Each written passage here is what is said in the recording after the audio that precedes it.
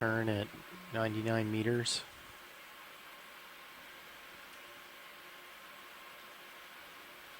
Which matches up with the bathymetry. Right, the section we're on is very flat. So my thought, how do you want to approach bottom? So the dive track is to the northwest, right, Nav? Yes, it's to the northwest. Okay. I'll zoom out for you. Nav, how close are you to the bottom? So, co-pilot. We are about 70 meters away. Zoom in on high pack, please. Decade, do you copy? Yeah, Lima Charlie. 3 minutes. Sounds Zoom in good. on high pack, please. Okay. So D2 is pretty much already facing towards the dive track. So we could go down till D2 has visual on bottom. Then I could put in auto depth, auto heading, and back towards Sirius. And then once I get in your cameras, you could rotate to, I guess to port would be the shorter turn. Yep, and I would say we'll get visual on bottom. Okay. And then you'll just back up and keep descending. Okay. So, and I'll stop at 20 meters above bottom, 30 meters above bottom, depending on where we are. Okay. And then as you back up, you'll get more tether. Okay. And you'll be coming down until Okay. you're pretty close to me. And then I'll do the spin. Okay. So I'm going to engage auto heading. Copy. Okay, so once I get down to around 15 meters or so off the bottom, I'm going to slow down a bit.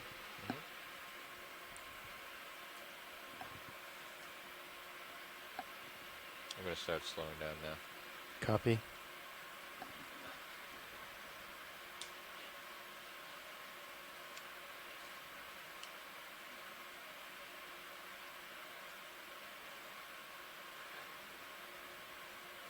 Yeah, Nav, it's pretty warm out here. Just letting you know. Pretty nice day though, pretty calm. Hardly any wind. Copy that, Dick. It's warm out there, no wind, and calm.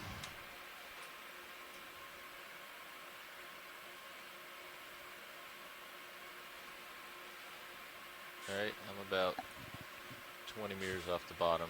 Copy. I'm going to hold here if you want to keep going down and acquire Copy. visual. I'm 15 meters off now. 85 degrees and calm seas. Rain says go. Are you at the bottom? We are not at the bottom yet. Getting very close. All right. Visual at bottom. We're standing by. Once you're ready, we'll set it down on the cable, eh? Copy that. Oh, yeah, visual. So you can keep heading down. We have a delta of 14 right now. Okay. So plenty of space. Okay. You can just keep going down to the bottom.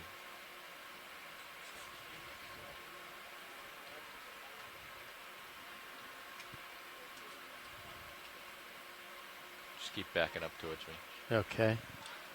All right, You can engaging. see me in your aft cam there. Yep. So you just keep backing up. Okay, I'm backing. Slowly coming down. Ready at the to same lower time. the bucket. Blah blah blah. Dick, we have arrived on bottom. Yeah, I'm not ready. All right. You ready to? We're not good yet. We are not ready to Okay. start. All right, Hold- all right. Stand by. All right. Stand by. Stand by. They need to pull down on the cable, right? I can't hear you. They need to pull down on the cable, correct? Pull down on the cable? To be able to put the bucket up? Or? No. There's like 20,000 pounds of force on that cable. Well, 5,000 pounds of force.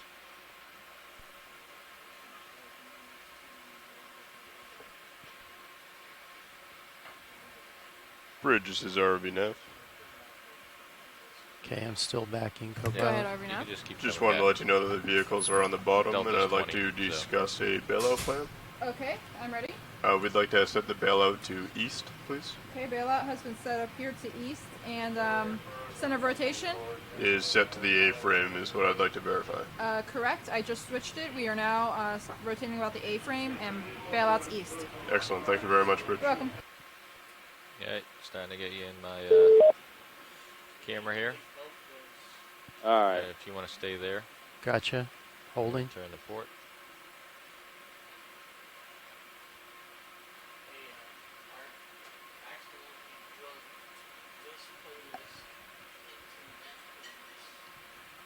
You can start dialing in your Z bias if you haven't already. Okay. All right, we're installing the rinser now. They don't have the go-ahead. Hey, Deck, do not set up the rinser yet. Stand by, please. We already got it on. You can move the winch either direction when the rinser's on. It's okay.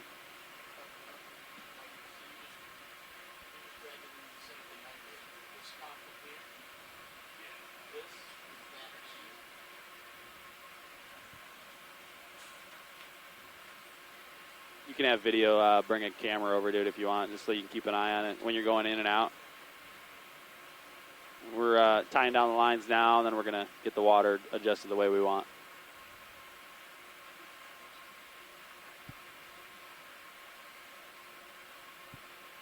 We are here. A little current pushing me back towards you. Did you hear me? We're here. Yeah.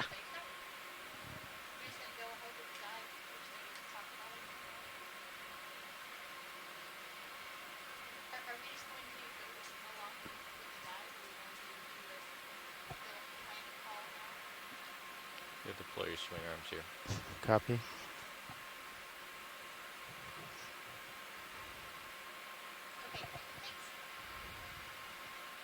Good morning, everyone. This is the Okeanos Explorer. Who do we have with us on the line?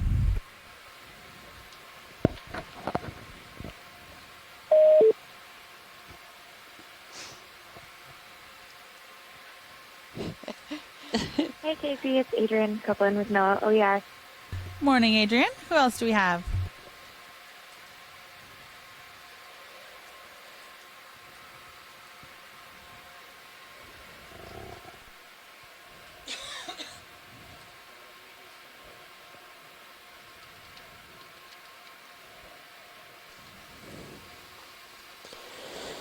This is Okeanos video engineer Roland Bryan making a general announcement to all those on the ship and the shore.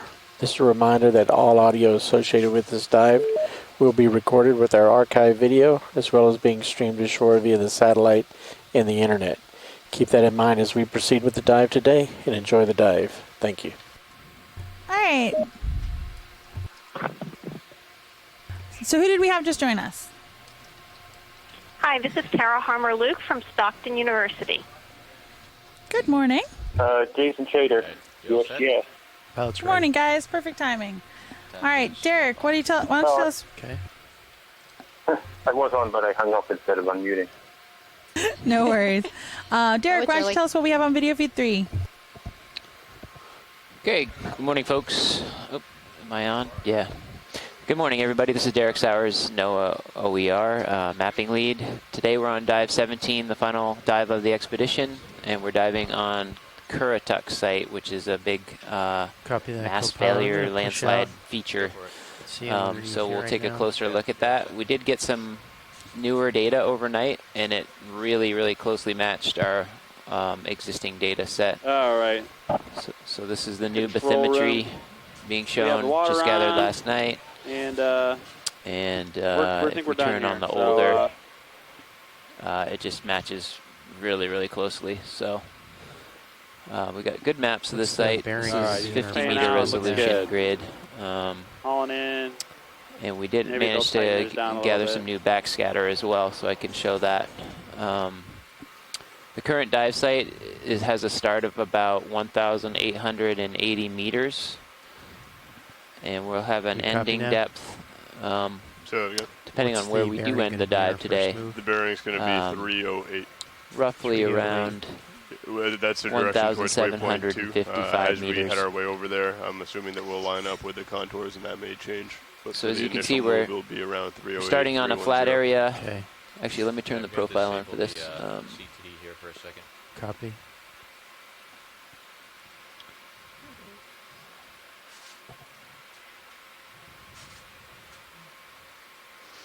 Starting on the flats, proceeding for D2 about CTD? 140 meters, and then going up this steep scarp. And then we'll be traversing it at some point. I'm going to start. That'll probably be over governed to by your what we right. actually see as we're going up the steep. Control. We'll do Heading kind of a Your deck's dogleg going over off to comms unless you the need south. something. And then we'll continue up the steep slope, which is about 30 degrees. And then hopefully getting to this other flat up on the top here. Go ahead, they go And off then if we comms have deck time, if you're going all up set and that's set another up. All right, thanks. incline. D2 CTD, co-pilot. Yeah, D2 CTD is ground ball. CTD's back on. So if we look at the backscatter from last night, this was obtained by the ship moving along, sort of going on a north to south line, which should be a good orientation for the backscatter out here. We do see a high acoustic reflectivity, which is the white right at the beginning part of our dive, which is what we had sort of hoped for. So this is hard, apparently, and like there's maybe a big could be hole some or- exposed rock or something harder. Yeah, I guess a hole. So I Depression. think that should be interesting. And then we see that at the top of the dive as well. So depending on what we see, we might want to do this dogleg a little bit lower where it's a little bit brighter. And the ROV team has this backscatter loaded into HiPAC as well, so they can toggle it on and off to take a look at it.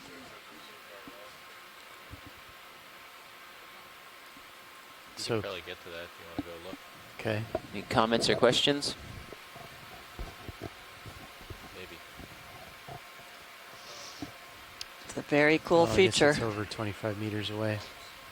Would Jason want to tell us a little bit about what he is hoping to Copy. find on this dive? I want to let science know that we're all set up and ready. Rocks would be nice. Watch leads pilot. So we're hoping we actually see a whole. I just want to let whole you know sequence we're of all set up on the different bottom particular now, and we're ready to start would be beginning the ideal. dive track. So the seismic data out here shows that there should be Great, a thank you. variety of Just gonna those get the layers that poke out. together here for a second. Copy. So that would be a successful dive, just seeing that. But I think starting at the bottom, we hopefully will see a transition from sort of semi-pelagic break over a different part of the landslide, over a sort of a wedge of material that's fallen off the slope, and then up onto the scarp itself, which will hopefully show this sort of deeper geologic history. So ultimately, we want to really find out why the landslide We're gonna have to happened. jarring. We have a lot of ideas, and this probably won't answer it, but we'll add another piece of information that we can use to kind of tease some of the information out. Because we want to Go know ahead, if watch lead. some of these layers are weaker than others, Sure. and if that has It's kind of the bottom, contributed a little bit left something right to now. it. So, Is that that's the hope. I'm not opposed to seeing, critters and stuff like that. But I hope not. Otherwise, you might be disappointed. unless it's in the way of things. Oh, great. Thanks, Jason. And the pilots are getting us underway, and we're looking at a holothurian here. Looks like echinoderm heaven so far. I know. Brittle stars, urchins, white urchins. Feels good to be back in the deep sea.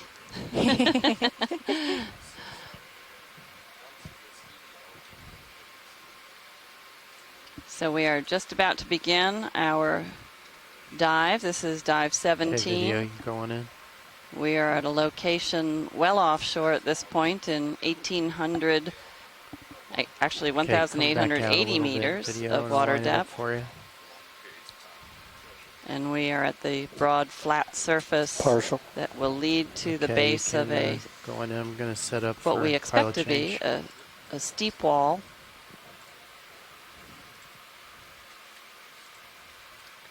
Take a look at this very interesting sea cucumber. It's very flat. It's very flat, and I think there was a second one over to the left of it. Yeah, it's quite large too, 20 plus centimeters.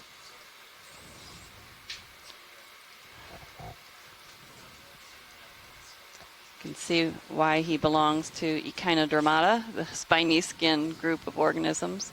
But not only does he have some spiny skin, he has a water vascular system. And related to the other critters you see. Just to pass this on, Sean, we have a brittle ground stars fault in the and D2 sea CTD. urchin. Those are pencil urchins, it looks like. Did you copy that, Bobby? I did. For Geo sure. looks nice and stable though, so it might not be that. Or And it's just not affecting data. Sure. Yeah, looks like it's not affecting it. We're down at 1.4 megohms. All right, Washleys, we just did a quick pilot 1.4 change. So I'm just megohms? sitting down and 1400 we'll get moving. KO.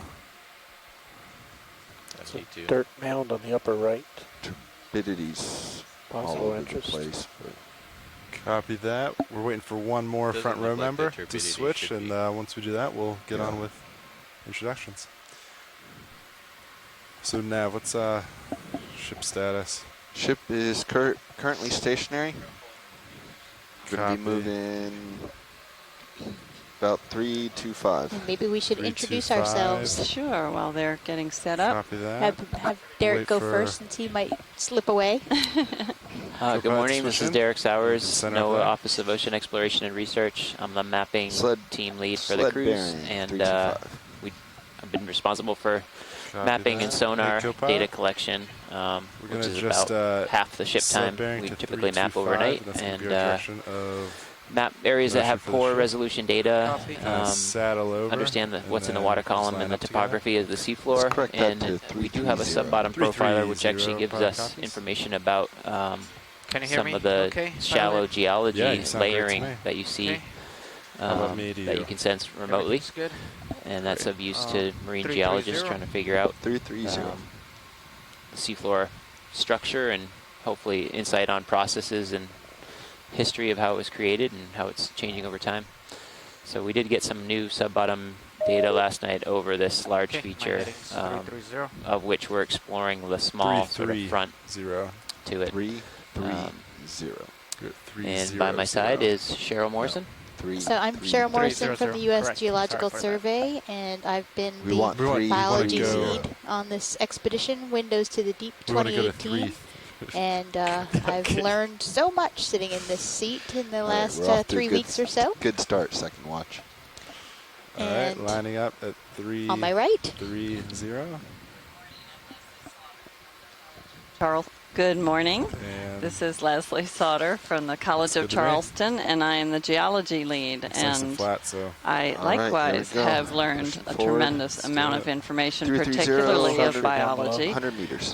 but also Copy. 100 seen a meters. lot of new geology We'll that do it in shorter certainly jumps. never seen before, because no one's seen a lot of this before.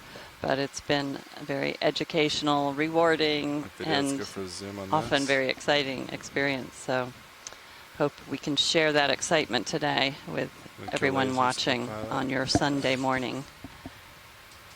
what kind of stone do you think this is? Or is it rock at all? I don't know. It's hard to tell with all the overgrowth and sediment. Once again, we see a different Bridge, brittle Robin, star than on the Robin, now. sea Make the ship surface, move, the please. seafloor. 50 meters, And bearing anemones. 330 degrees, decimal 2. 50 meters, going 330, Slight speed tilt decimal A 2. little sponge, Got or it. no, Good it's copy, an thank you, anemone on the upper part. Yeah, and this little orange brittle star is one we've seen. It's very similar to, if it isn't the same one, we've seen throughout our dives attached to the harder substrate. You notice it seems to be avoiding the sediment surface below it. Probably isn't as adapted for moving across that surface, so it clings to Copy the hard that. Come substrate, on. whatever it can find. Sometimes it's other organisms, and sometimes it's solidified material that has made its way here. Move is in 50 meters. Copy that. And watch leads. Front row is completely switched over, so we can now do introductions if it's still a good time. It certainly is. Great. Hi everyone, this is the front row. We are all from the Global Foundation for Ocean Exploration. We're in charge of maintaining and also operating the ROVs, and also responsible for all the video you see today. Sitting pilot right now is Sean Kennison, and to my left at navigator, Bobby Moore. Sitting as co-pilot is Fernando Aragon. In the far right, Roland Bryan doing video. And I'm Art Howard on clipping.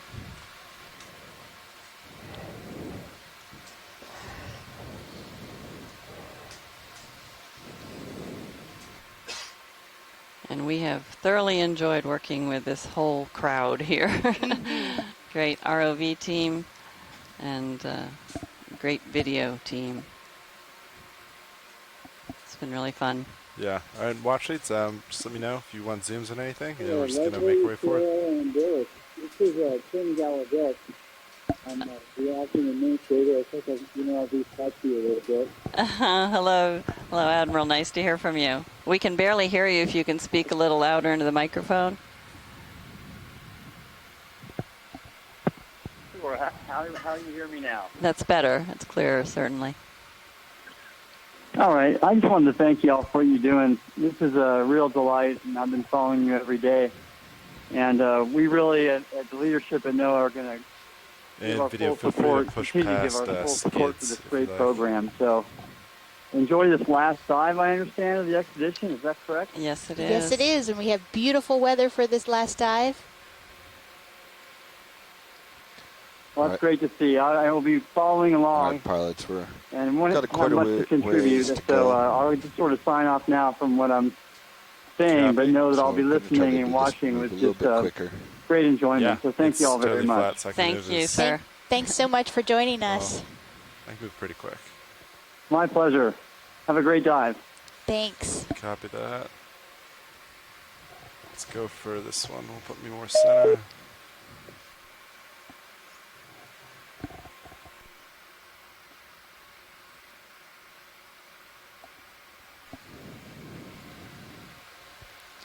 So for our viewers at home and on the internet, the gentleman that just called in, Admiral Tim Gallaudet, he is the top official in NOAA, and it's a great honor that he's following our activities and calling in. It's really a pleasure, and we have a very supportive and excited leadership team that's watching our adventures at sea here. What do you think about this rock, Leslie? I'm trying to contain myself so as not to interrupt Derek. At last. So, I don't think, no, that's not a cannonball next to it. But, yeah, it's great to see some hard rock. Is this something you would want to sample? I don't think we need to sample this, but I'm going to let the rock collections belong to the ideas and requests of Jason Chater, but I would suspect that we'd want to get a little closer to the wall than we are. Understood. We are. Yeah, I mean, I want to pick up every rock, but. I'm sorry, Jason. There isn't that much space. Can you hear me? Yes, now we can. But what did you say? I couldn't hear. Okay. I would like to pick up every single rock that we come across. Of course. I hear you. These ones are surely displaced from somewhere. Right? They may even be drop stones. Yeah. Yeah, so we should wait, right? I think so. I mean, even just the pictures of them are probably good enough. Mm-hmm. One that this urchin seems to enjoy. Don't want to steal his. It looks a little. Looks a little igneous for granitic. So, which could be a completely wrong. It's pretty hard to tell, isn't it? It's interesting that it hasn't been colonized at all. Which makes me feel it's pretty young, at least Yeah. in terms Those of when urchins it's straight ahead. Dark. Copy. Let me look left just in case there's another And one. speaking of young, since this is a kind of more recent feature, we might expect a different type of biology on this wall that we're heading towards. Get up super close to it. Between your skids. Young is as far as geologic time. Geologic time. If you Want to make sure you qualified that. Right. It's very good right now. Go ahead. Pilot. Copy.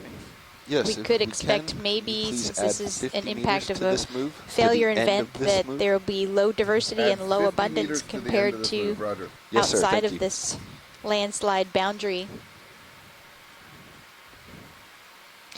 And so far we've seen very typical Want to start to come in video? soft sediment fauna. And this guy we haven't seen in many dives now, Yeah, but we since have seen. We got out of the deeper waters. And now I have to try to remember what its name was. Just added 50 meters to the But in the end of this meantime, while move. you're looking that up, it's Copy a that. pancake urchin. That's going to set us up meaning that closer, it about 50 meters off the is base filled of with the steeper fluids, slope. and 50 when it meters off base of is steep brought up slope. to the Copy. surface, Roger. it At which flattens point out, we which is will how it gets its name. Turn to the west. And you saw the get little slope square booties on its Copy. feet Copy. 50 meters. help it to North of migrate west. across Slight tilt soft up. sediments. Slight tilt up. How's that? Good. And it has those little baubles in the middle that may be similar to another species we've seen that are like little hypodermic Okay, let's look down needles at the that feet. can eject a small needle into its prey.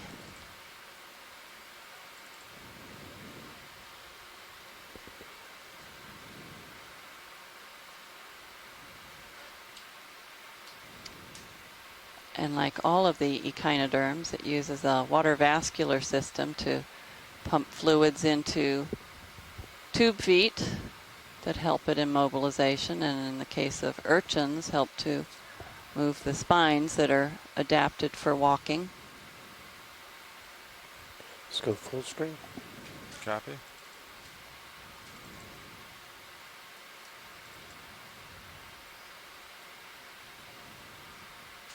And its cousin, the pencil urchin, over just behind it. Not sure that that is a pencil urchin. Can we see Well, what it I looks mean like at the pencil extra in that legs? it has long spines. I Right. I okay. didn't. I didn't. Kick on It might not be progress? Citrus. Yeah, It might be. Yeah, it may not be that echinoid. genus.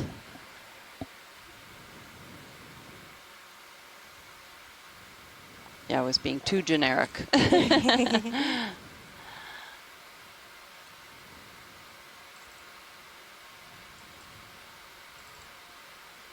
Okay, video's clear. All right. Come wide. Kill putt. You can kill fog lights. And the brittle stars. And we've seen a lot of brittle stars just hanging Just out coming on the up. sediment surface. Certainly in the shallow areas where our dives were I almost rotated 15 completely degrees to keep sediments. the We view. saw Copy. I'll come many of them, center and in some cases forward. they dominated the seafloor like they do here. We haven't seen quite this many Coming back to urchins, though. 330. They're very abundant here.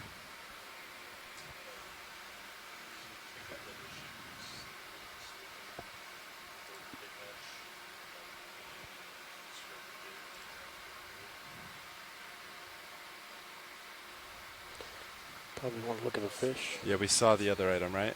Yep. Copy. Okay, centered on Yeah. It's another 330. Great. We sea go for fish. cucumber or holothurian in the foreground. And is this a rat tail, I assume? It's a different, Yeah, that we looks still like a rat tail. call it a rat tail. It's a different species.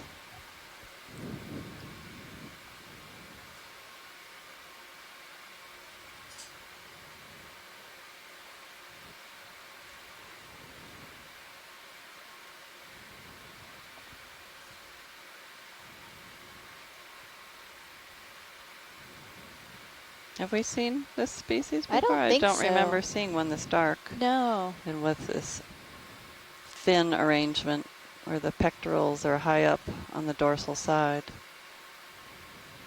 If we can get a view of its tail after this, that might help us out with the identification. Amanda Demopoulos from USGS says it might be a holosaur, and we have seen holosaurs during this expedition, but I don't remember one quite this dark, this black.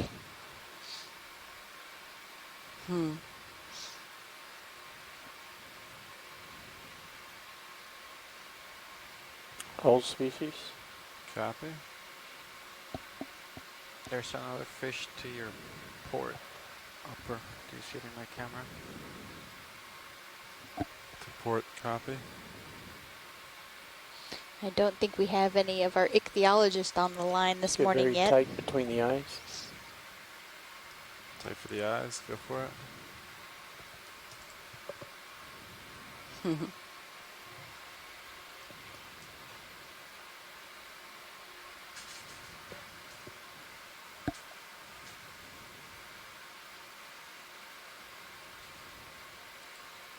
In lieu of collections, we do as much 80 as we degrees can with our under video, rotating. and it has served a great purpose, Video's clear. especially for the fishes. 'Cause Come wide. the only ones we seem to catch are those that somehow take a ride on our ROV as we ascend. There are little surprises in the wet lab each night that the ROV team has plucked from the outside of the ROV. And those are usually small fishes that are in the midwater generally, There he not goes. benthic fishes.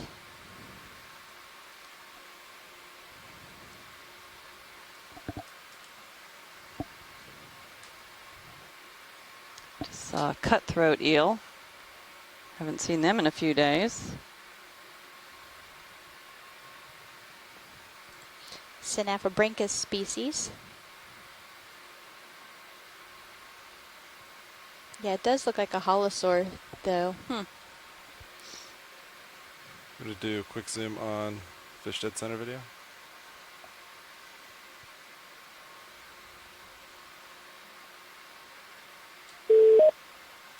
Hey, Mike Vecchione here. Hi, Mike. I heard you say there weren't any fish people on the line yet, so I just want to let you know Amanda's right. That is a halosaur, Okay, great. not a rat tail. And I should be able to tell you the species, but I can't right off the top of my head. But it's definitely a halosaur. Excellent. Thank you. And thanks, Amanda. That's all I had to say. All right. Well, don't be far. Bye. Running away from this video. And holosaurs are known from deeper waters greater than 1,000 Sonar meters, so it changed makes to sense that we would see them 30 here. and 50 meters. Copy. We are at 30-50. Thank you. You have a sonar target about 20 1,880 meters out, straight meters. ahead. Just let him swim off.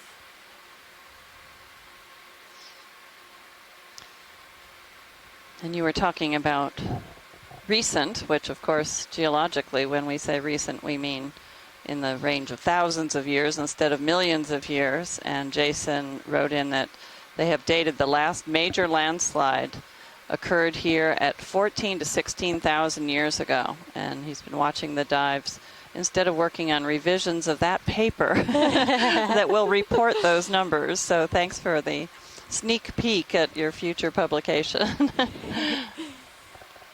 It sure is addicting watching these Cube dives on the and right next to the rock. anticipating what we might see next. And I think I'm going to go into withdrawal when I get home in a couple days. I know, and there's not even an ROV cruise following us to watch. I mean, there will be soon, but not immediately, so we'll have to Take wait our a little highlights bit. with you to watch. Yes, we will definitely take the highlights to watch. And keep looking over the next few days on the website because we're going to be getting more videos and highlights up on the website. And that's an interesting tube. It is it looks like a Just look down at the opening. you know, a tube for paper towels. Yeah. It's not, but it's the Stick on those dimensions extra of lights. length to diameter look something like that. And there's some worms to the side of it. I think Got some somebody had dust, I noted think, those yeah, earlier just when heads we up. looked at the rock feature. Worm tubes. There's something living in there. You can see the end of one of the tentacles of whatever lives inside of it. It's the size of one of the Cerianthid type of tubes, but I've never seen them laying down sideways. or right against the sediment. Let's look at the whole thing. And we see on the rock a serpulid I haven't woken up yet. Serpulid worm On the tube, right side of that triangular rock. which are Do you want lights off? more Lydia? often Not on yet. the bottom sides of rocks, that from what I've seen at least, is not to say they can't be on the top side. Oh, and this is one of the little benthic holothurians. We collected some of those on dive 9, I believe that was, the rocky area. But this is quite a bit deeper than we were then, isn't it? Yeah, yeah, definitely. Yeah, related to that large flat Going for sea everything. cucumber that we saw Got it. on the seabed. And we're likely to see more 90 of. degrees on the rotator. Copy that. Video's clear, light's clear. Great. So these are definitely out of Lasers place across the rocks. We're species. far from Lasers on. the wall. Or we're approaching the Okay. wall, so hopefully we'll see some more that are at the base or the catch foot up. of the wall that we will ascend in today's dive. But we are seeing more and more rock debris.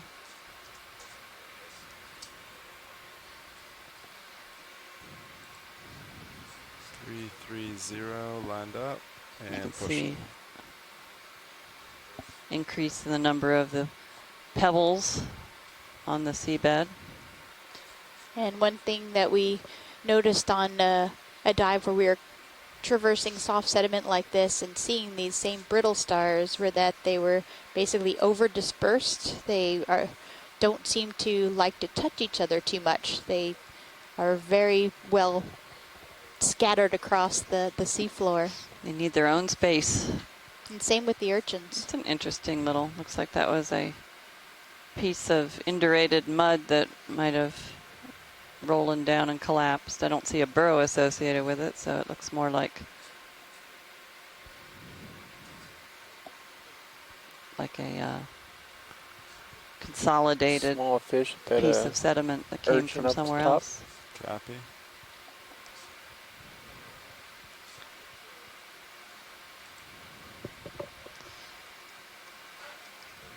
And Jason says that lots of small mud clasts are scattered around. The debris from the landslide contains massive amounts of the rounded clay balls. So we'll Come in for fish video. Did you find the I name haven't for been this? able to find the name for Yeah, I that. don't think I have it. You just swivel around. I've gone through a bunch of our dives and my notes from them anyway.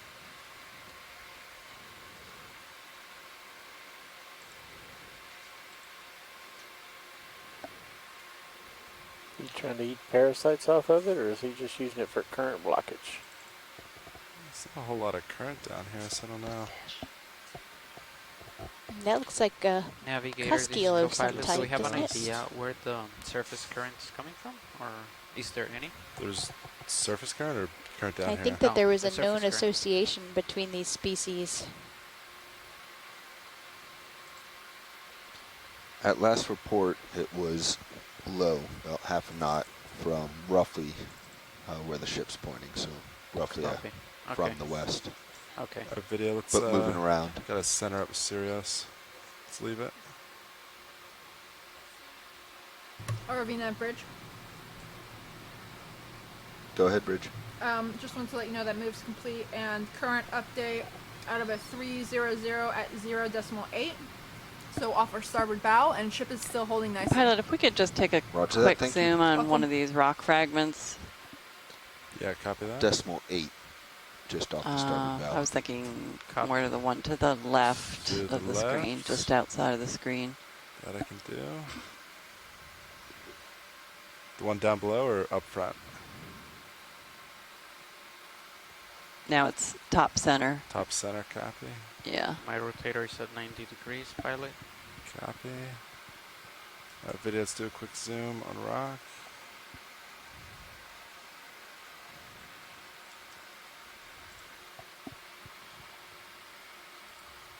It looks like it's chipped away a little bit. But yeah, some of those fragments almost do look like granitic, but surprising to see it have crumbled. So very hard to identify a rock without holding it and also getting a fresh surface. Yeah.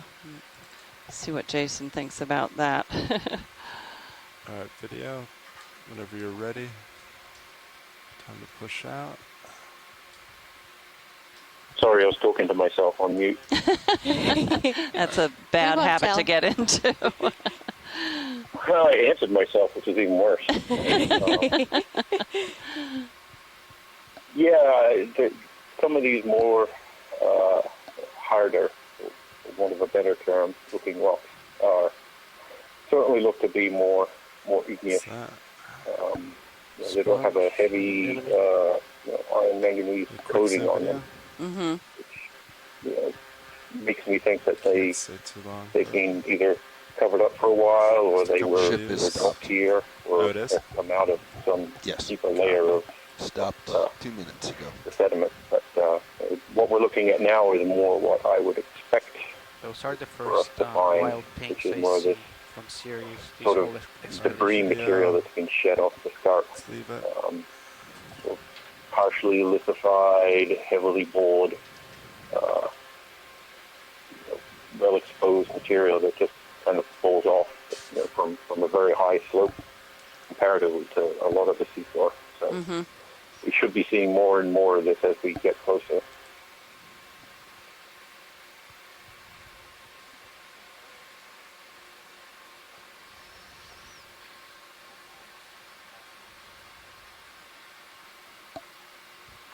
Maybe. Is that better? Rats. Okay.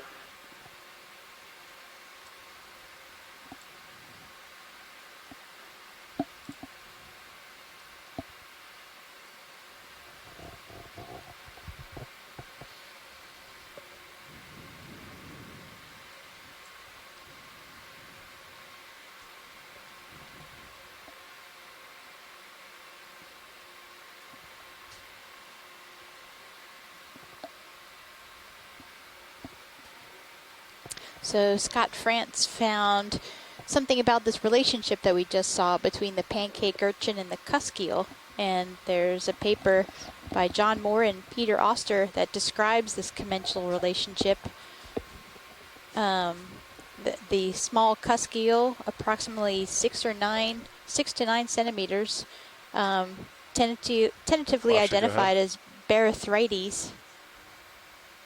Which is Nophiidae, and the pancake urchin, both the genera of Hygrosoma and Phorosoma. Alright, lasers on it. And I think it was the Phorosoma that we had seen previously.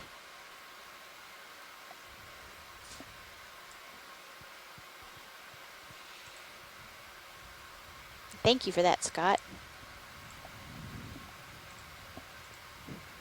A video you can start to come in. That's a beautiful anemone.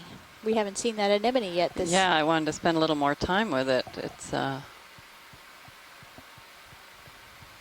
was trying to see if the white part was a separate set of tentacles, but it's just the base. Got something? Yeah, it looks like it found a little polychaete worm that it's eating. Either that or there's another one on the left. Do you want more light video?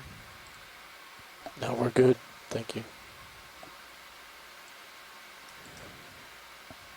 It's so bright and smooth, that whiteness. Yeah, and it's look really at the beautiful. base of it too.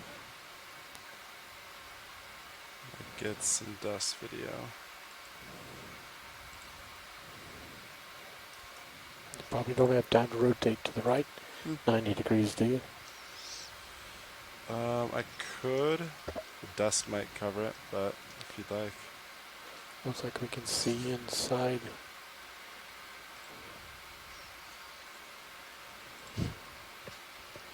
You went 90 degrees left, not right. Oh, they said right. Yeah, that's going left. I thought you meant turn right. Oh, that's... As in... That's fine. You turning right?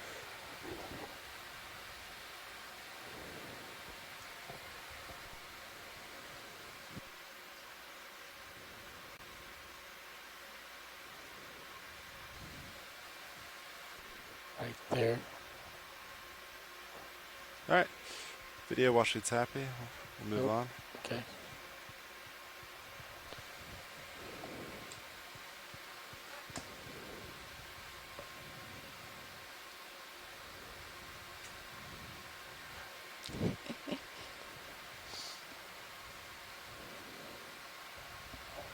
Slight tilt up.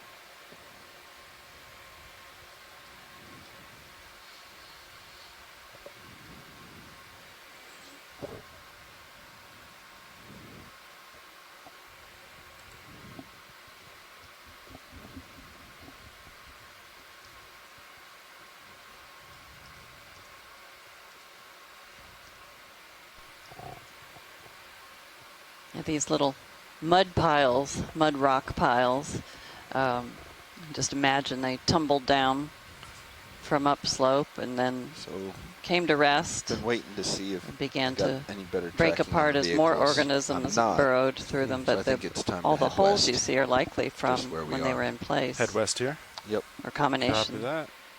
Copa, you want to rotate? Hopefully we'll see some more of west these way? Okay, on the I'll follow wall you. as we begin to climb it.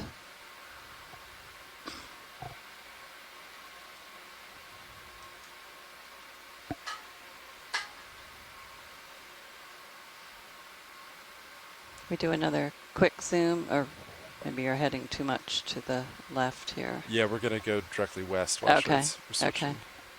directions to the slope. You can get us some of those things if you want. If you do want to stop at anything, though, wash it. Okay. Just let me know.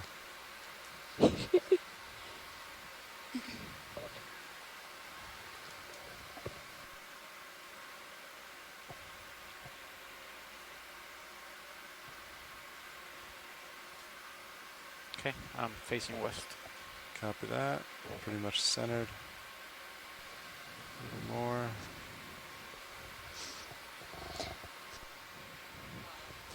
All right, I'm looking west too. Sonar still looks good.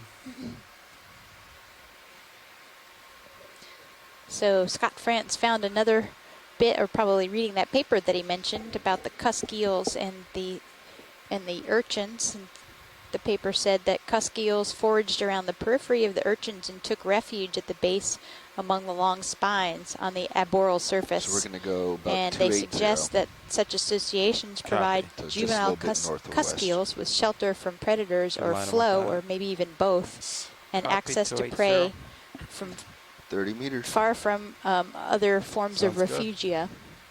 Yeah, if you can imagine getting down close to all those Bridge, spines, RV nav. that would definitely be good protection. RV nav bridge. Ship move, please. Okay, I roger. think we 30 actually meters, saw that 30 where we meters. had, yeah, Bearing Yeah. 280 degrees. I remembered it. snuggling under the Decimal two. spines. Okay, Can we take a 30 quick, meters you're and probably 30 doing it, but of the decimal two. large Good copy, thank you. piece on the left. And on the left side? yeah, yeah. Exactly. And Jason writes that these Yeah, displaced come in. rock masses are really interesting for evaluating timing Moving to when they shade. have corals and other sessile organisms on them. Either they stayed attached while tumbling down slope, possible but unlikely, or attached once it settled in its final resting place. There's a tiny little snail on the right. It does make you wonder how these particular brittle stars made it to this deep sea, flat sedimented area where they don't seem to like that substrate. So Yeah, it's a long way between these. yeah. So maybe they were able to ride it out by being in the burrows. Any spots in particular, watch leads on this rock? No, I think we're gonna keep going if Yeah, that works that- for you. Yeah, this we was just want to. great. All right, video, come on. We're seeing some sponges. I guess those are more encrusting type of sponges compared to some that we see. Mm-hmm. Watch leads nav. Tilt up. Our tracking isn't real precise at the moment, but I would estimate we've gone our first 100 meters.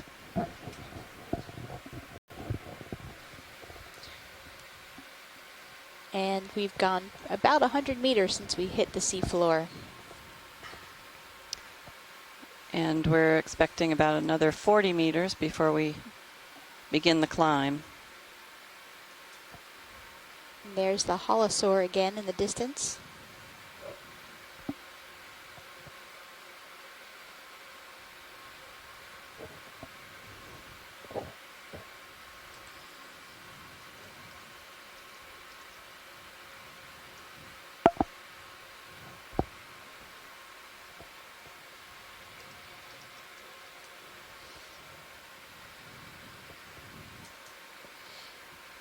And one of the mysteries of all of these species and where they are and why they're there is the small planktonic form of the juveniles or larvae, and we don't really have much of an understanding of that part of the life history of most of these species.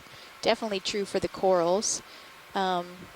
If they spend a lot of time in the water column, they might be able to disperse pretty widely. Yep. They might be able to swim. They might be buoyant and go to a different portion of the water column. They might wind up in the upper water column where they'd be transported by the Gulf Stream. Or they might stay benthic and stay kind of closer to their parents. Oh, here's our first coral. The Desmophyllum is the little cup coral in the lower right. And look at those tiny baby urchins up there. Wow. And at the base, there's another of those attached holothurians. Oh, yeah. This is a great rock. All rocks You are great. have room for this one on top of D2? Maybe strap it down. Put him in the backpack. Somewhere. And to the right of the rock are some chips of it, it looks like. And so you can see a relatively fresh surface instead of this blackened surface that is probably from precipitates from the water. Geological question for you. These rocks we're seeing today have sort of a reddish tint to them, but still granity looking. Mm-hmm. What in stones create that reddish tone? Well, in granites, the pinker the granite, and Jason, definitely chime in. I'm just remembering my geology from igneous rocks, but the red is a function of the type of plagioclase, or a type of feldspar mineral, and some of them have different colors. So the pinker minerals are more of the potassium-rich feldspars. Yeah, I think most of the red color we see on the rock, certainly in this environment, comes more from the sort of the beginnings of the accumulation of that iron manganese coating. Forward? Yeah. Or an alteration rather than going off screen just primary your video. Sort of mineralogic coloration, but you're right. If it was a cleaner surface, the pinky colors would be the potassium feldspars. Yeah, it's really hard to tell what is a fresh surface. Even if it's broken away from a rock, it could have been sitting exposed to oxygen-rich waters for a very long time and causing that iron to oxidize as well.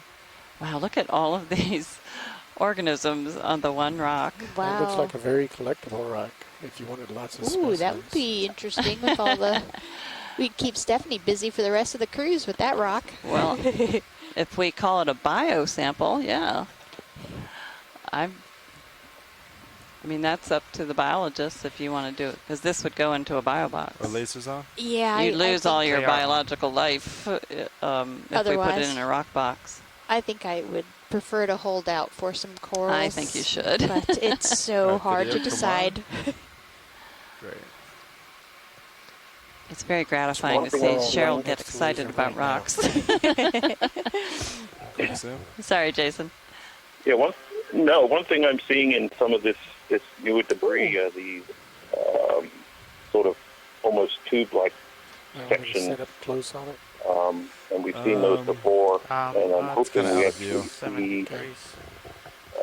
You'll see it with a hole in the middle and be kind of round. I'm hoping we see that in the scarp itself. We wanted to sample some of those for a long time to figure out what makes them. Looks like that move's done. Whether it's a biological process or a fluid type process or something else. So hopefully we get to see those. And we think they're probably biological, but we're not sure. So fingers crossed. Yeah, and unfortunately, if it is biologically originated, we rarely see the organism that made it. Copy that.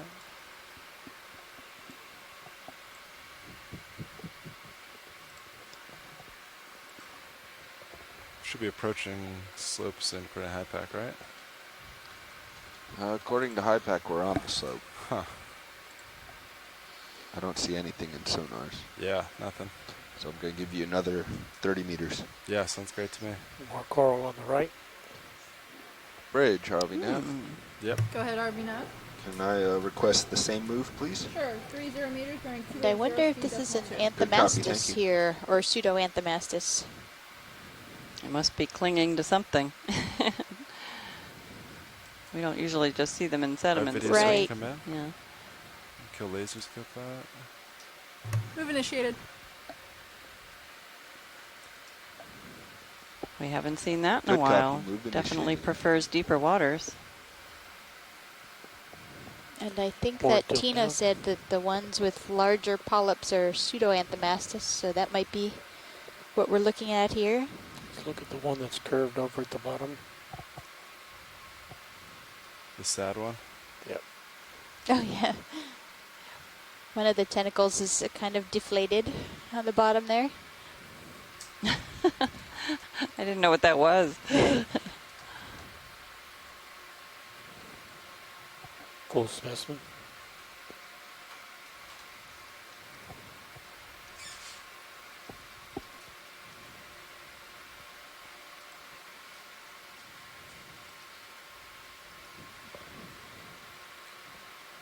What do you make of that structure in the, what do you make of that structure in the background?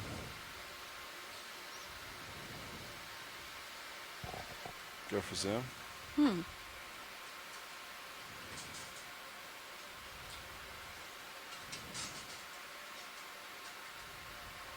So is that the mud formation?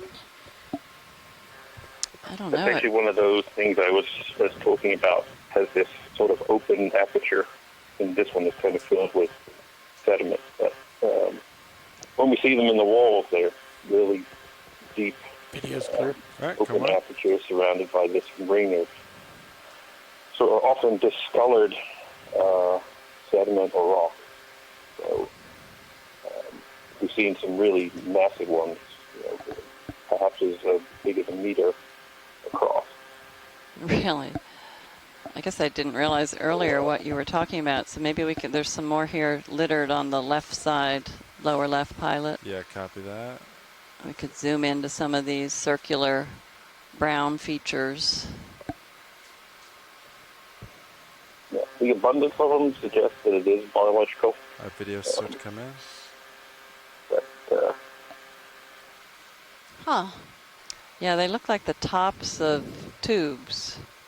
Yeah, on the chat room, folks have been hypothesizing about possibly a Cereanthid tube anemone tube or a crab burrow. I was wondering if it could even be a polychaete burrow with all the polychaetes we've seen. Look how rounded that one is. And then we have the,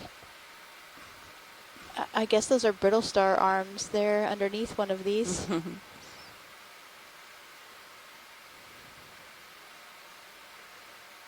Okay, video's clear. and they persist for an extremely long time. You happy with that, Washington? Sort of Miocene type age rocks. With open apertures, they don't collapse. The material around them must be pretty strong. The muds plus the organism's mucus really binds those particles. Right.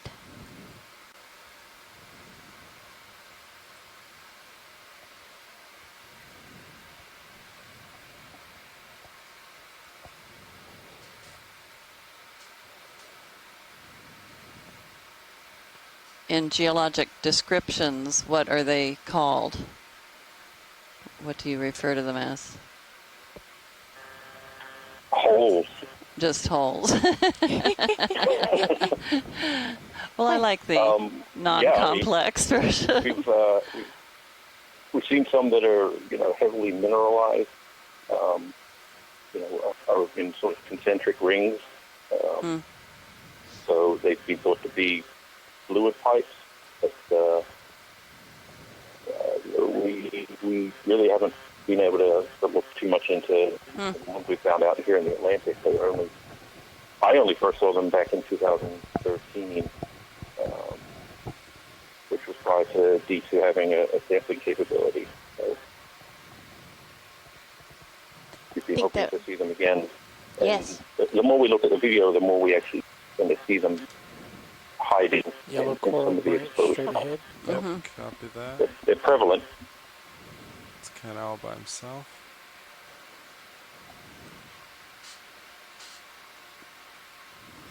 And is this a different octocoral? That brittle star is standing up. I thought I saw one earlier. Oh, yeah. Go for brittle star first. Looks like he's doing a back bend. Yeah, I was thinking a yoga pose. Yoga Isn't pose, that yeah. crazy? I saw a couple others earlier and couldn't tell if my eyes were playing tricks Thanks, or Bridge. not. Those are definitely shadows.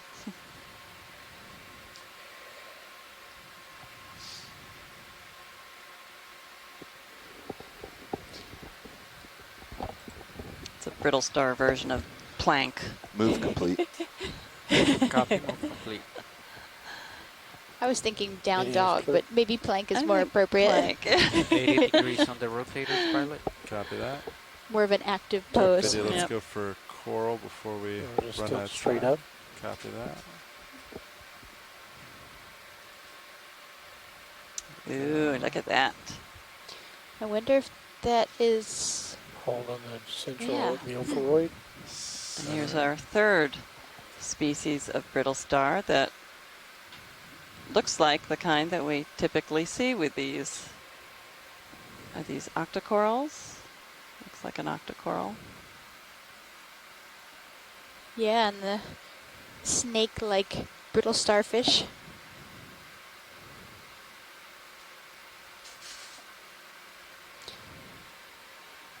And again, it's amazing how this one organism found its way to the type of substrate it prefers.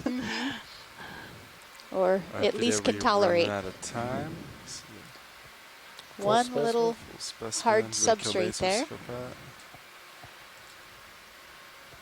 And Scott said that's probably a Paramerissia species Video's clear. and an Astroshima Come wide, brittle please. starfish. And You can come tell by. it's a very different brittle Go star ahead than and all the center rest up of with them you. surrounding it.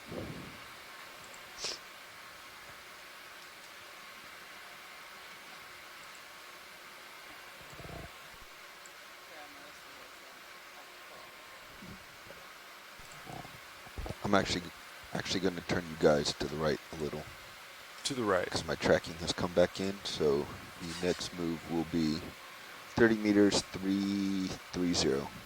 330. All right. Copilot, you know what to do.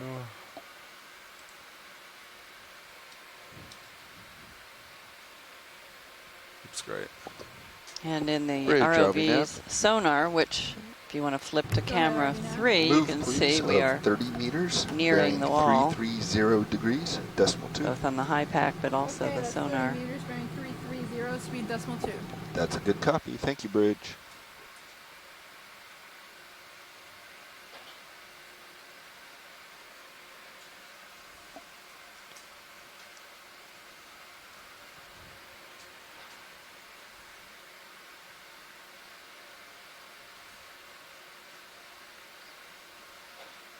This track line, we RV nav bridge move initiated. basically are heading west for Roger, move initiated.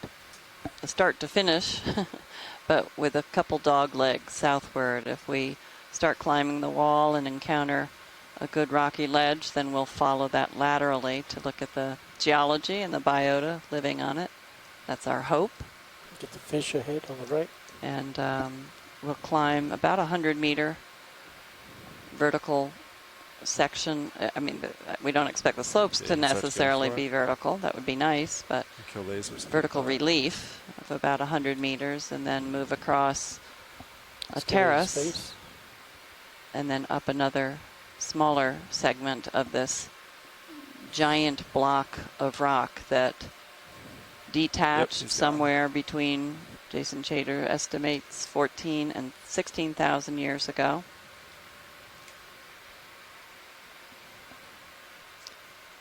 And it is referred to as the Currituck landslide. And for those of you who are unfamiliar with those processes in the deep sea, these are submarine landslides where massive amounts of material detach from the continental margin and slide downslope. And our dive today is looking at the wall that is at the base of this large chunk of rock that fell. And I saw an estimate, Jason, maybe you can give us an idea. I think your estimate said 180 cubic kilometers. Can you give an idea of what that might be for those of us who can't think in cubic kilometers? I tried to get another unit of measurement Yeah, that that's the made same sense to me, fish. but Do you want to go for it again? Yep. Look for the head. Yeah, go for it. Yeah, we usually, when I discuss these with He's had nothing to do. various schools, I usually pick the closest football stadium or Sonar something target and straight ahead. 15 use that as a guide. Yeah. Copy. That's north. Because I'm here, it's Gillette Stadium, which Straight ahead of D2 or Cirrus? D2. Not from New England, but and usually just end be up in starting sideways. But, should be right. Actually, the block that we're going up is one of the only pieces that didn't move. Something about that pile to the left that the When the urchins left. large lake happened. So everything around it See your kind of in the distance. was displaced. Some And sort this part, for whatever reason, stayed. And actually gives us sort of a picture of what used to be here. oh, I see. And Jenna Hill, who was on the chat next door, Laser's clear. she led a Just paper frame it on up. discussing some of the morphology of this from some seismic we collected a few years back. Yeah, copy that. So, but yeah, Go for it, whatever you want. 150 plus cubic kilometers, you think actually Tilt down. Just want to was frame all these displaced during the urchins first. last major landsliding event here. There was a smaller one south of this block, which was about 5,000 years ago. But, Some sort of urchin. yeah, it's hard to visualize that Or much the soft material. Soft tissue eye. There's no real easy way to do it. Jelly? So you can't give an estimate of how many football stadiums that is? Yeah, it's. I'm doing the math. Okay. It's about 10,000 plus Gillette Stadium. Wow. Listening from New England. And here it looks Filling like it from the bottom to the top. Wow. Incredible. here it looks like we have a feeding frenzy of urchins on a jellyfish that is on the seafloor. I was wondering what was attracting this many urchins to one spot.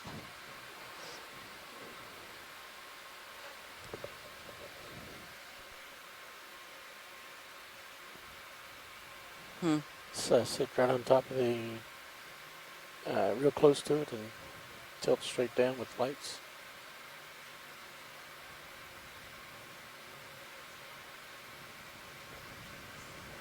Another of the pseudoanthomastus on the right. Video, you want to start to come in? Yep. And maybe kick on the extra lights. Go Pat, go for lights. And Scott France pointed out that there have been a few recent studies that looked at the importance of jellyfish as food falls in the deep sea. I actually saw one yesterday also. it didn't have quite the RV Bridge. attention that this one has. Go ahead, but Bridge. Just wanted to let you know that move is just about. Well, it was in a burrow, so I wonder if Current somebody had update grabbed is it from and a pulled it down. 310 Yeah, at that about could have been. 0.6.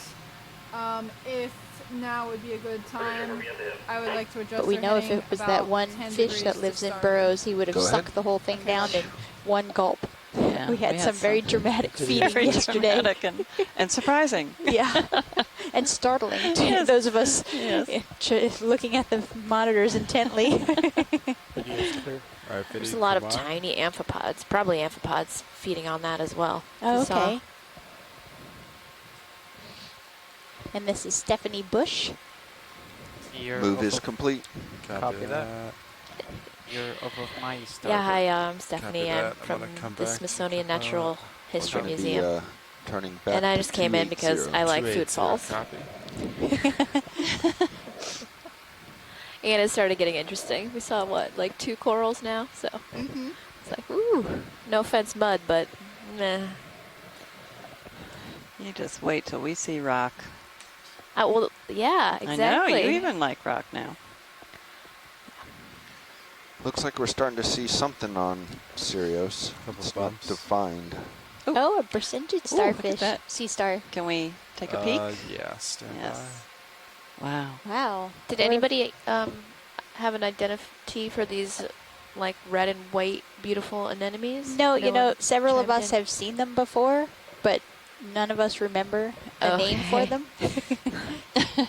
Because we haven't seen those on previous dives, right? No. Or at No, least this not is many. the we first have. time. All right, you can kill lasers, go pilot. And that might be a different urchin also. It's a little more pink. Video, let's start to come in. So what is the rocky or muddy stuff on the behind this rock? Yeah, look at that. Yeah. Is that a former sponge? Maybe a Faria type sponge that's It has died? a base. Looks It looks like it. Yeah. Wow, what a beautiful scene. It'd be great for somebody's aquarium if you had To keep it really what, cold. Yeah. a 4 degree C A chiller aquarium. bigger than the tank.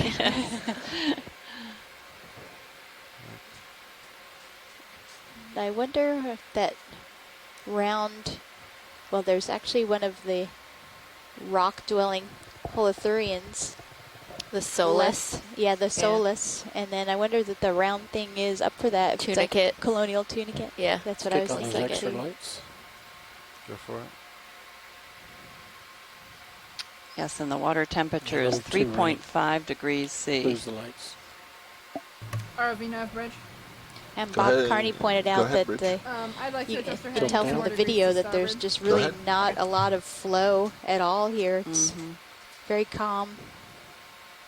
Yeah.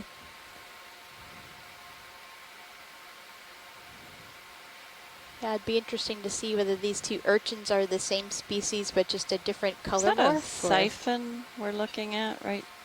Just to the right of the rock. Oh, just pulled in. I couldn't tell if it was a siphon or a worm. I didn't see it.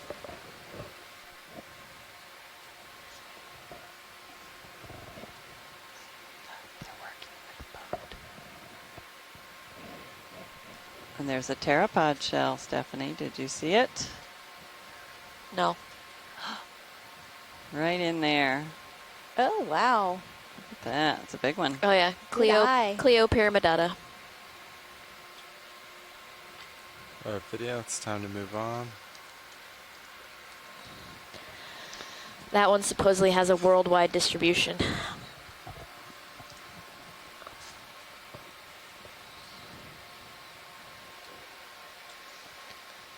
Okay, pilot.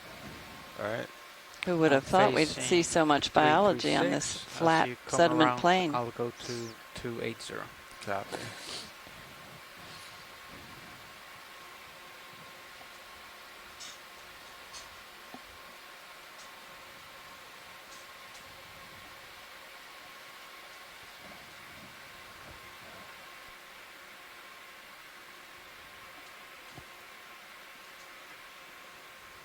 How's that look?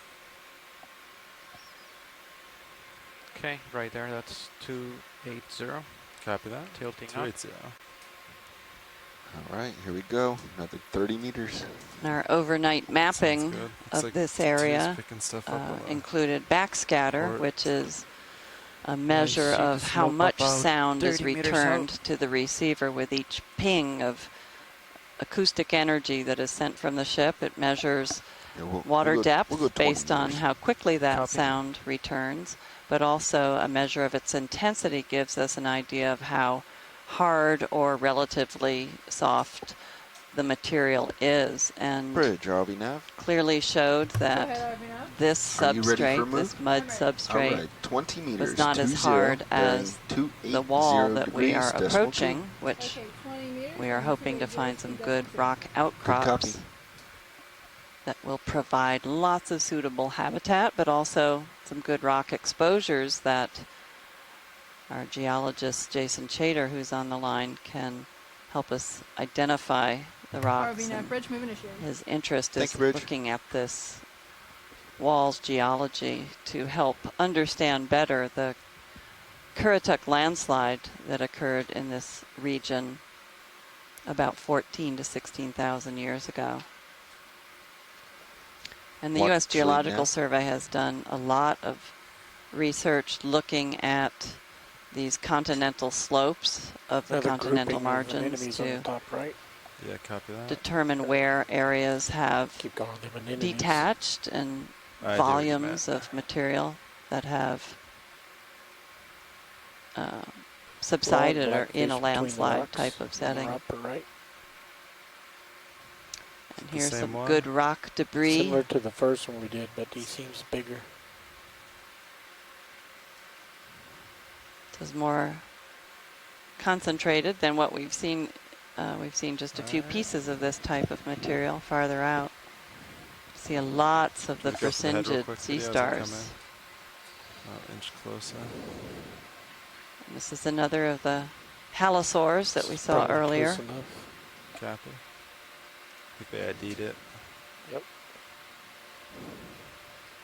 One more time with lasers. Yeah. And if my Latin serves me correctly, that would mean salt lizard. All right. Why are you looking at me like I know There's Latin? something blue like right You're a behind it. biologist. I thought all biologists spoke Say it again, Latin go for it. fluently. There's something blue right behind the bridge. Blue On on the the- center. Well, this on is the some brittle cool star rock, right though, behind the isn't fish, it? there was It's a weird, kind of a strange blue thing Jason, you want to So go to the your right of your talk about lasers. it? Yep. Right. right there. Yep. A little bit up. Is he talking to himself on mute again? Oh no, Jason. Plastic. Unfortunately, that looks like a little marine debris right there. It does. Thanks for looking, though, pilot. Nav was wondering what that was as well. Not a problem. So this is heavily bored into by some This marine is a partial organisms. Copy. Possibly those Incommod- or- mollusks. Stephanie, that's are good. you familiar with? There's a mollusk that does boring into So first, these clay sediments. larger Yeah, I don't really know community of We haven't- small- about small those rocks. bivalves. Mhm. Especially not this deep. I usually think of like shipworms and stuff, but I don't know. Yeah. I'm sure there's.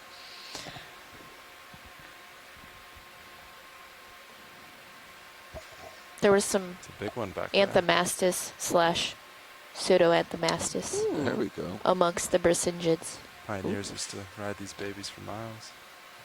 A big coral in between it. Yeah. The We're going vertical that way, thing. right? We on the are. rock to the We left. are. Awesome.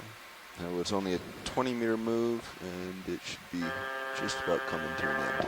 All right, I'm functional again. So we have lots of time. So these look like mudstones or clay stones. As you mentioned, they're pretty heavily bored. Tracking looks like by, it's leading much to more a lot of accurate now, which is good. bioerosion, which, Yeah, which weakens the rock flip the to some tracking extent. switch back to on. They're moving up into the debris Well, I'm apron, actually or wondering if the FRB sometimes called a talus slope work at the base is of causing the vibrations or something. steeper. Arvina, bridge move complete. So we're probably Big going to see a ridge. mix of different rock types Move complete. that Copy. form the sort of the bulk of this big intact block. That didn't fail.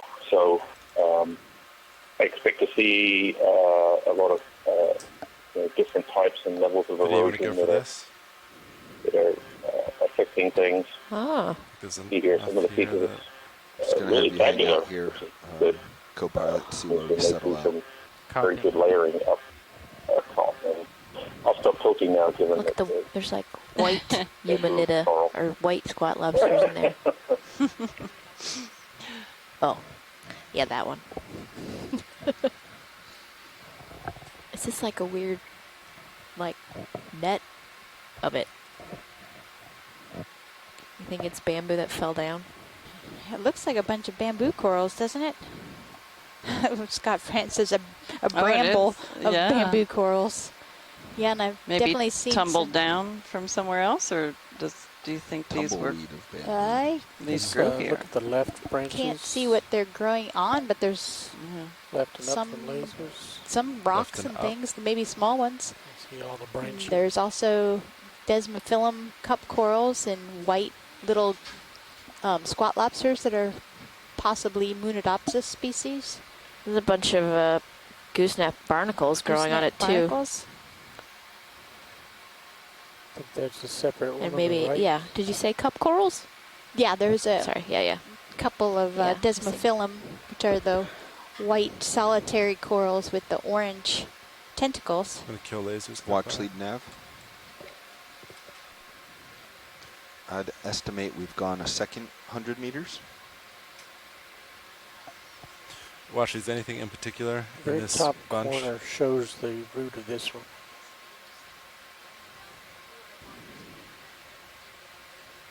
Yep. There's also a sponge and Or if you orange have brittle bridge. stars and Go ahead, Bridge. I saw Or wanted to something give you a walking current away in the update. lower I right. now have it and increased to Scott 9 France to said that 0.9 this might be coming out of a Currituctis 3.22. flexibilis, which is Now's known a to good grow time. in a Like bramble 10 shaped more like this. 10 more I've never degrees seen to a start. bramble of octocorals. It's so interesting. They're relying on themselves for substrate, I guess. Tilt up or down. I guess it's kind of upside like down. Lophelia does too. Providing their own substrate, growing on top of other colonies. Although I couldn't see it clearly, it sort of seems like at least 4 thick sections, which may be 4 different of the same species.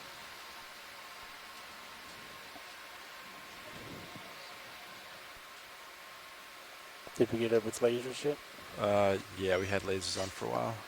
Okay, there's an actual foothold at the very bottom left, just went off screen. Bottom left. Oh yeah, let's go for that.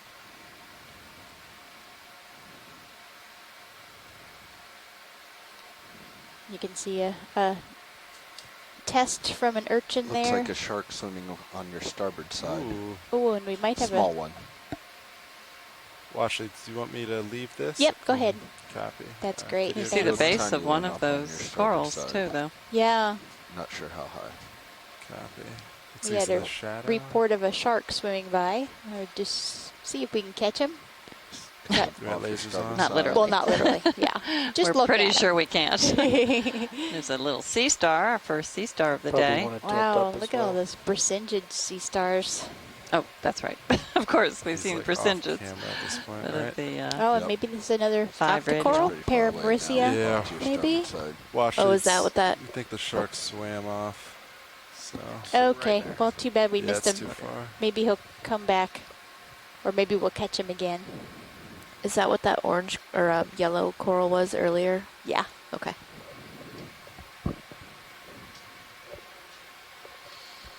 Well, this sure was an exciting group of rocks. Leslie would say all groups of rocks are exciting. I'm just going It's to be true. quiet. I know you So I'm realize that. saying it for you. Okay, thank you. I rotated a few degrees to keep Some- into view. Pilot. Copy that. Pseudo-anthomastus this slash point, we can, anthomastus. Correct, the red Square up octocorals. to the slope and proceed that direction.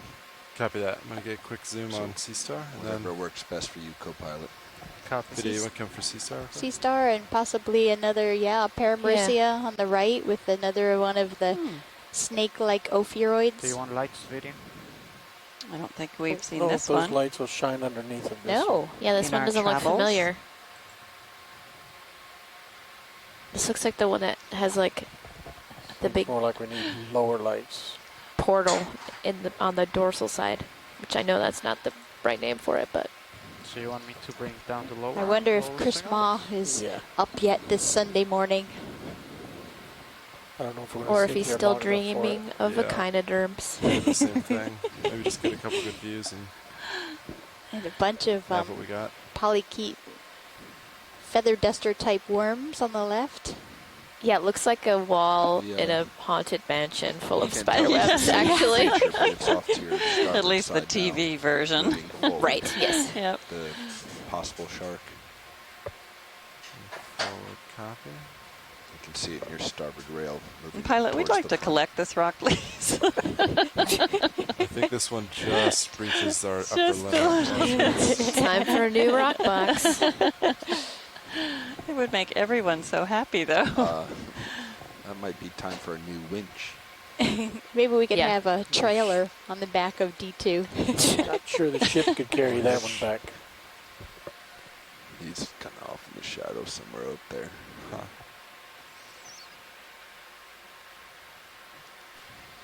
Yeah. In the shadows, upper left somewhere. I think the potential shark might be lurking around here somewhere, Washlights. No, I think he. If you want to take a scan, that's great. He was heading upslope. Upslope. Copy. Maybe we'll catch him later then. Yep. You know, Nav, if you really want to get a pilot to go, See another you'd really of get him if those you'd say that's not anemones to on push the up base of towards that rock upslope. on the left.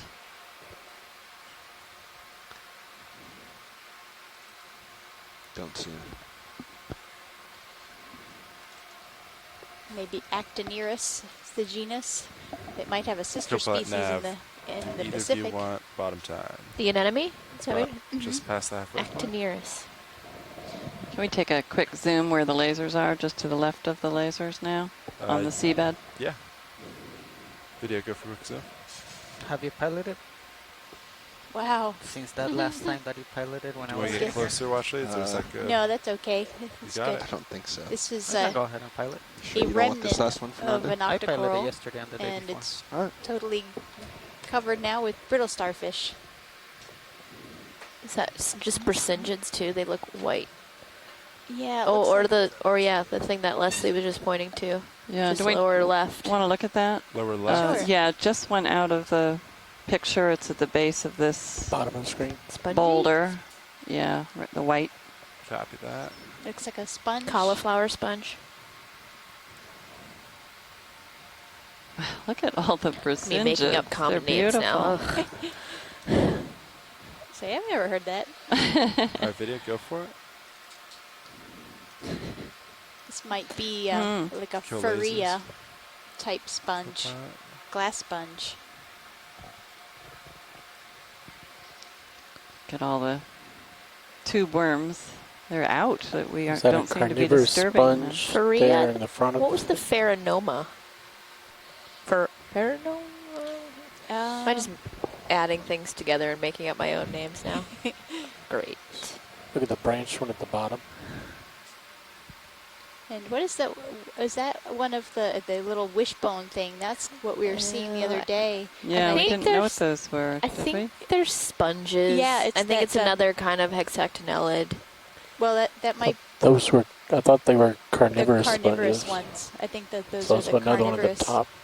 Yeah, there's one on the left and one that's wishbony. Tilt up. I think that's the carnivorous sponge. Okay. A different one There's than we another one. collected Yeah. No, I previously. just- Yeah.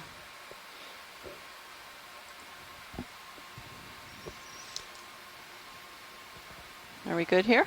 Yeah. All right. Alright, video, you can come wide.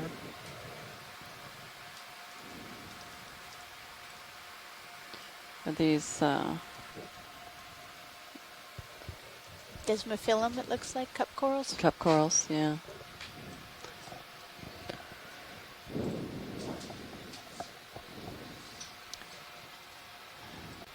We just switched our nav and pilot.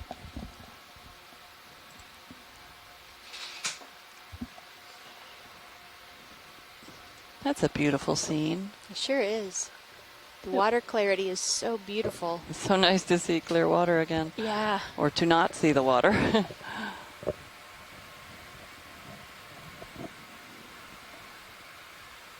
So many Brisingid sea stars. Our video, let's go in the dark object just from here.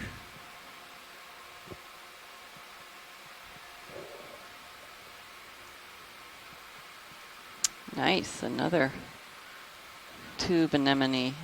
Is that full? Just want to get Pretty an color. ID. We haven't seen one this color. No.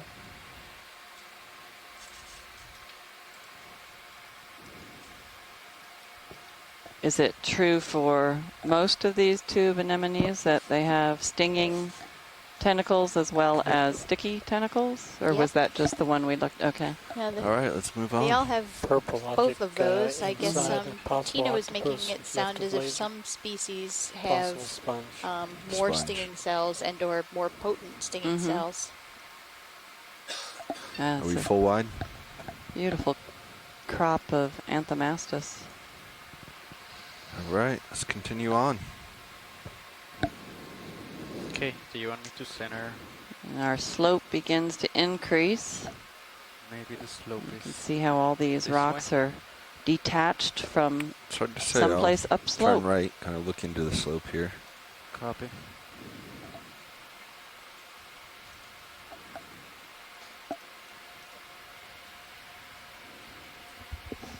Yeah, looks pretty good. Maybe somewhere around here. 290. 290. Looks good on sonar.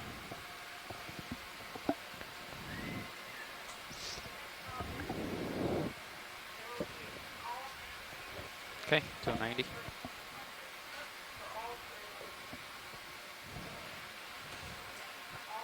Let's snap on the yellow rubble. Is that the edge of the rock? Yes. Okay. A few more Anthomastus, the red of octocorals purple. that you see, and a different sponge on the Can snap on edge of the. purple. Huh. What is that? I'll look at it on the upper right. Somebody ate an urchin, and that's like the little pieces of the test. Maybe. Looks a little bit like it. Or like the test got crunched. I don't know. There's There's a big more. pile of them. Yeah, in the more of it. top of the screen.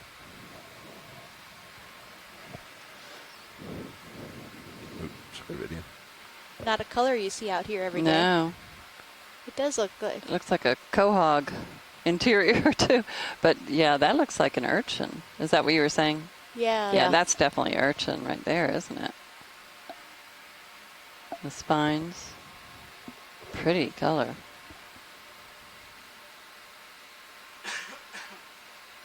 That color you see in the bivalves that I call quahogs. Video's clear. Pilot's clear. Isn't that like Pacific Northwest? Patch Oh with wait, a no, 20 that's meter like bump towards slope. New England. Zero. New England, yeah. Yeah, sorry. Oh yeah, Would right it be above possible to get a little zoom on, that stalked organism? Pretty. Wow. Is that a hydroid of some type? I think it is. It's awfully big for a Doesn't it hydroid. look like an anemone of some sort? You want lights video? With tentacles? We're too far away for lights. Waiting for someone in the chat room to have an Just come idea out a for little. us. Right there. Possibly. Just frame it. And we have a bit of a Okay, delay let's go in from on the how top. quickly we see it versus when people tuning in from shore see things. So delicate. Yeah, it's beautiful. I've seen pictures of something like Yep. this before, but I Try to get can't remember closer with what the it is. extra light. Megan What are McCullough says it looks like a I don't giant think we hydroid. really can with Really? its position Okay. on the rock. Wow. Hydroid. Chlorimorphid Huh? solitary You can get above hydroid. it. Wow, Light that's shoot beautiful. Yeah, okay. Let's come wide. It's huge. That's really pretty. I'm going to go back in for a better look. Watch leads, so stand by 1 second. Roger that. Thanks. Take a little of the rock with me.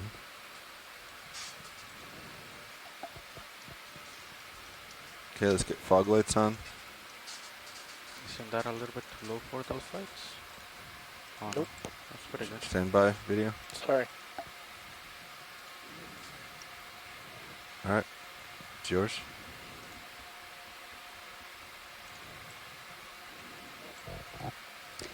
And Scott France said that the grape-like structures in the center are their reproductive organs. This is such an unusual creature. Wow.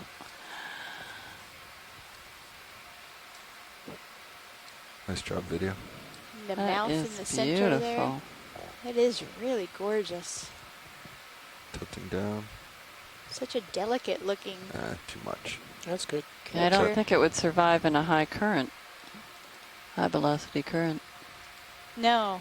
Gonna try to. There we go. And Megan McCullers says it looks like a giant Just off in the tubellaria thirds. polyp. Full specimen. Yep.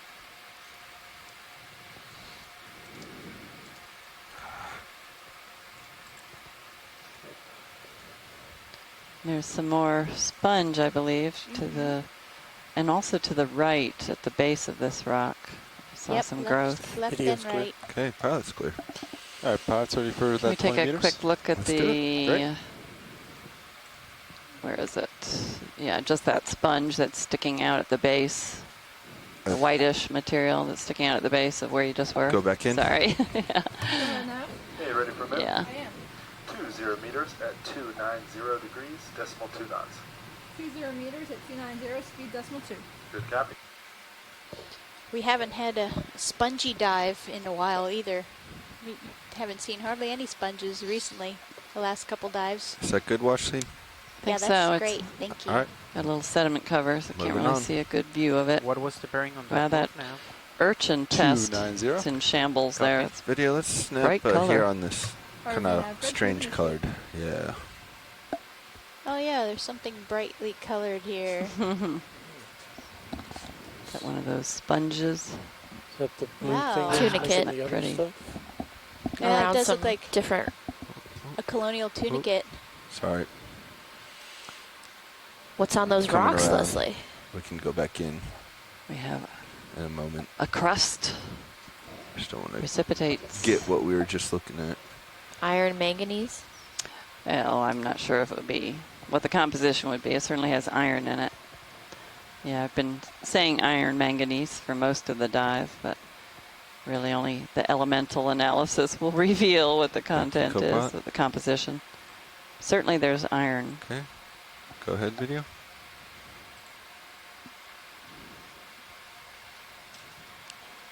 And a worm.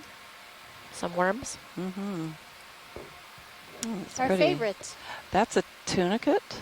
Yeah. Colonial tunicate. Wow. Actually, it could be a sponge. I'm Oh, not yeah, sure. actually, I think it maybe could be is. a sponge. And we have been seeing an encrusting sponge that's like this in other dives. So throw those extra lights on here. See what Yeah, it does. it looks, on close up, looks fuzzy like a sponge, not smooth like a tunicate. And do we have? Ooh. What are these worms? The bioturbators of these rocks. Oh, Pilot's supunculids. That's right. Says Bob Lights Carney. clear. All right, let's see if we can cover a little ground before I get distracted again. By a big Those shark. are very good distractions, Pilot. What are you talking about, distracted? We enjoy them.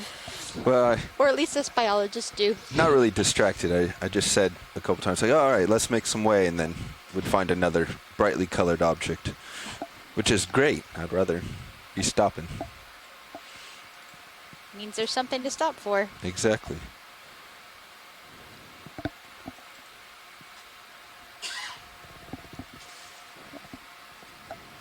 I don't know if we've ever, on this expedition, been able to see peanut worms or these little sipunculates that were Pink around. coral, I think, is new. Ooh, yeah, maybe a Chrysogorgia.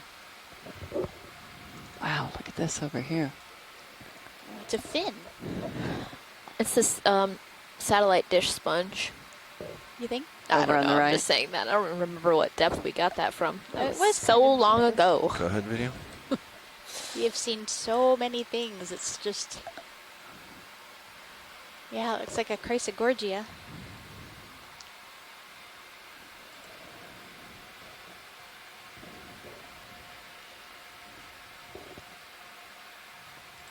Slow scan down.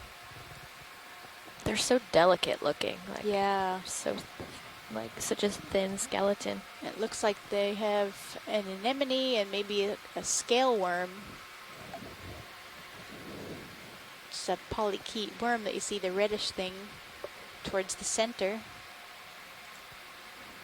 1704 or jellyfish stuck there in the upper right. Drifting on you as I turn. Translucent to the right of the worm.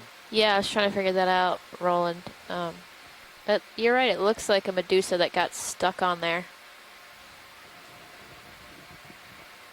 Oh, yeah. Full specimen. It's amazing what we can see with this camera. Lasers. Video's clear. Oh, it's clear. Looks like another one of those little blue spheres. Yeah, a couple of them in the area. That one straight ahead left, maybe Yeah, we a want coral. to take a quick look at that sponge. No, it's a sponge also. Thought I saw polyps. It sounds like Let's go for Scott sponge France as we and Les come around. Watling were having a hard time Partial. figuring out which Chrysogorgia species that was. Wow. And that's a beautiful sponge. That is beautiful. Nice.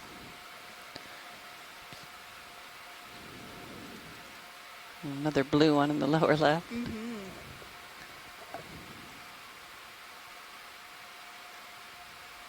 Did you want a closer video? I think you're doing a real good pirouette. I didn't want to interrupt it. My right toe's going to hit momentarily.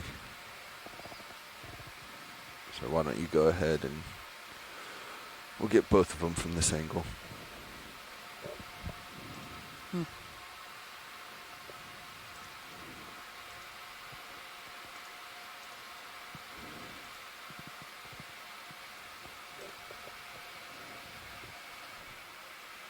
Nice. RV nav bridge. Go ahead. Bridge, go ahead. That move is complete, and the current is now from a 345 at 0.8.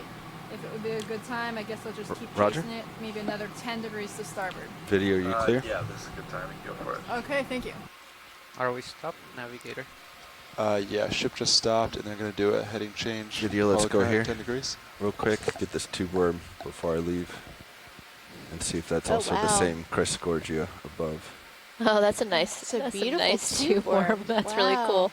Yeah, and there's another Chrysogorgia in the background, maybe. Coming down for tube. There we go. Gorgeous. Wow. And when you're clear. Slight rotate right. Ah, you do have more. Great. Just waiting for it to center up. Yep. And tease out for Sunday brunch, trying to find some food in the water column here. Let's see if that's the same. Huh, It looks like bigger polyps on that one, Yeah, this but looks different than the other one.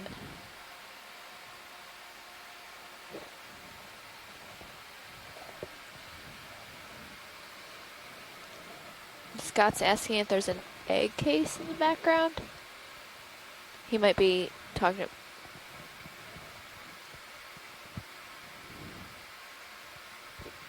Is that full? That is. Acanella? This one? Ah, no. Well, or is he referring to the? Go around the There's corner. a Do we yeah, need Acanella. do we need a closer look at this one?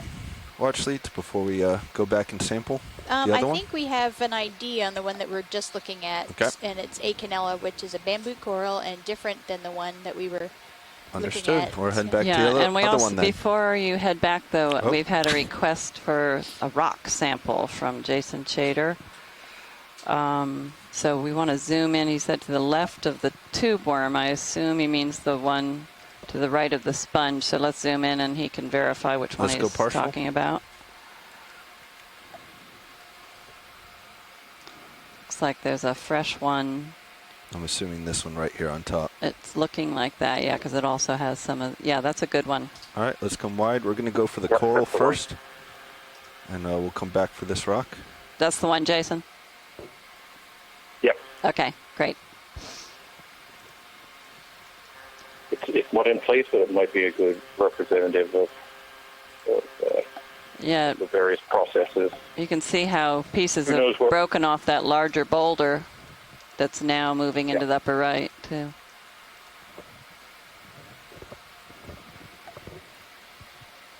Jason, thanks for picking such a great site. I apparently have a talent.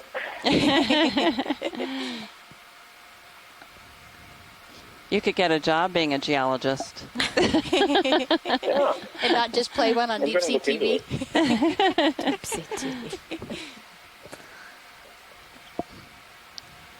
I play a good one on TV. Yep. Yes, you do.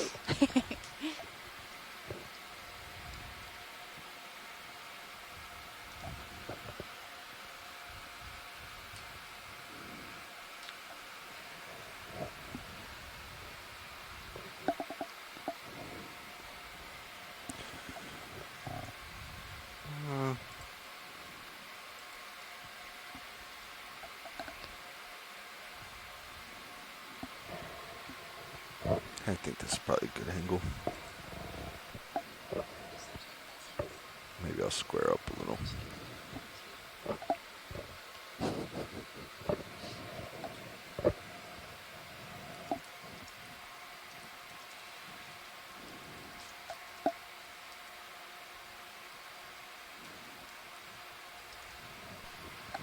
The layers in this I was rock just are going to really say, cool, you and can then see they're how like they perpendicular-ish to where fractured. they, Yeah. how they've Yeah, layered. this Changed rock my mind was on the setup. Stand by. formed in place in layer by layer at a time, and then it's broken off and tumbled down, and it's fracturing along those bedding planes. And we've seen actually those larger blocks appear to be broken along those larger bedding planes too. So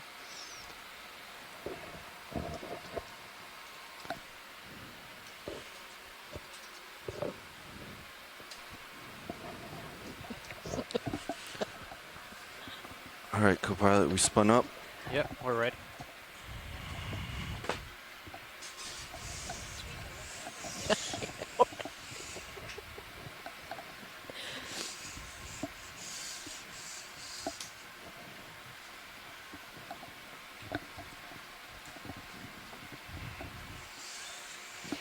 Okay. Arm coming live. Numbers live.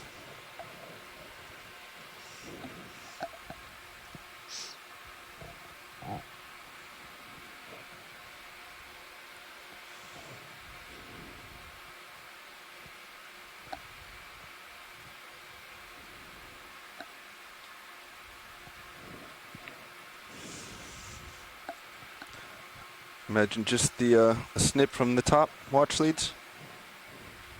Yeah, there is also a worm that's partway down, but Okay. I don't want to take too much of the coral either. Let's so. put fog lights on and go in on video, please. Does that help with the fog lights, or does that make it worse video? The colors aren't right, but if it helps you see down below, I think I'm it's good. just trying to pick out the worm, but I can't really see it from this side. Yeah, I think it was about halfway down. Okay. See it right on But the, if we want to take less, that's okay too. just lower than half. You lead, you direct me, watch lead, how much you want to take. All right, you can come partial. You see the worm? Yeah. Okay. We I can think probably take fog lights out. Just come out a little bit more. Okay. This guy's super small. Oh gosh, it's so small. I thought Use it was another bigger than view on that. HD2. How many times have I said that? You'd think we'd get used to it. Yeah, I mean, I guess if we could take the top half of it, that's probably, maybe we'd get the worm, and there's enough of it to identify then, I hope.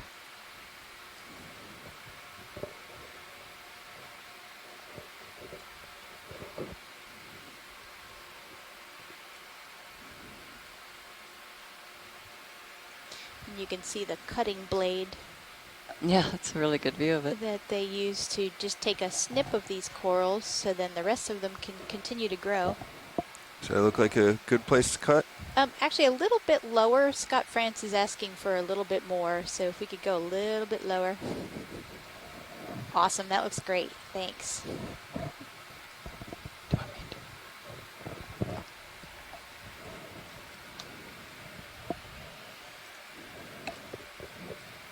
All right. Let's come on. I don't think you're going to get the box from here. Or what do you think, Kobay? Think you can get out? Yeah, I think I'll hit right here on Okay. this toe. I'll stand by here. I'll pull off some.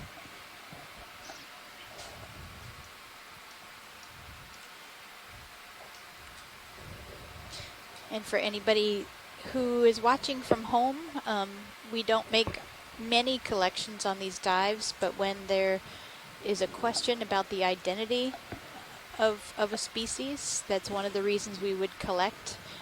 So we had several experts on octocoral taxonomy in the chat room here, and they could not put a species name on this Chrysogorgia, so that's why we're making this collection. And when we get the collection up to the whole ROV back on deck, and we get to take the samples out, we'll preserve some of the samples for molecular work, for genetics, and that can also help with identifications. And then we also preserve the rest of the specimen for traditional morphological analysis.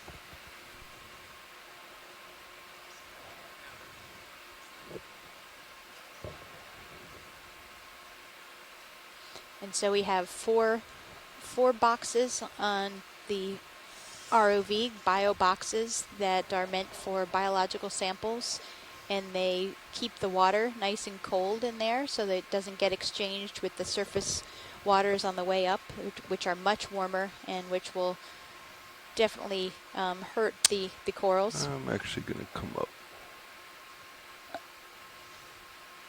I'm going to go And then we have two starboard inner. rock boxes on the ROV as well. I'm worried about this being a little bit lighter And and not those being are- able to get it down deep enough. Those don't need to Alright. be closed to the environment, so they have water flow on the way. Opening Up jaw. and down, or up, I guess.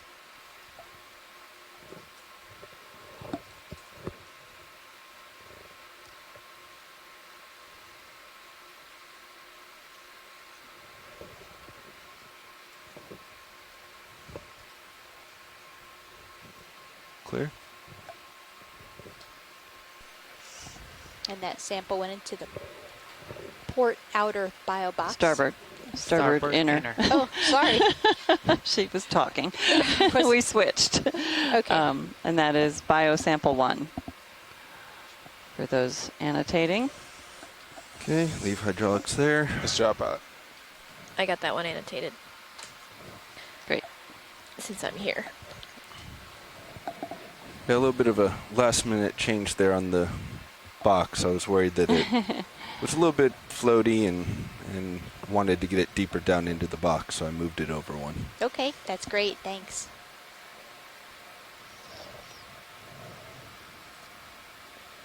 Okay, over to the rock now.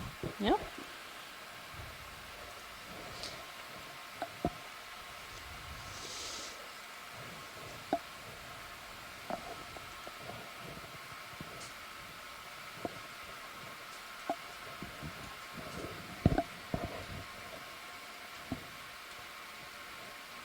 Looks like there might be another one of the Acanella which is the octocoral in the lasers right now, over to the left. And for a reminder, the lasers are 10 centimeters apart. We use those for sizing rocks and fauna.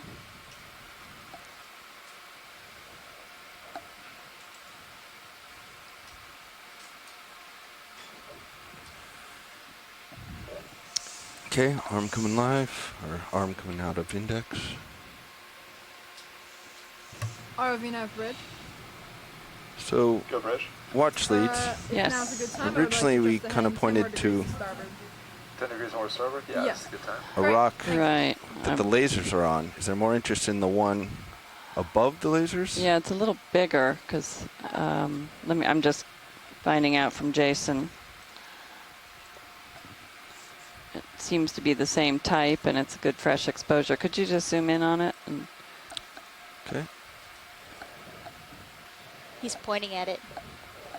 Yeah. Go ahead. Let's go in video. Jason said, yep. Okay. Go for it. That's nice. Definitely a good fresh surface. You want to And try then with the fog lights? outer video? areas have we're some good. All right.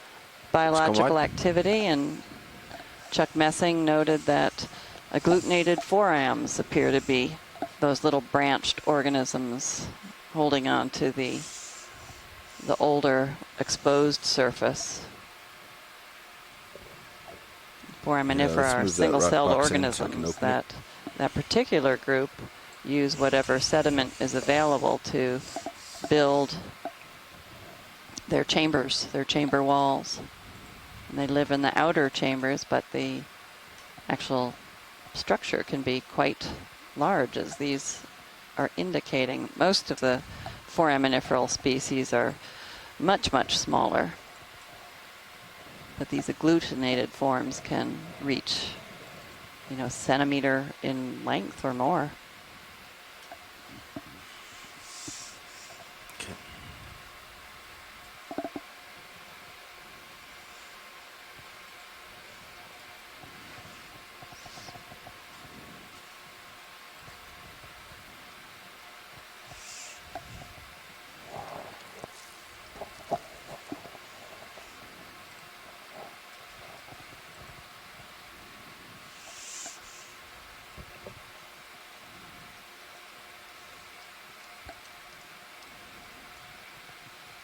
Ooh, it's quite soft, Mushy. actually. Do you still want it?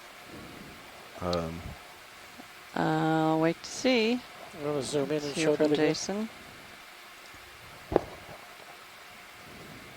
Oh, you want to show that from the zoom in again? No, I think we're okay.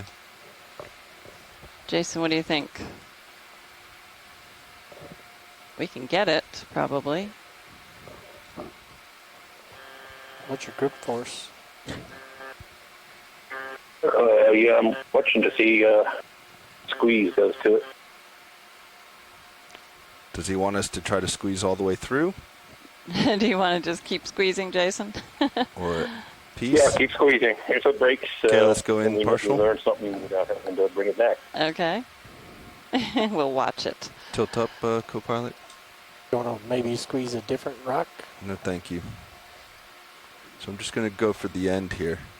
Very fine grain.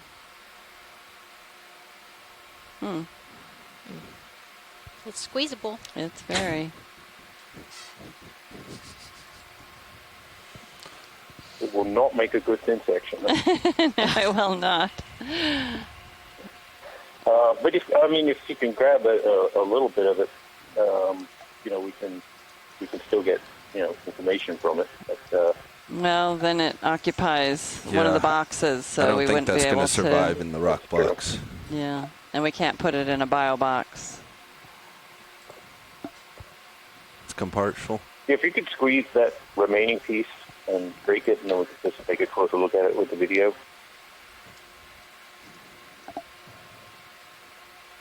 Trying to keep the shadow out. Kick on the extra light to kill the shadow. All right, let's do that. Kind of doing some field geology. Yeah. Try No to color rock hammer correct. required.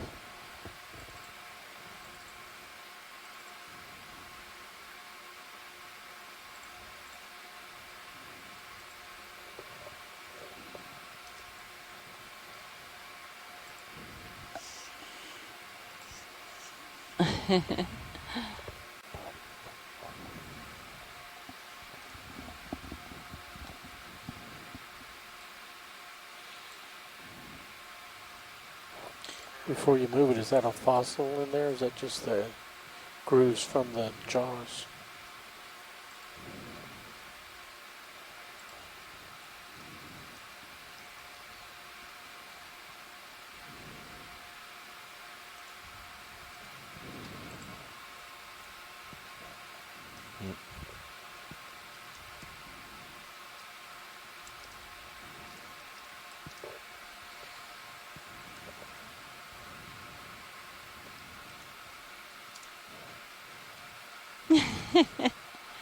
Yeah, it's. You want to slowly look at the backside?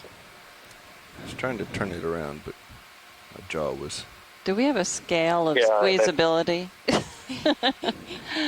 That's a nice view of the forams. It is Yeah. very nice. Are those the If agglutinated those are forams. Well, they just took a jump. A leap of faith. Yeah, that's It was. Can you rotate that a little bit so we can... We'll try. We'll see if it. Hopefully, it doesn't shift on us.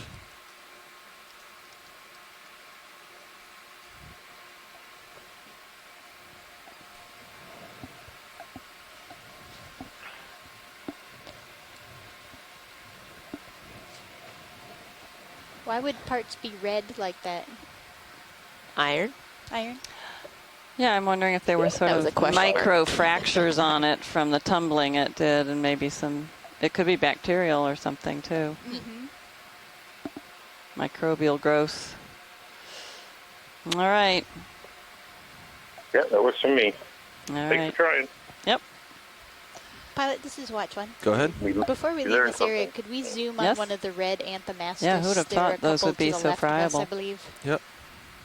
Thanks very much. Makes you wonder how they tumbled downhill. I know. Quickly being destroyed. Maybe they didn't tumble very far.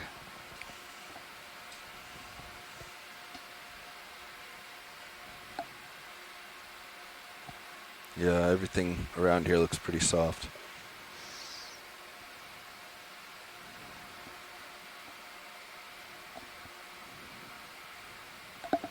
And I imagine that that's why there aren't more octocorals and other corals growing on it if it's that soft. Yep. Even the main rock is quite soft. Interesting. And why that bamboo coral that kind of is the tumbleweed is like one of the biggest things we see. It's like making its own structure, not All dependent right. on the Thank rock. you, pilot.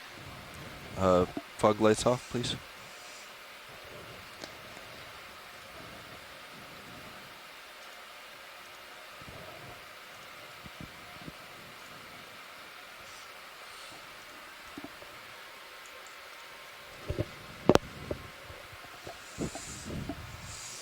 Oh, it doesn't look like the lid.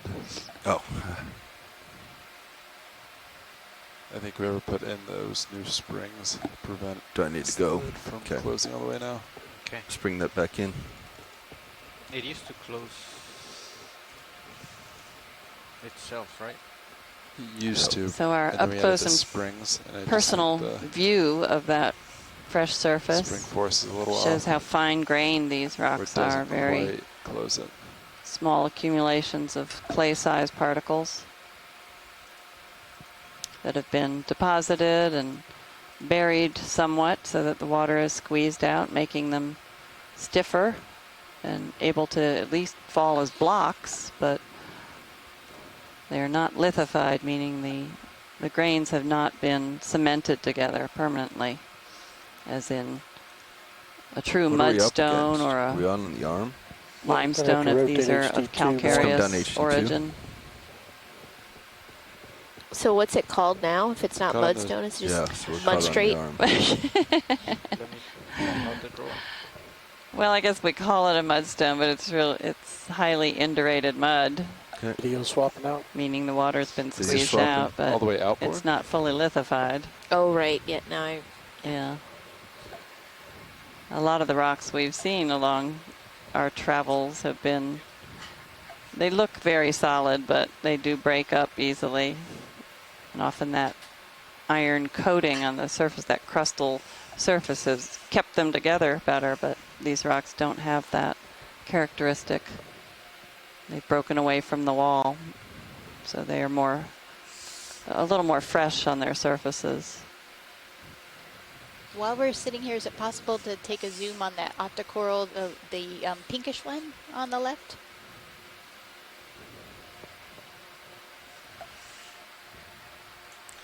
Hydraulic secure. Yes, we definitely can. Thanks very much, pilot. This might be the big brother of the one that we were looking at. And then we'll look at that red coral behind it. All right, let's snap here.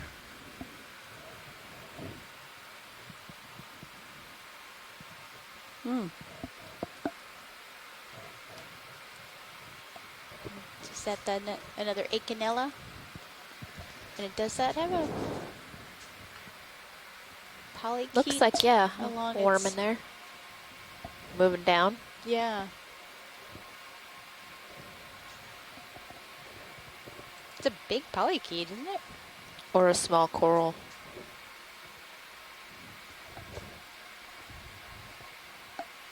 Pilot's clear when video's clear. I like that. The worm.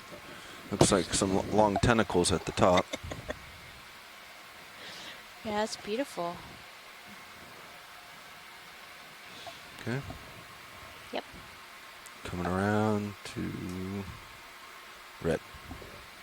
Right. The red one there, and then we can say we've seen this well. Go ahead, video. Sorry, come down. Right. What was the one on the top? Very top of this rock. Did you get it? Oh, okay, I didn't know if you got a better look at it. We will drift that way after this one. Great, thanks, pilot.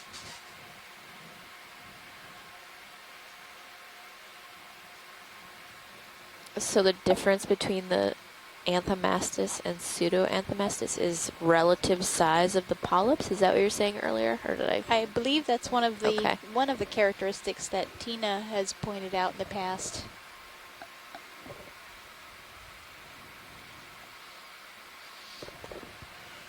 Going back up to the top one.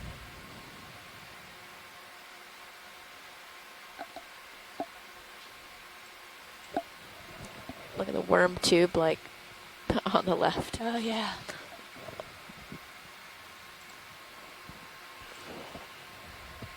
And come up all the way to this one. That Ooh, might be. Look at one of those worms. Yeah. Green worm. That looks like Acanella, but it's got some additional hangers on. Yeah. Wonder what those orange. Yeah, what are those? Are they nudibranchs?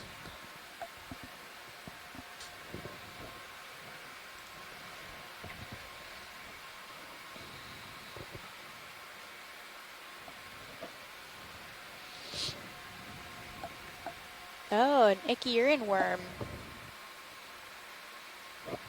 Huh.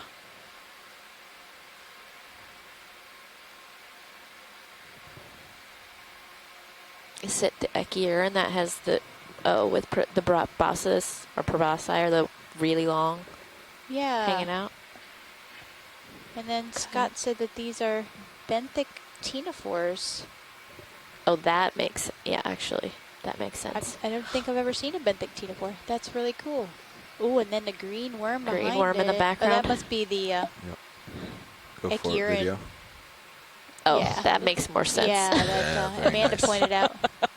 Like Echiurine on the coral? What? Yeah. Oh, benthic ctenophore, okay. Gonna tilt up, try to get that top right corner.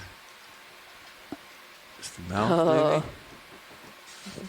That's such a cool color. It is. For down here, especially. It's And like look at so- the blue around the edges. Yeah. Wow. Oh, look at peristaltic pumping the body.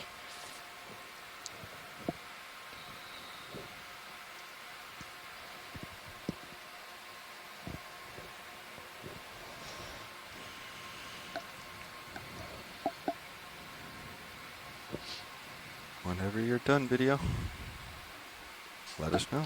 Oh, Hold on, pilots. There's actually been a request to sample this coral and get one of the orange ctenophores on it. Does that seem possible? I believe it is. Great, thanks a lot. Let's get lasers on. It's interesting, like, I mean, not that we've seen a lot of these Okeanos, but a few, and then this one has not one, not two, but at least 3 of these benthic ctenophores. I've never seen a benthic ctenophore till just now. I've seen That's them, so cool. but I still didn't reckon they're so nondescript looking. I didn't think about it, but. And Scott France was the one who requested this, and he says that if it's Let's go partial. Acanella arbuscula, that it's part of the Aspire objectives, and if it's not, Are we all set? then it might be Go pilot. a new Okay, species. arm coming live. Arm is live. Meets all the requirements for collection. Plus bonus creatures that are normally in the midwater. The new species, Acanella scarlatae, which has been imaged in situ, and it's only known Can we go partial on from lasers? Norfolk Canyon, HD2. which is north of us. 100 miles at least.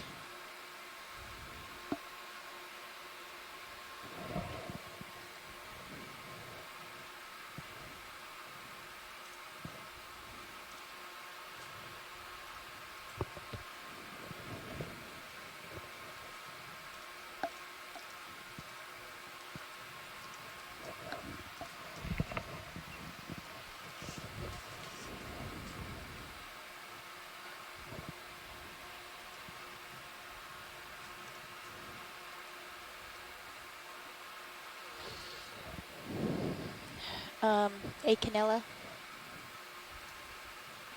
Yep.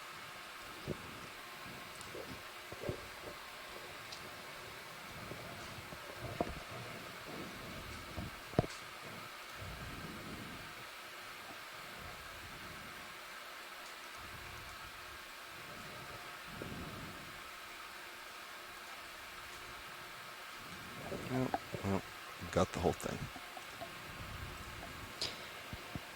There's several others around, so this will be a very good specimen. It was quite small. Yeah, it really is. Remember that you said that. Wanna go port or starboard? Port on this one.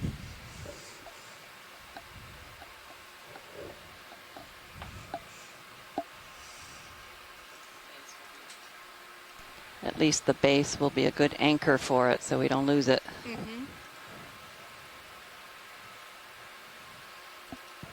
Well, you have starboard open, so I'll actually go over there. Since we have the whole base, I think we can get in.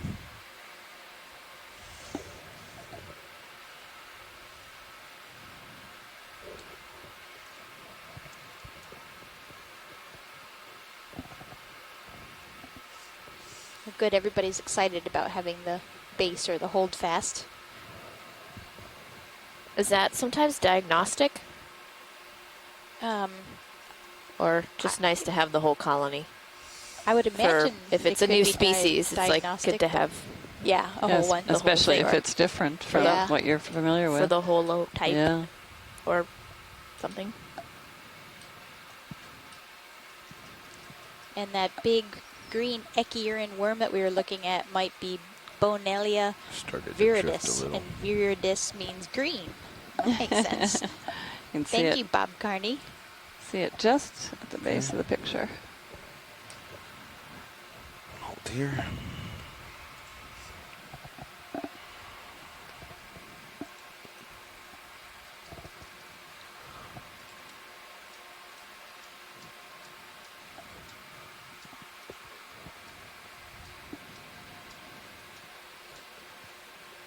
And All right. Now we're not drifting into the rocks. Iris Sampaio has joined us and was thinking that it might have been Acanella arbuscula as well. And I'm sure we'll see once we have folks look at it in more detail.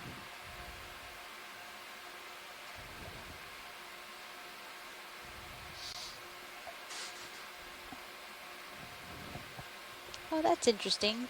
If it is Acanella scarlette, it was named after Scott France's former graduate student, Esprit Hasted Saussier's daughter, who's named Scarlet.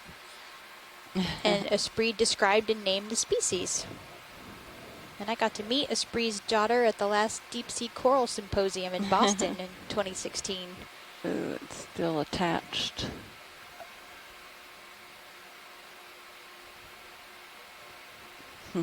There it went. Good.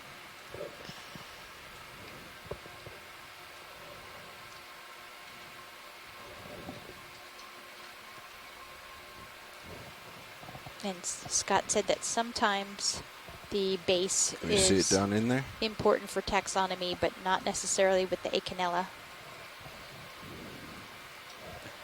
Thank you, Scott. Can't really see it, but yeah, I think we. The key features for this species will be Okay. at the polyp level and the sclerite See when we distribution. get on deck. Oh, right. The Acanella arbuscula can have roots because that was the one that can live in the. It's one of the only ones that can live in soft sediments, right? Okay. So, I think so. depending on, is it true then, Scott, that depending on where it settles, it will either have roots or hold fast? Hold fast on rock, roots in soft sediment? Is that?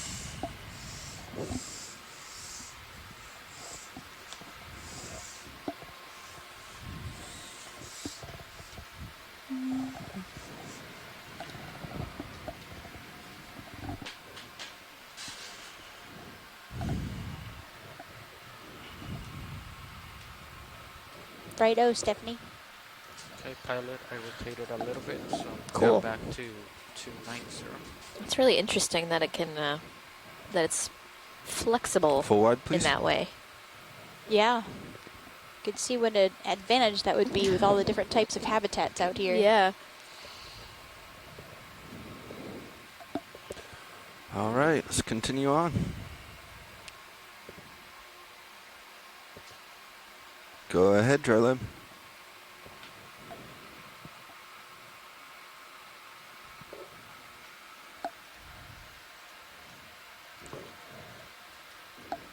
Do you remember the exact number there, Sean? You have the manual to the... I did not hear the question. The question was how much force how much force the jaw has. I don't remember off the top of my head. The lifting capability, I believe, is 200 pounds fully extended lifting. Yeah, 200 pounds fully extended. But, crush is 800. we actually just happen to have the manual sitting here next to the navigator. We will happily look it up. I think it's 800, but give me a sec.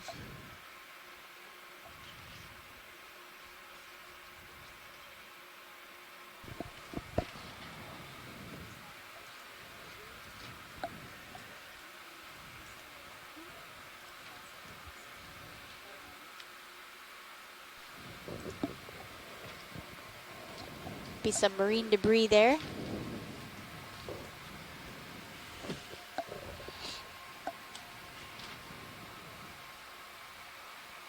Max jaw force 800.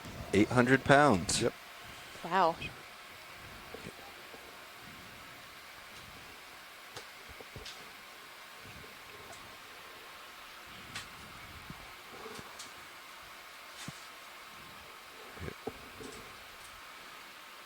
So the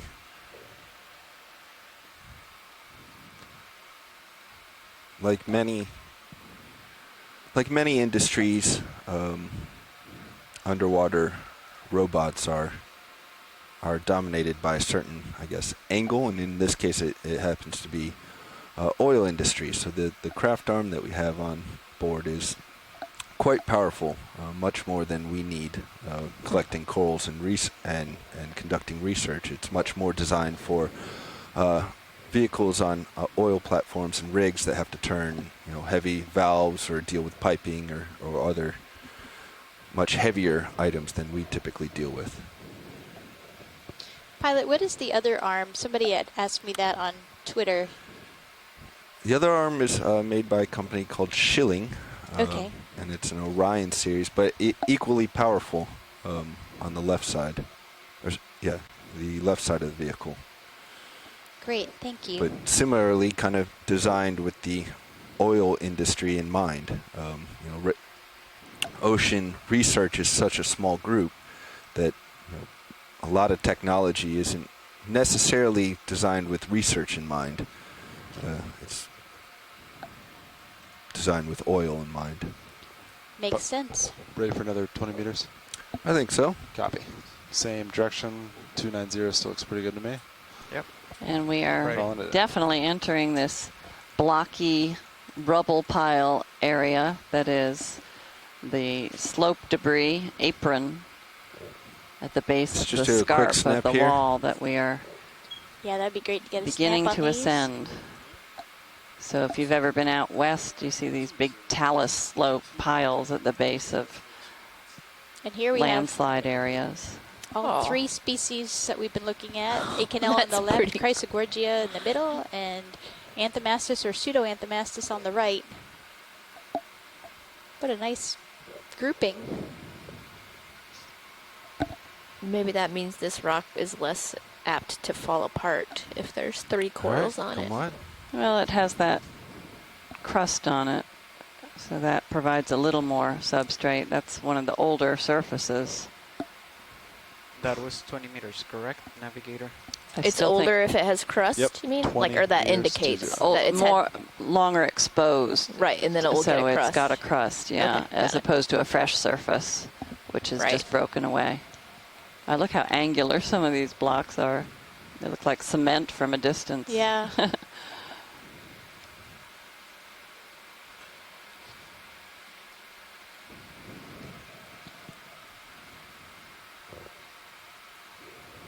Tina said that is Anthomastus we're looking at here. The red ball-like octocoral. And you see how steep this slope is. It's from this piling up of the debris.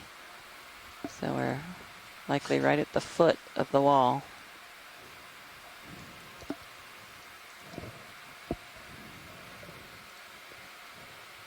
Wow, it got steep all of a sudden. Yeah.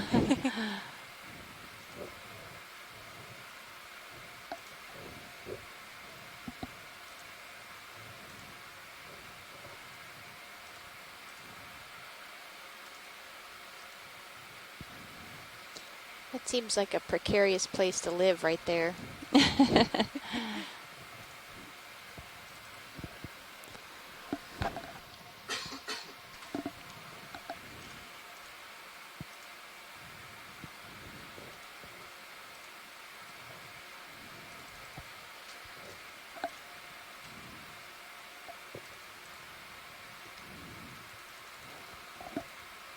Oh, and Chris Ma has been watching, and he said that the sea star we saw earlier is Pythonaster. And that's one that I don't remember seeing so far. Thank you, Megan, for relaying from Chris Ma.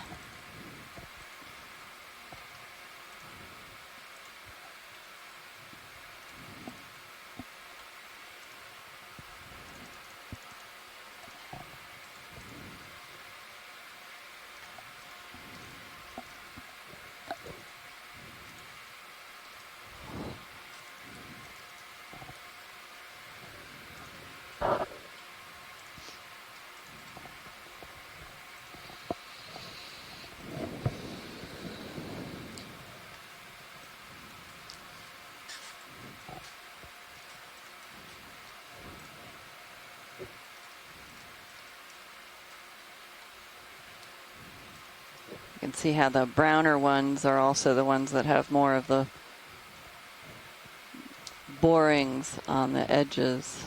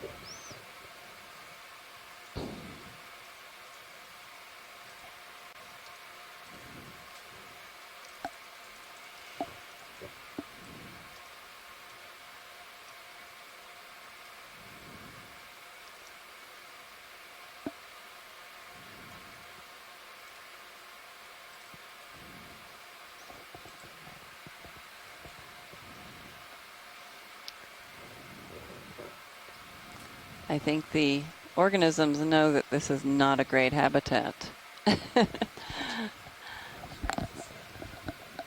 Go ahead, Nav. Pilot, you're reaching the end of your tether.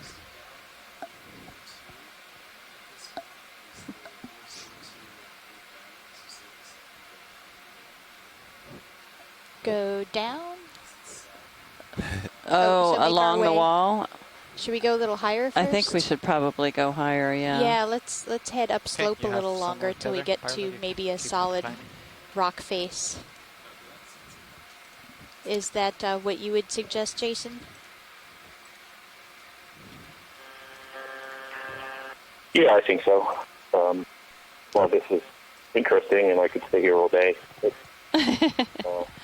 better exposures up there. Our Okay, pilots, great. Goal was to find solid rock face before we start to make our way down the wall. In the meantime, we'll get little hard hats for all these brittle I stars. know, they're in perilous positions. Is that what you're going to spend this evening doing, is fashioning hard hats for brittle stars? I might do that after I get done with my dive summaries. That will never happen. So no, in other words. Yeah, exactly.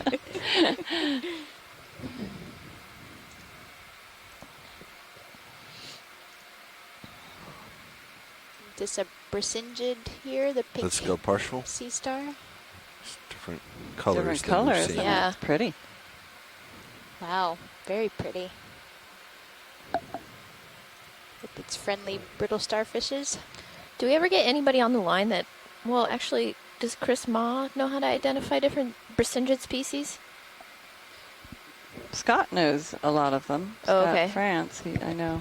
Have we talked about there being multiple species on dives, or like Well, just we- because we're mentioning this is a lighter color Mhm. pink than the ones we were seeing previously, and I'm like, does that mean it's a different species, Well, there's or do they? two families that we've seen, and one is the Phryelidae, and that was one that was on the sedimented surfaces, and so it does this posture, but on the seafloor. It's, oops, sorry. And Scott said that yes, Chris Ma And can Copilot, wax looks like poetic slope is about starting to develop a little Brisingid. port of your current heading. We can center on that. I guess I just Keep haven't going been in that here way. when Right, when the hills come on. people have been talking about that, so I didn't missed it. Sorry. I don't think we've had Yeah, not a lot. very many species identifications, if any at all. It's mostly Okay, just that been the seems to two be maybe common 275. families. 275 copy. There, maybe we're starting to see some of the actual wall. Yeah. Although that looks like a block that might have rotated too, but we'll find out soon.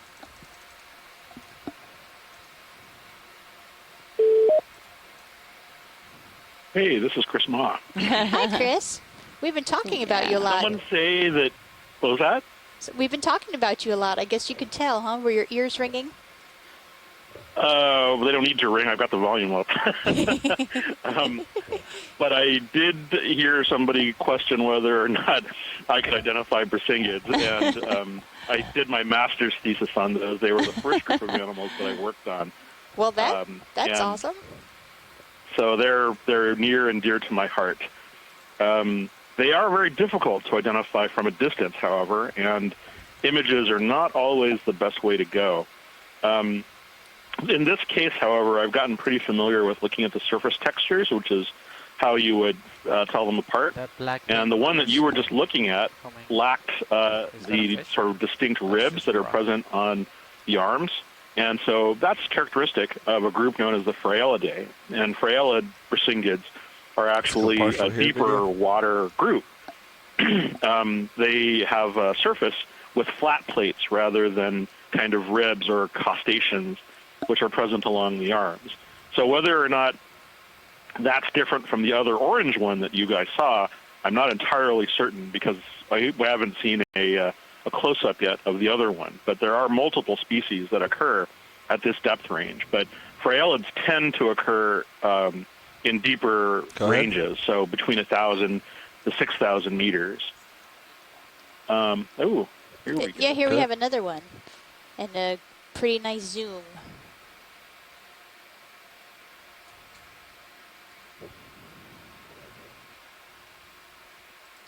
This one looks like it's sustained some damage to multiple arms and regrowing at least one of them.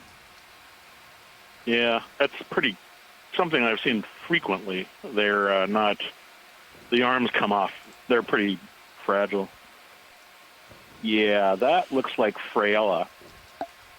Based on the number of arms and the surface patterns, and the fact that there's conveniently only, I think, the most commonly encountered Fraiella in this region is Fraiella elegans. There are fine points, but I think statistically I could call this Fraiella elegans and get away with it. But this is a widely occurring North Atlantic Brisingid species, and as I said, the arms have kind of flat plates over the surface, and they occur in the 1,000 to 5 to 6,000 meter range. Wow. It used to be thought that they occurred on soft substrates, but I think that was just a function of the fact that they occur in deeper water. Because obviously this one and many, many others that we've observed Do you want to like video? Yeah, maybe. Have been observed perched on rocks and other sort of hard substrate. I don't know. These are kind of neat because one of the things you don't see is that on the underside of most Brisingids, the spines are modified in a way that is similar to those kind of third urchins that we've seen. They're almost like little horseshoes. Huh. And so I think they actually use them to assist in locomotion and walking around or holding on. We saw these in Hawaii, and they were actually perching, not so much this species, but another one, and they were present on rusted metal canisters, and the spines that were present on these metal canisters actually had a layer of rust on the lower millimeter of the spine, and you could see where they had been sitting because of that. And so at first I thought they were just sort of a background, spine type, but it just turned. I think they actually do use them for a specific thing. Most people aren't aware that these are sea stars and that these use actual. They have a weird way of feeding, which is that they use their spines to capture small amphipods. So there are little sort of socks with little claws on them, and they are actually used to. They're like what I used to call on my dive death Velcro, because when little crustaceans get swum by, they get caught up in these little claws, and then they're caught by the animals, which are apparently quite strong, because we've seen them capture those fish that are everywhere, cyclothoe or whatever, and they don't once they're caught, they have a hard time getting loose. So wow, they're pretty. Thank you, Co-Pilot. They're very beautiful and they're very elegant, but they're pretty terrifying animals, as well as some of these Ophiomusa, I guess. I'm not sure if I've ever seen Ophiomusa predate on anything, though. That's a good point. Anyway, Ophiomusa is the brittle star that you're seeing a lot of. Oh, okay, great. But, that's what used to be called Ophiomuseum, probably Ophiomuseum limani, but that's hard to say from here. And just another quick bit of trivia, because there are a lot of Thor fans with all the movies, but these sea stars are named after the goddess Freya, the Nordic wife of Odin, and so because in theory, so the story goes that Freya has a breast ornament called Brisingamen, and it's tossed into the ancient ocean by Loki. Here. And so all of the Brisingid names are actually based on Nordic myth characters. So Fraiella is based after Freya. Brisinga is based after the necklace Brisingamen, and there are other sea stars called Midgardia, which is Midgard is the Norse word for Earth, and so these are all considered to be sort of familiar. They're all named based on this theme. It's kind of an odd thing after it was initially described by the famous Norse mythologist. What's his name? The last name is Asbjornsen, but apparently he's quite a big bit of business in Northern Europe. So, and yeah, so we see here the classic feeding posture of a phreolid with arms up and the spines in a suspension feeding basket. And and so these are analogous to the way that crinoids feed. So they hold their arms up and they bring them down depending on the type of current and whether or not the feeding is good. I've had people who've seen these with time-lapse video, and they go up and down depending on, again, on currents and that sort of thing. So very interesting. I mean, they don't move a lot in our time frame, but watching them with time-lapse is very informative. So great. And, well, thanks so much, Chris. Yeah, okay, I'll let you go. But it looks like you got some sponges and some ophiacanthid, so that's always fun. Yeah. Have a good day. I'll be on today. Great. And have fun with your last dive today. Thanks, we sure are. And good luck with those dive reports. Thanks. I'll see you later. And Bye. thank you for helping me with the IDs. Pilot's clear and video's clear. Anytime. I know what that's like. See ya. Thanks.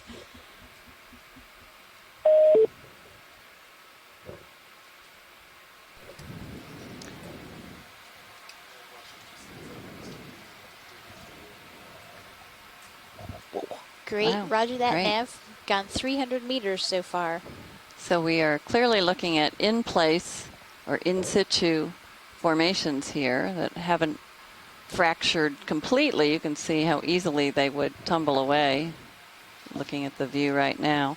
And while Chris was talking about his sea stars, we were looking into a cave-like area that had tremendous evidence of bioerosion. And of course you see on the surface of all of these rocks those tiny little holes that are from boring organisms. And I don't mean ho-hum. Sorry, Stephanie. You might be stretched out. I can't really tell what the tether's doing.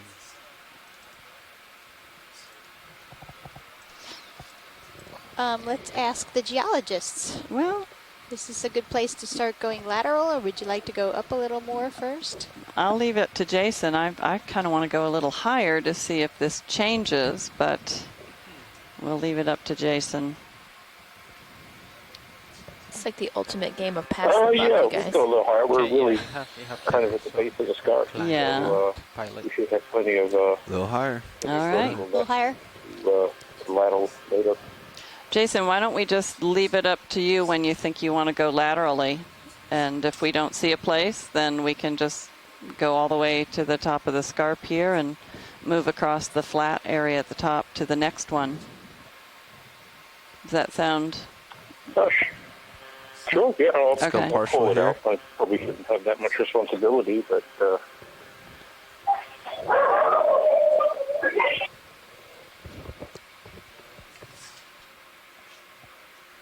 Yep, okay. I think we can come wide. That's what I Yeah, we're thought it seeing all was. these little blue dots that look like a possible blue encrusting sponge. I don't know, but I don't know if we've Is that full wide? come to any conclusions All right, of them. thank you, video. They're so small, I don't know if we can get a Got good too shot close. of them. The blue? Yeah, if you can, maybe that one on the little ledge. Ledge upper right. Got it. Yeah.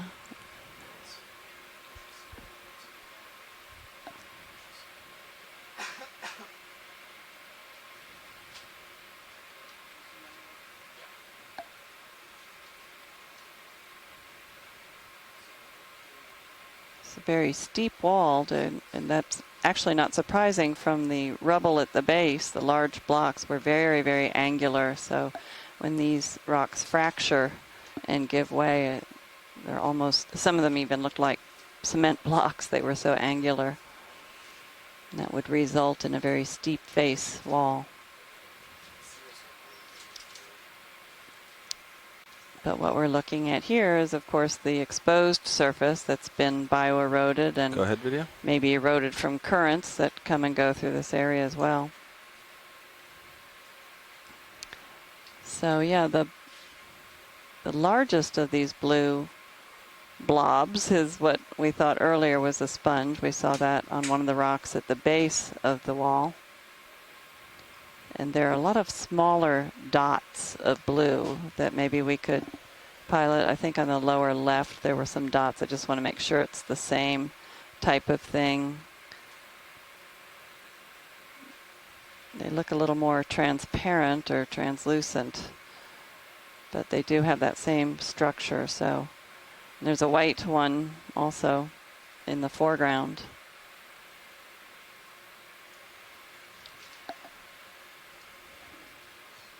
And I don't see any input from the chat room, so we'll keep going. I think the little dots of the blue that we're seeing are actually within some of those burrows. They're not sitting out on the surface as much. Hello, Nav.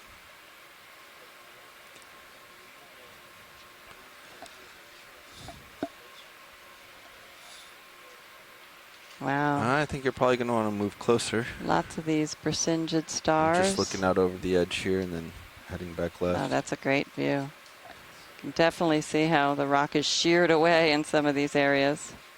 Sorry? Yeah, I think you can probably wait till your next shift gets in.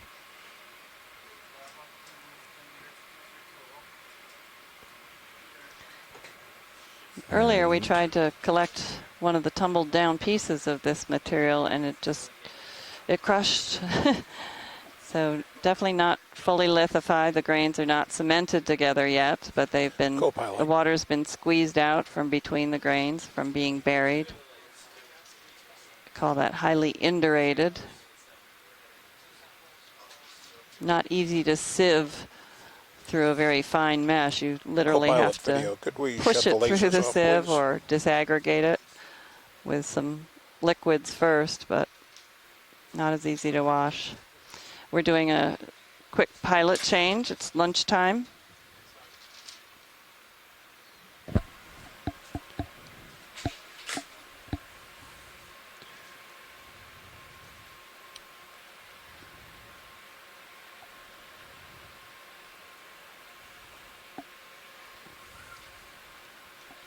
Go pilot. I'm going to take a quick zoom on this little guy. Yeah, video, you can come in. Thanks. Pilot.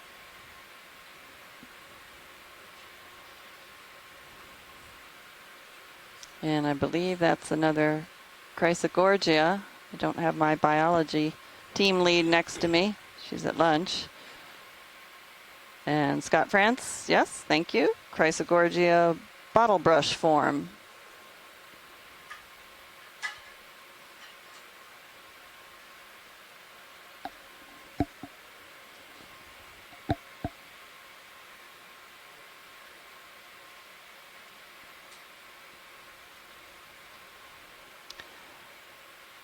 And pilot, we've decided we're going to keep climbing vertically, and if we see something of interest, then we'll do that dog leg southward to follow the trend. But all right, video, you can frame it up if you want to get a full specimen.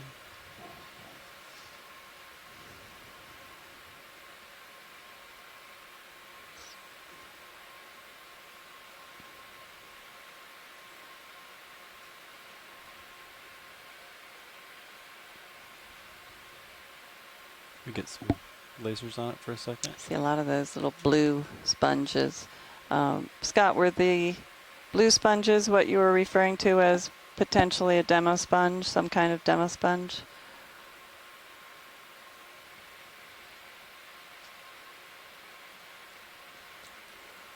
Okay, pilot, video is happy. That's and good, this pilot. Chrysogorgia may be Chrysogorgia Agassiz. Agassiz, yeah,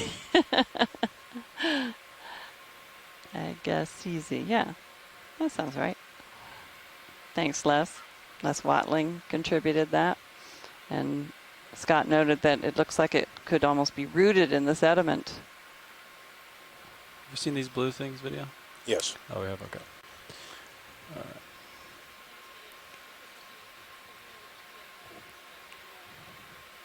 right. Right.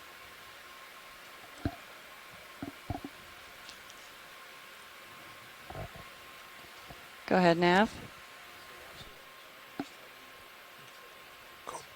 Co-pilot, could we shut the lasers off for a second? Pilot, are you cool with that? Yeah, you can leave them off. Okay.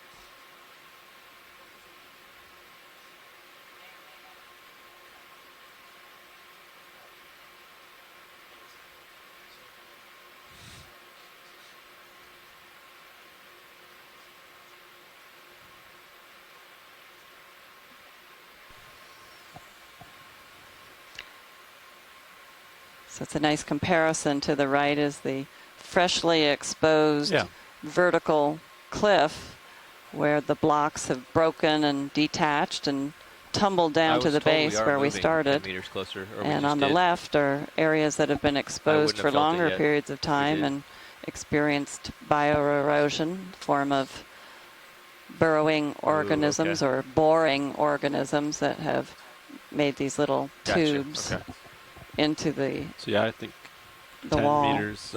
Yeah, this is fairly soft material, so that 270 would be good. they're able to do that.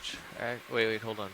And these Looks like Brasyngids, it's, the actually, sea stars you're gonna that come you back. see So abundant anywhere in there, on the 270, edge 280. are curling up their arms to be able to grab amphipods out. I think that's what Chris Ma said earlier. And other organisms out of the seawater. Different posture for a sea star than most. Sounds good.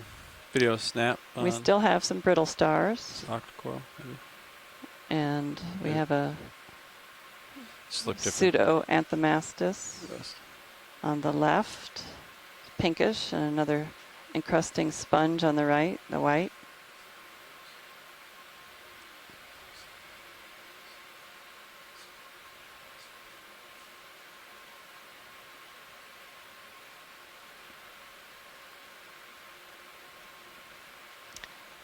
Yeah, and these other greenish blue sponges, I think they're sponges, encrusting sponges. They do look different from the very cobalt blue.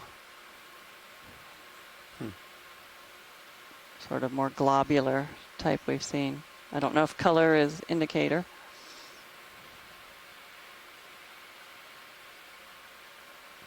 Could come out video. That's great. Yeah, let's climb a little bit.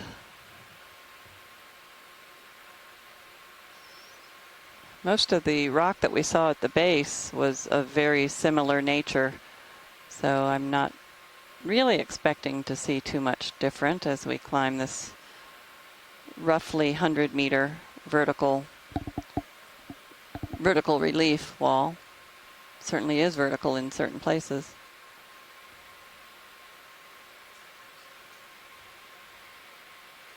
Thanks, Nav.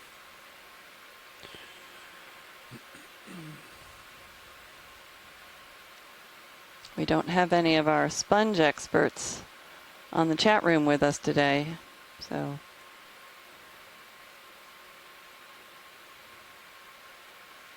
maybe we'll get them to pipe in later.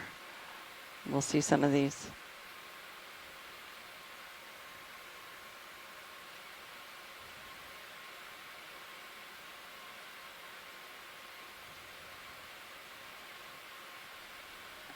And Jason Chater was wondering if the sponges bore into the rock. We've seen all these holes. We're not sure what is making them. And Scott France said, good question. I wouldn't think they would need to in terms of finding a suitable substrate on which to grow.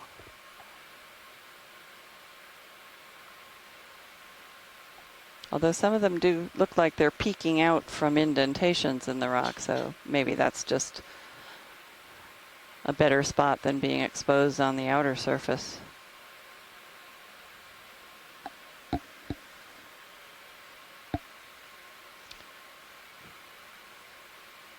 We see a little lower slope ahead of us or above us.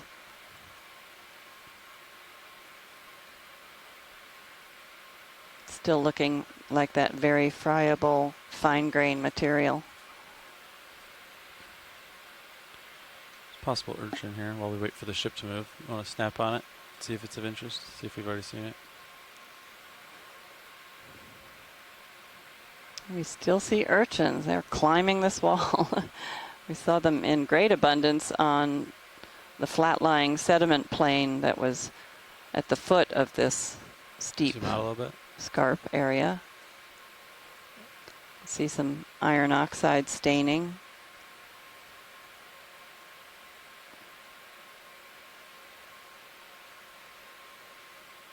Very delicate spines.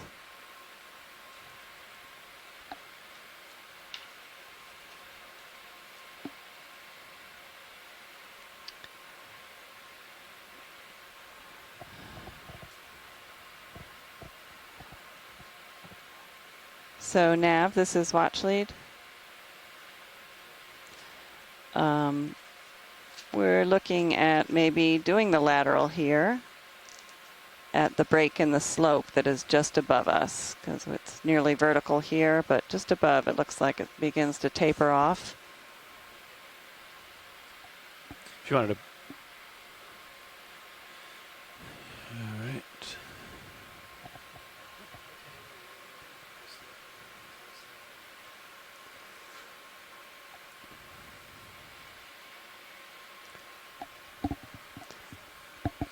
And maybe just for a little while.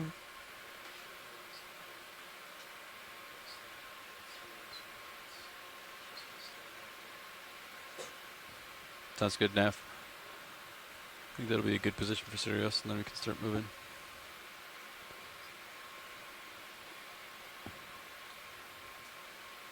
Copy that.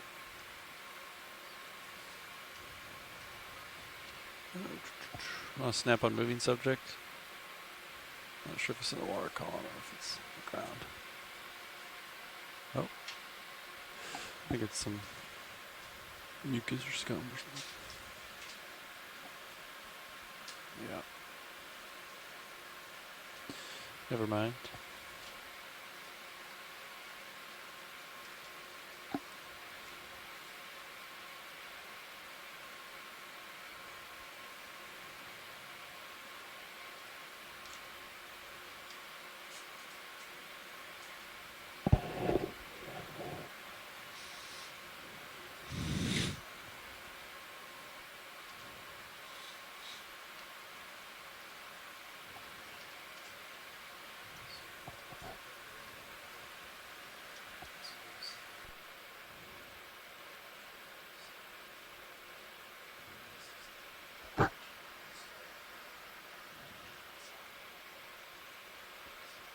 Okay.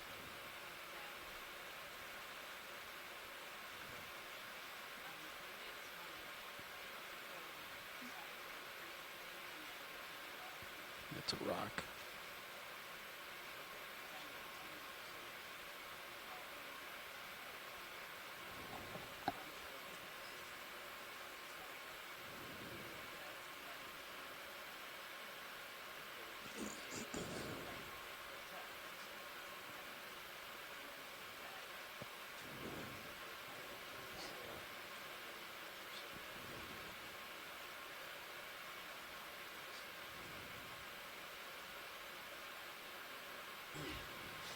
I can also just turn back and forth if we'd rather. Yeah, we can just turn left, and I can. Yeah, that'll be a bit easier. I can just lateral over if that's far enough. Because this ledge comes out. Want to grab floating subject? Small jelly.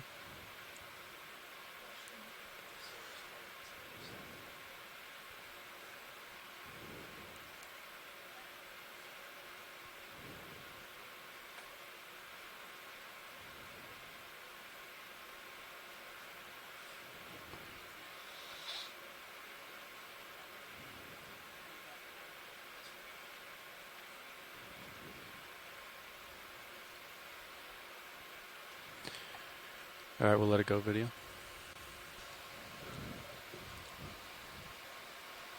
All right.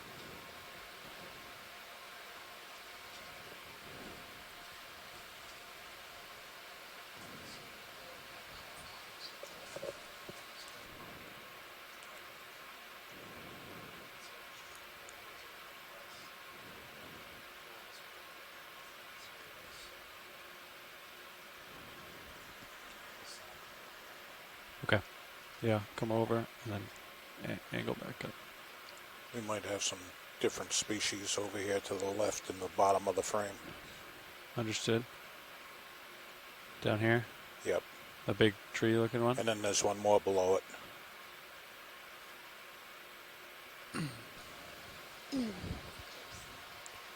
I'll see how much tether I have. You're good right now. You got a lot. Copy that. Co-pilot.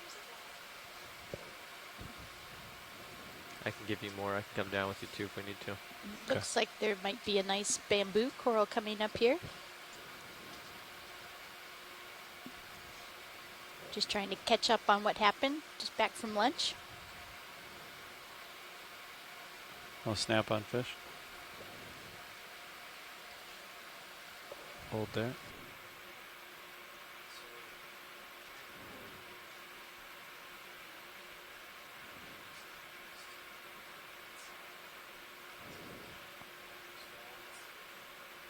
Let it go.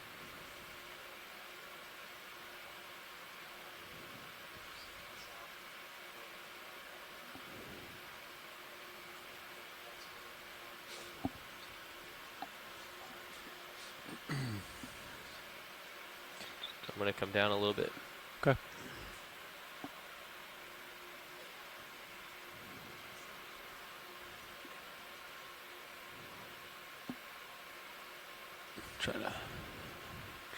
Try to get a better angle on this video.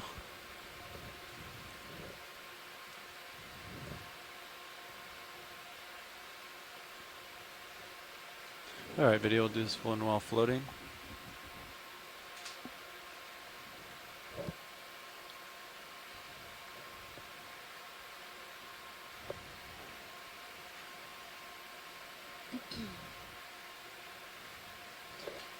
And Les Watling said that this might be Currituck grayi bamboo coral. Come in.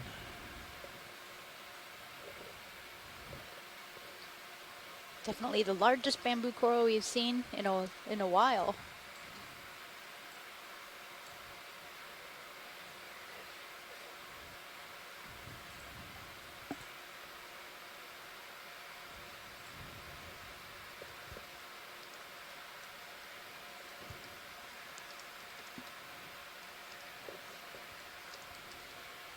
Can try to get a little closer video to get some more light on it for you. Yeah, and we'll want to look at the branching pattern whenever. You can zoom out a little bit.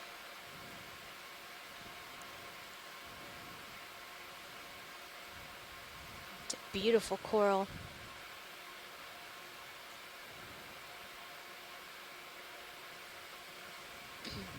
And Scott Francis pointing out that it has nodal branching, and so it could either be an unusual Acanella arbuscula, or maybe an Isidella.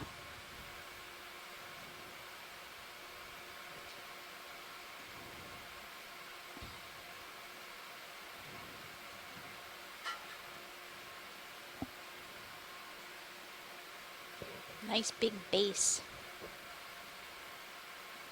Go, Paul. You can take my rotator. Copy. Where would you like me? Bit of sediment After this, accumulation on it. Smidge. Coming up.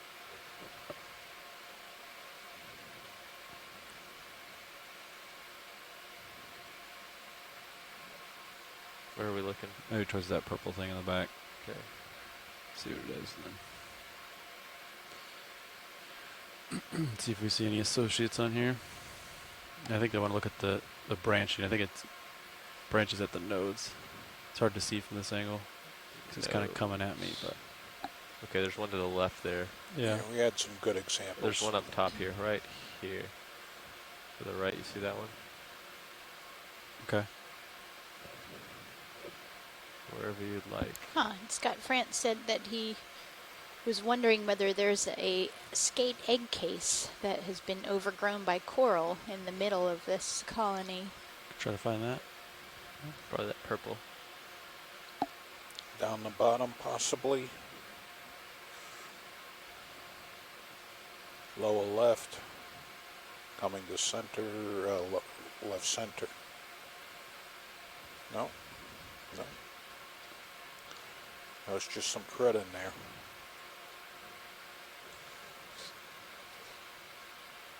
I don't see it. I'm not seeing it. I don't see it.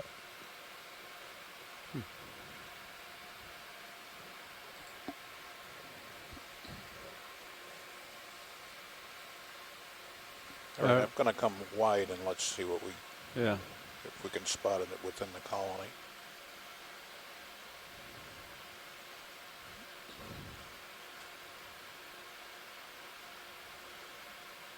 I don't see it. Unless it's that tube thing right above the primary branch. The purple? No. It's right in the center. That Yeah. larger diameter. Yep. That either could be like skeleton or something else. Oh, down It's just hard a to bit. Yeah, that thing.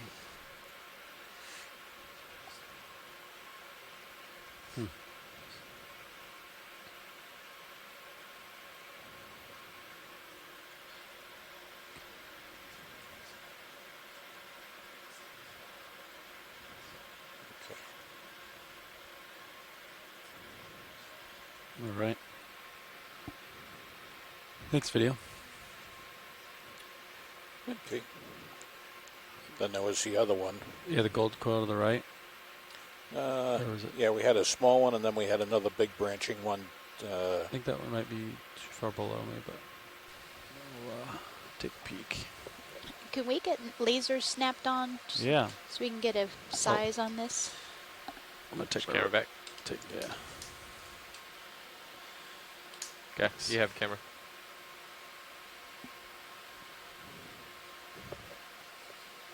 Yeah, it's quite a large colony.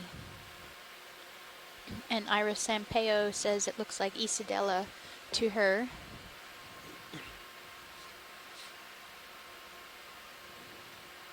Yeah, I think there's right down here, there's an additional colony below me here.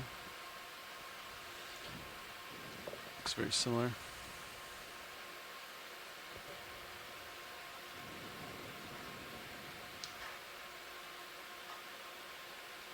This one definitely has an associate. Yeah. Wow. Another beautiful colony. So I guess the Isidella should be somewhat planar. So this has characteristics that look like Isidella, but then it's not quite planar. Yeah, you could probably turn them off now that we've seen lasers with this one. Thanks.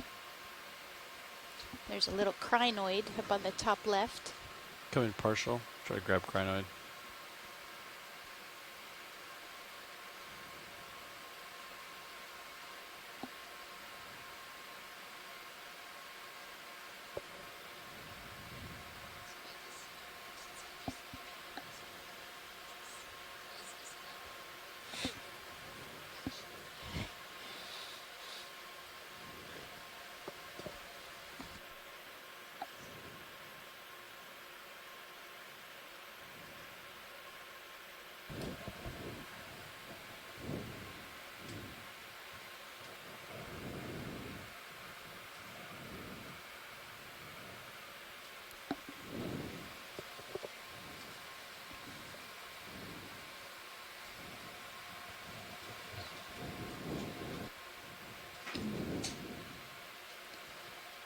So we're debating in the chat room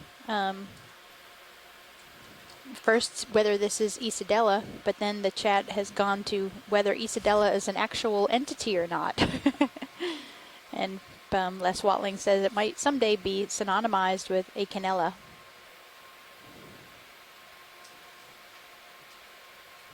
And Jason Chater pointed out that you can see where the wall has a fresher surface, which may be why this is attached here. Otherwise, it doesn't look like a great place to live in terms of substrate strength. And I was thinking that same thing. It looks really pliable or crumbly, and hard to imagine that a coral that's this large could hang on there and not just have this base detach from the wall. All right, thanks, video. Quick keep going up.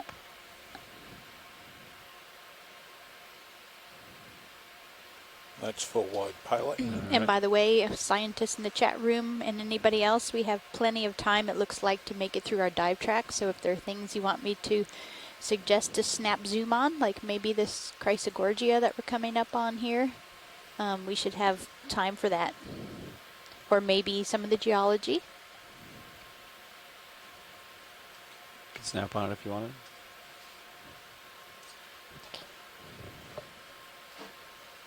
Quite a few associates here.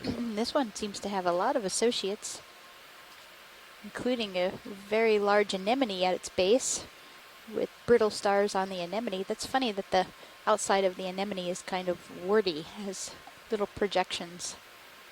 And then the Chrysogorgia itself has another anemone and more of those brittle stars.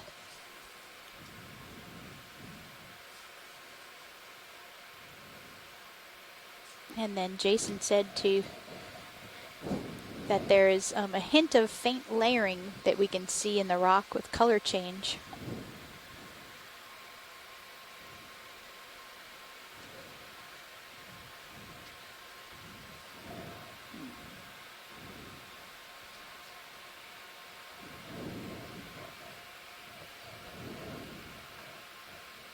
A little tiny sea urchin.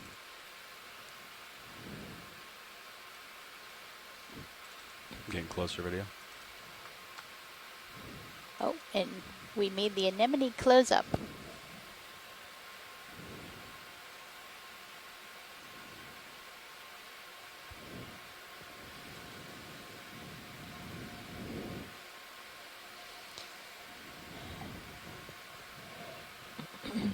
Yeah, and Scott said it looks like some fauna are desperate for a perch spot around here. And they're all making use of whatever they can find. All set, pilot. All right. Next video. Keep moving.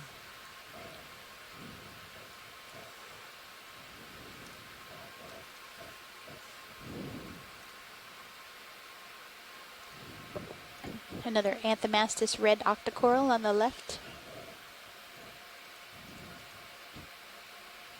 And that looks like a Paramaricea maybe coming up here, the yellow octocoral coming center. And it looks like it might have a brittle star associate. Oh, there's two. Oh, there's two, yeah. One down, one up.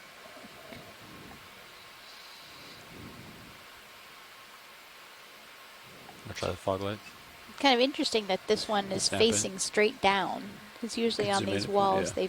they I'm gonna try the other lights if that's okay, video. Oh, parallel. you would think it would be Yeah. 90 degrees from what it is. Yeah, so that they could get the oncoming current flow, but maybe it was, but the brittle stars are weighing it down. Do you like those Just lights, kidding. video? They seem to have a little bit of an overhang above you. I really Yeah. do Not like too this much, but color. just be cautious. it is nice. Okay, thanks. And then with Yeah, the I'll back up. contrasting color of the brittle star, it's Coming up. quite pleasant. Yeah, it's not a very good angle on that one. You can turn those And then the lower like lights back off. little blue You want me to dots, zoom you in on sonar? sponges We every have- once in a while. We have another one of the same species on Yeah, the that's right. such an interesting color Okay. for that encrusting sponge, that blue one. wanna We've zoom seen in on that in many sonar? dives Right now. there. I think You're 30 at is okay. 30. Okay. And here we have another Paramaricea with the Astroshima brittle starfish that looks like snake arms, kind of. It's interesting viewing them both and going back to what you were saying about the one on the left being in a strange orientation. Yeah. But maybe the Yeah. water is Yeah. flowing, since there's like a little recommendation. drop right there. Maybe Mhm. the water somehow really is need it. flowing Yeah, you differently can grab that that way and do that. over there. I'm gonna try to get this one from the side a little bit, video, so that way you can see some of the fan.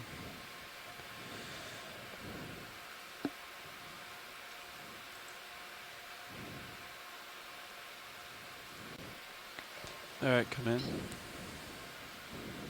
Since we had a lunch switch over, should we have the front row introduce themselves? Oh, sure. And the side row and the back row. Yeah, so sitting in the front row, piloting the ROV is Levi Unima, and to my left, This is the ROV navigator, Andy O'Brien. And to his right, over in co-pilot, is Andy Lister, and to my right, Bob Knott on video. And in the back on video clipping, I'm Emily Narrow, and we're all with the Global Foundation for Ocean Exploration. And in the back row, Hey, this is Stephanie Bush. I work at the Smithsonian Institution National Museum of Natural History. Yeah, not a very good angle on this and one, I'm Bob. Cheryl It's all right. Morrison from the U.S. We'll keep moving. Geological Survey, Leetown Science Center, and I'm the biology Put your lasers lead. on or for flight? Could we get lasers real quick before we leave here? I'm sorry. I wanted to There we just go. get a sizing Yeah. if we could. No problem. It's kind of tiny. Kinda.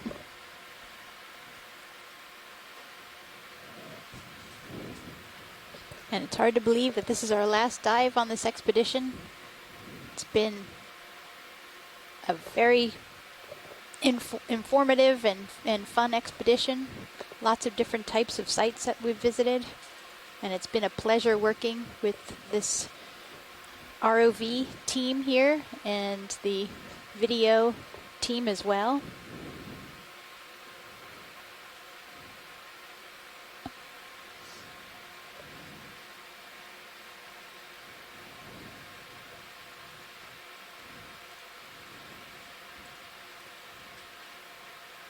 Coming up slowly, co-pilot. Copy that. Still got you a delta of about 6.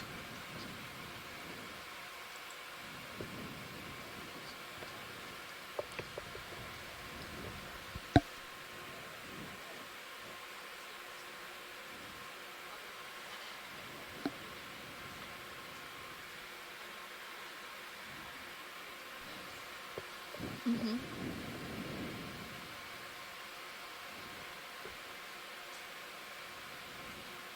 Take a peek to the south. Eventually, I'll need to cheat back to the north. Because I am Wow, turned. talk about a steep wall. And still some brittle stars hanging on there. Oh, look to the That's north. pretty amazing. And the Brisingid sea stars are the orange, larger ones. And this pink-like color. And they are probably in the Frelaid group of Brisinges. We had Chris Ma tell us about those.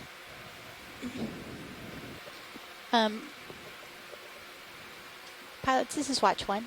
Go ahead. Chris. Jason Chater was wondering if we could lateral left again the length of the tether, just kind of look down and then come back up. Sure. Great, thanks.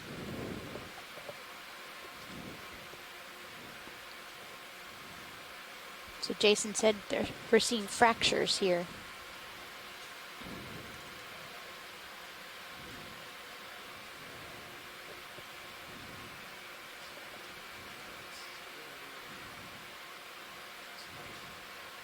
I'll go a little further. He's got a little bit. Not too much, though. All right, watch. Say this is looking south. Do you need to move further south than this? Because then we would have to move the ship. I can go a little bit further, but I think the idea was not moving the ship, right, Leslie?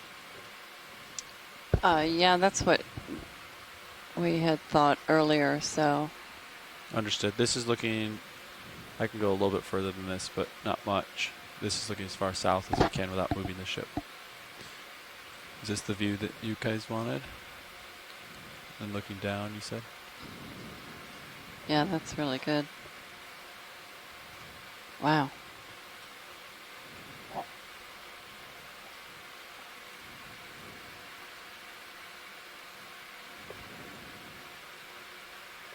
And coming back up.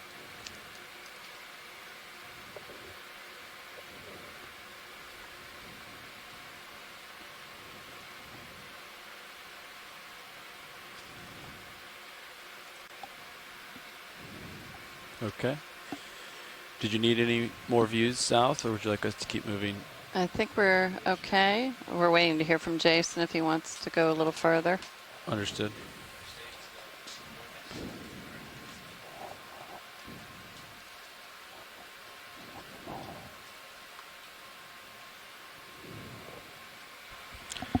Yep, he said that's Hello, pilot. That's good. Understood. I'll come back to where Sirius is, and then we can go uphill. Sounds great. Navigator, what was the bearing of the last move? 270. 270. Interesting. Okay. Face there. And then we're not moving, correct? Correct. Sinapha I took a peek cutthroat to the eel. south. Yep. So I'm gonna come back to you, and then we'll go up. Okay, sounds good. And so those dark places are fresh. Coming around to 270. Hard to. I was going to ask to zoom, but we were turning, so.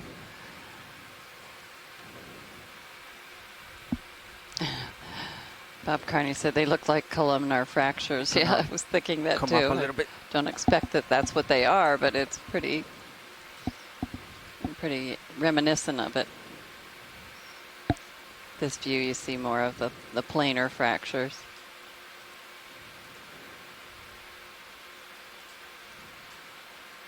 Okay, that's 270. All right. I'll center up with you, and then we'll go up. Copy.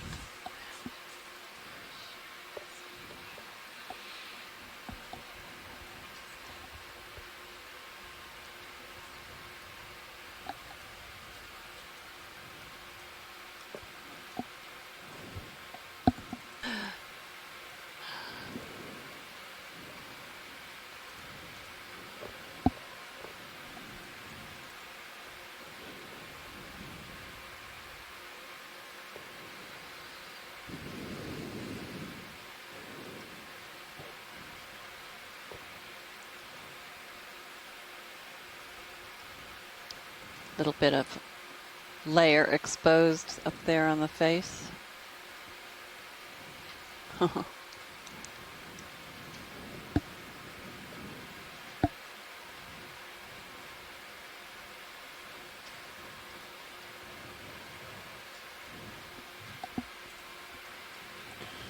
right. It's interesting how different this wall is compared to the ones that we saw at the Blake Escarpment edge. The rocks were a little harder, and so we saw a lot more biota clinging to them. These, you can see how crumbly this particular portion of the wall is. Can we do a quick zoom on the rubbly area? Yeah. Come in partial. Just want to.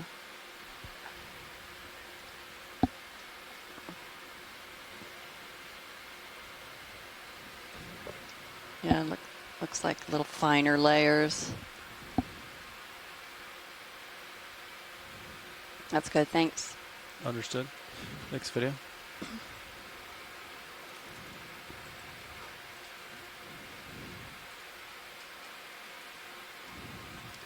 And actually, Jason Chater suggested that this would be a good scoop sample. Problem with our scoop samples is that they have to go into a bio box. So that would have to be something that could include some biological sampling. So let's keep an eye out for if there's a biologic sample you guys would want to take. Or since this is a geology dive, maybe Or we I was should going to say, sacrifice. or sacrifice one to a scoop. We could definitely do that. Yeah, just let us know what you'd like to scoop, and we can surely do that. We could get an urchin over here on the right. That would be worthwhile. Yeah, because we don't know what that urchin is, or nobody's identified it yet. Yeah, let's see if we can do that. It's different than we've seen in other places. And maybe that rock fragment.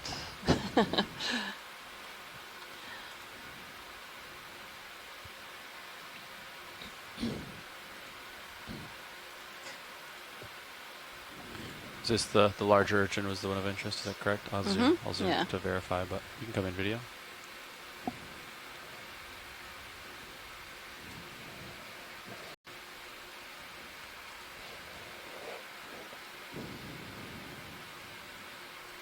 We'll have to remember that's in the box. Yeah. Not just reach in and grab it. Yep, get poked for sure. Yep. All right, video come out. All right, watch it. So would you like a scoop of the sediment or the rocks there on the left and the urchin, if possible? Is that correct? Mm-hmm. All right. Yeah, so we're thinking the scoop first and then come back and put the urchin on top. Understood. Great, thanks. All right, Copilot, can you hit my joy lock button? Thanks. Joy lock engaged. You're ready to go, pilot. We have the starboard side completely full, so you gotta go to the port side.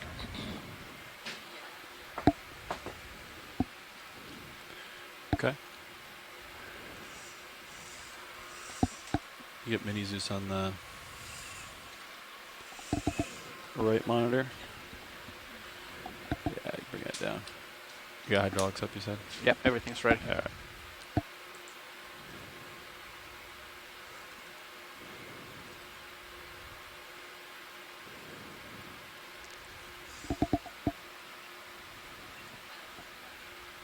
Go ahead, watch sleep.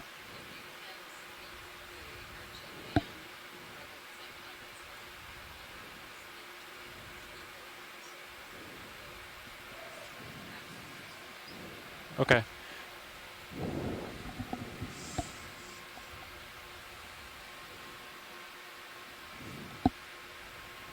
Can you wing, starboard wing inboard? Just so I get it in the view of the Zeus. And then can you come out on Zeus? I think I might already be all the way out on Zeus, but there we go. So I have another eye on it, just so you can see the full scoop and you can stop it. That's good.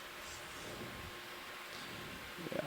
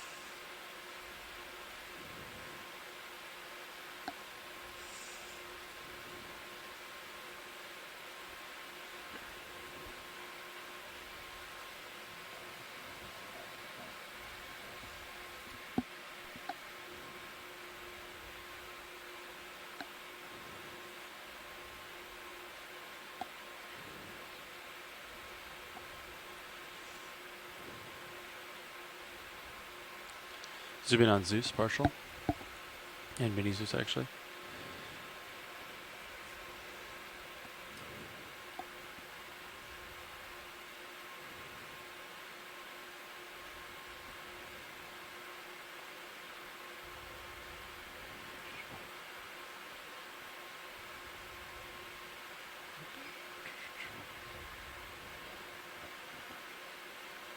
They seem pretty soft. Some of these.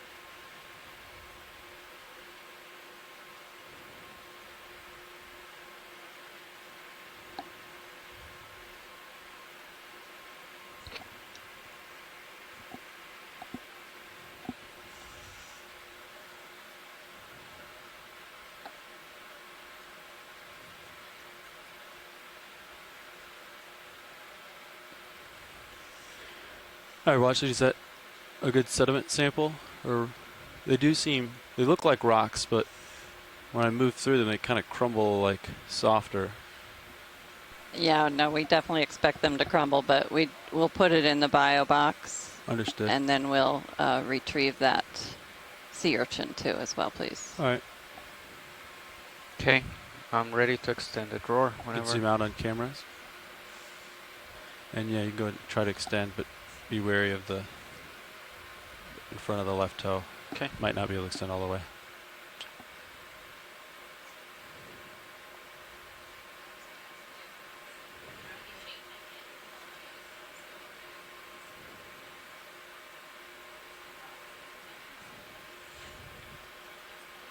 That's good. Mini's just down. Yeah. I think I can just Are you sure? dump it in there. I Yeah. could try to extend a little bit more. I think it's pushing me away from the wall, so I don't want to torque the drawer anymore than we already are.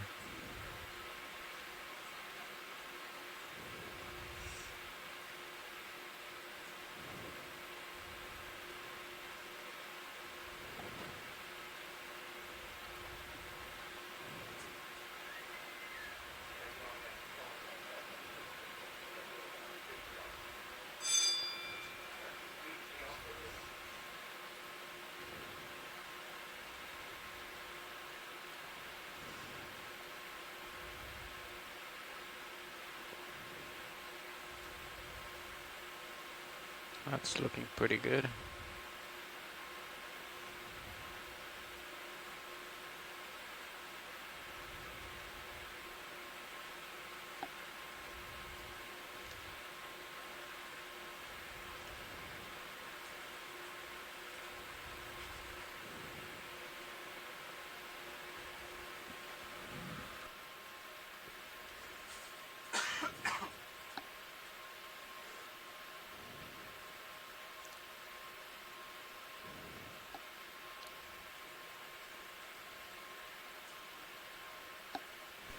We got a brittle star.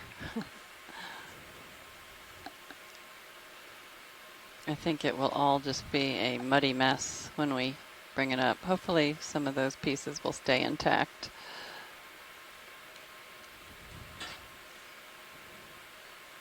That is definitely sticking to the scoop. Yeah, the brittle star is hanging on for dear life. Is it on the scoop or on the in the box? On the scoop. Front lip of the scoop. I think I saw one go in the box. There may have been more. You can zoom in on Mini Zeus if you'd like. It's right there holding on.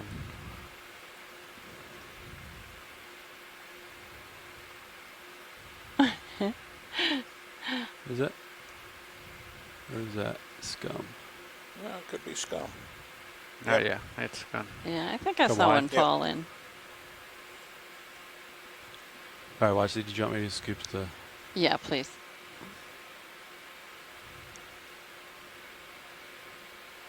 You could draw in. Actually, leave it out for a second.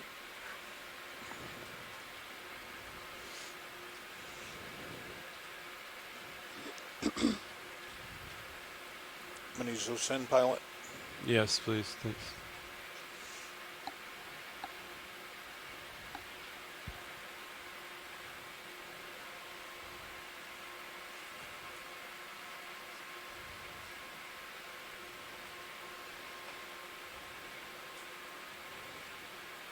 Nice.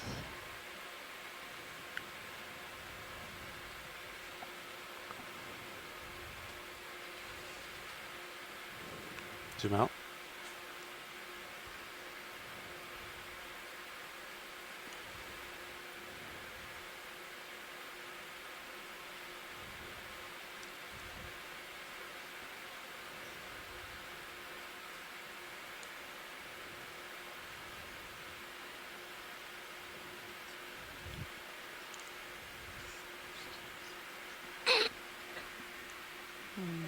It'll go. There we go.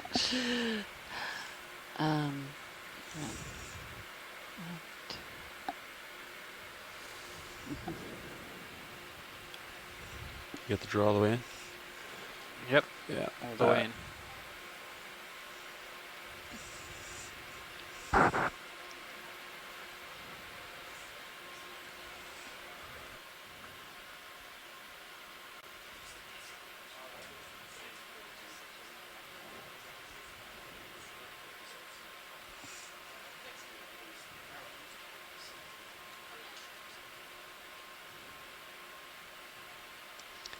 Great, and that was specimen 03 Geo.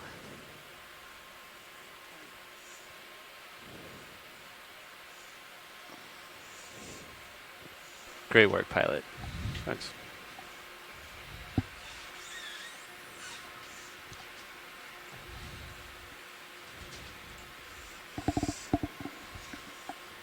You could wing out, starboard wing outboard if you'd like. We had it in so I could get the scoop out. Copy that.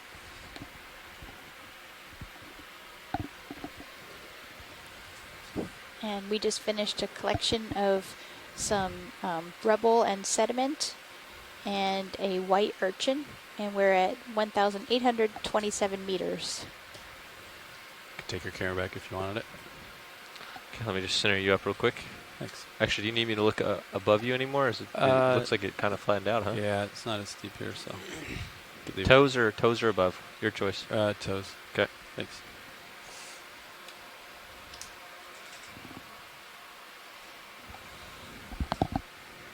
There's a fish up here I'm going to try to grab.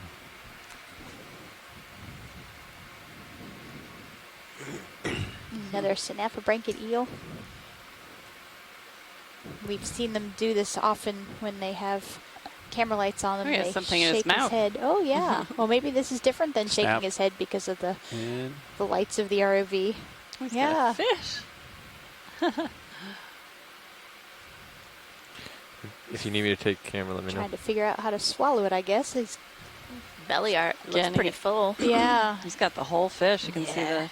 Oh, he did it. It's gone. Nice. Good job. all right, we'll let it go video. Yeah, next time I'll just let you take my rotator. Okay. And Just let me know. Yeah. Did we move again since I was gone? No. We just went up? Yeah, we just went up a little bit and stopped. Oh, wow. So- Really changed. We could think about getting me another move in here then in a little bit if Yeah. it continues. Actually, now. yeah, I think so too. 10 meters? Yeah. I'll get with Nav after he's done talking. Okay. I go grab this. This sponge. looks like the yellow Perfect. sponge we were observing further down, deeper.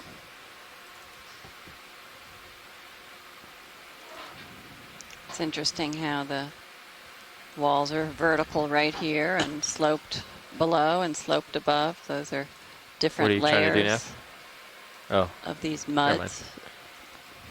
Maybe the percentage of clay content that makes their variability and resistance.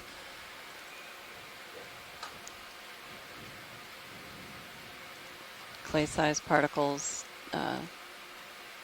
typically are cohesive. They're a little stickier, making erosion a little more difficult. This dark stick.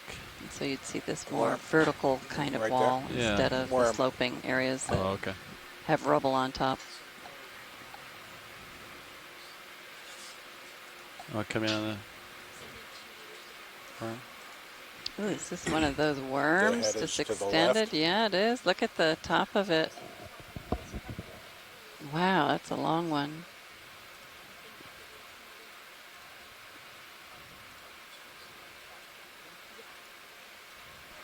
Hey, Nav, when you get a moment, can you get us a move too? That's a when you're great done with close-up. Yeah, everything? that's another one of those echiurine worms that we saw earlier, but this is the end of its proboscis. Just a 10 meter in my current heading, 265. Can you rotate me down, Andy? Yep, I got you. Let's follow this green thing. It's a very pretty color. Green It thing. is, it is.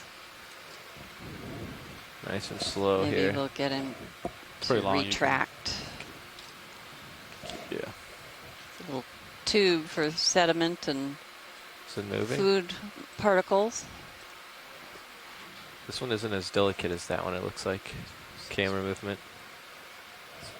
Wow, that is a long one. Look how long it is. So wow, you can see it's using this like a little chute to Isn't that funny? get a whole bunch of particles he down just to keeps its going. mouth. The spoon part of the spoon worm. Zoom out partial. A little bit. Still, so we can see the end of it. It just keeps What? going. Just- You've got to be Oh, kidding me. if the hidden's hidden. Wow. No good. You can zoom out. Longest tongue ever. Or proboscis. That's the tongue. That's actually the proboscis. Taking it Yeah, back. that's about half Yep, a oh, yeah. meter in length. Wow. Yeah. Wow. That was the line of the day.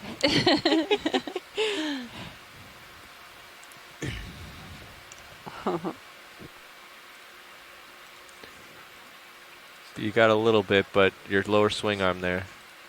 Got a little bit, though. Understood.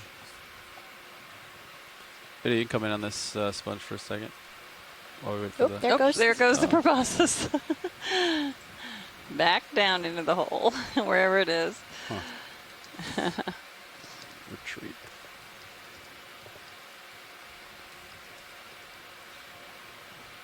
Turn lasers off if you'd like. Thank you, Nav.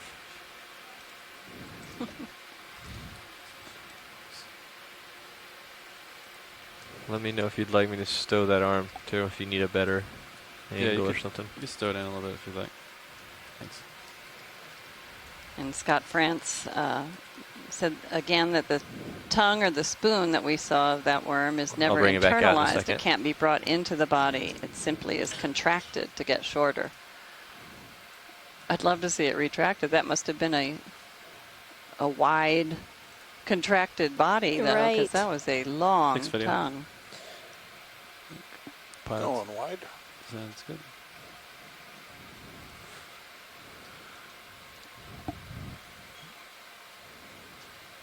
All right. Gotta move in. Start moving in a couple minutes.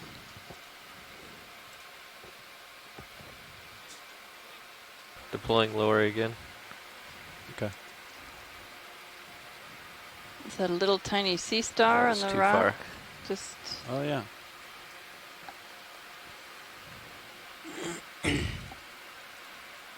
We'll get closer video and then I'll let you. Yeah. Hold on. All right, come in video.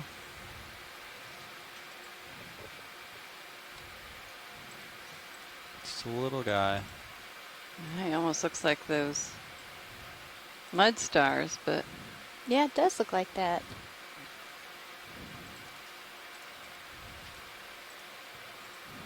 Sorry, video. Foot slipping a little bit. hard to tell if those 2 feet are pointed or almost looks like they're brush-like. You can come back in now. Let's try that. Okay. Yeah, you can take my rotator. Track this puppy.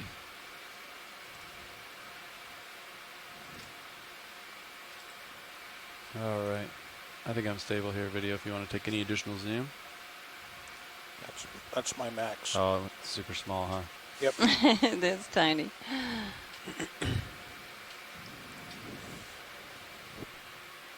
Okay, we got All what we right. can get. Yeah. Thanks. Thanks, video. Super small. You have control of it again.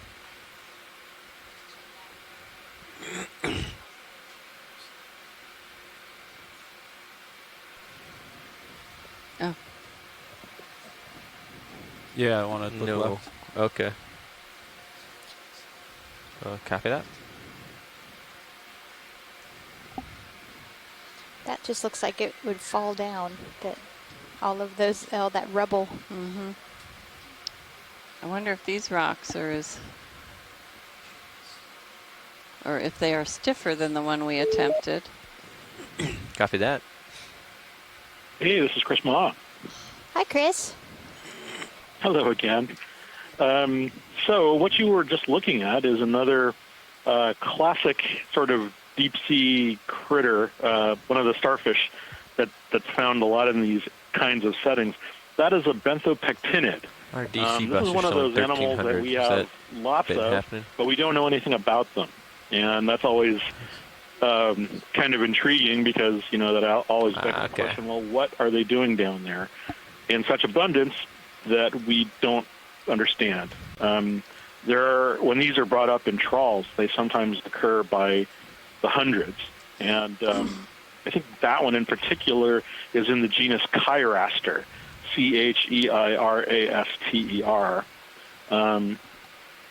But again, we don't know a lot about them, and they're very similar to the ones that you saw the other day. The mud stars? Yeah, the mud They were stars. actually... Huh? Yeah, the mud stars. Which we were thinking that, at least superficially, they looked similar. Lasers on or off? Yes, Fly? and still don't know. And in fact, that's very perceptive of you because although they were considered in their own order for many decades, the molecular work I just did with some colleagues a few years ago showed they were actually members of the Paxillosida. So we should have just asked you, and we could have figured all that out years ago. So. No, I doubt that. Oh, it's the resemblance had been seen for many years. It's just one of those things, you know.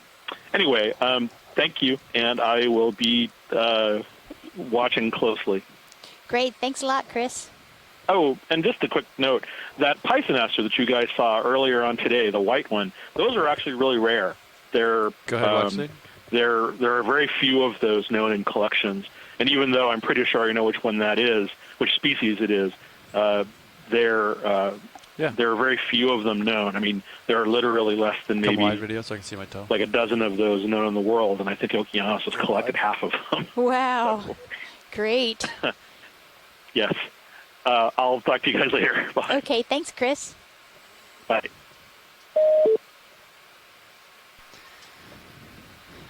And we're going to settle down here for a second and do another rock test.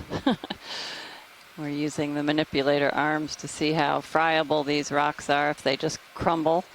We certainly can't collect them, but that consistency gives us some information. We're quite a bit higher on the wall, so these would presumably be significantly younger rocks than the ones we tested earlier. All right, go by if you get my Although I joy guess we haven't tested any in the wall. No, we were at the rubble, so we don't know. Actually, I take that back. But are you going to use the arm or the arm? Yeah, I'll squeeze it. Be great if these were solidified Push enough up. so that we could actually bring a sample home.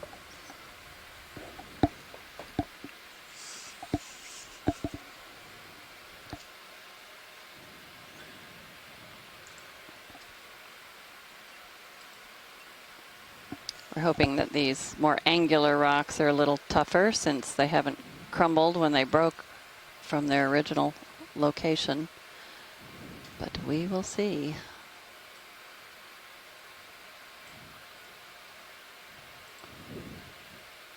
Putting mini Zeus on the right monitor. And can we get the lasers on too, please?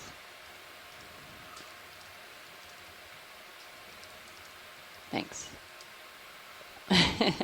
So yeah, that's yep. Crumbly one there. Could try this your one. grip force? Yeah, 6. Okay. Wow. I just split right through it. Yeah. Try this one here. Yeah. Well, now we know. Try one more. All right. Crumbly, crumbly. That's important information. Friable. Oh, You yeah. got stuff stuck in your fingers if you might want to play. There you go. Well, that might just have to stay there. Get a toothpick. Yeah. The handle of the scoop. We'll see. It'll be all right. Stored? You good? Yeah. All right. Keep moving here. Get out of this dust field. Watch, did you want to continue to look south? We can look a little bit further if you'd like, or we can continue up. I guess if we're going to be in the cloud, it might be better to. Yeah, let's just keep going up. I Go think up. this Okay. looks pretty similar along here. Understood. Great, thank you.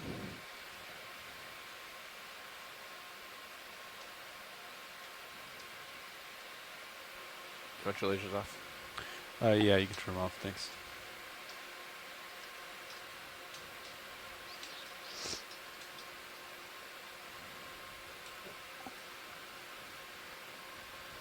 And that's one of those pretty anemones that we were seeing further downslope, isn't it? You could snap it if you want a video. Those are very deceptive rocks, aren't they? Yeah. They look like it would almost cut your hand. Yeah, they so the edges so are so angular. sharp. Yeah. Curses.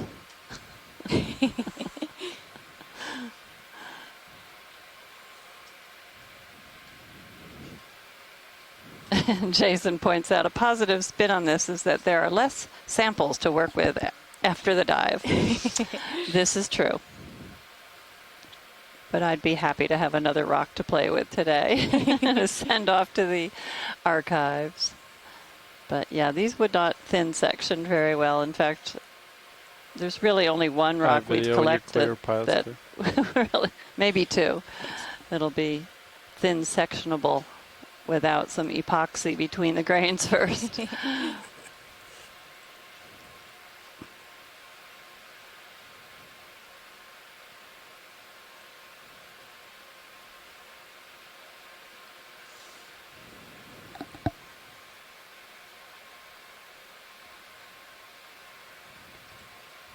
Onward, upward.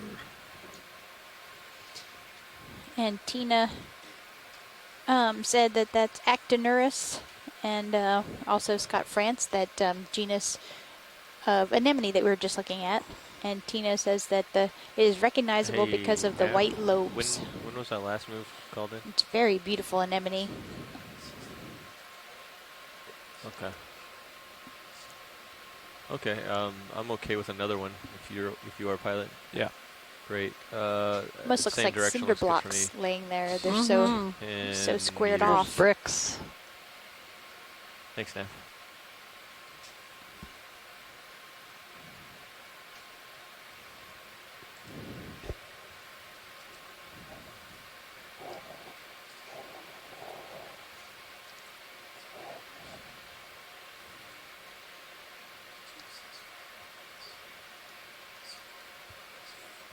Take a peek out to the north real quick.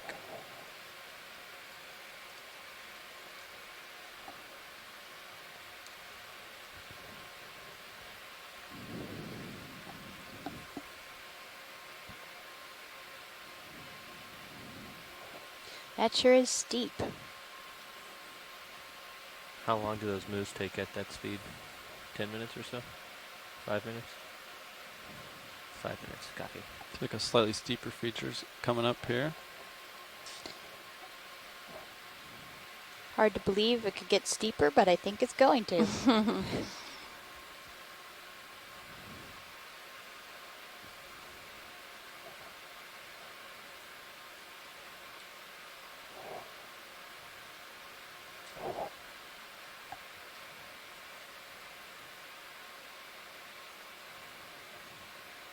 So what kind of forces would make the newly crumbling stuff give way?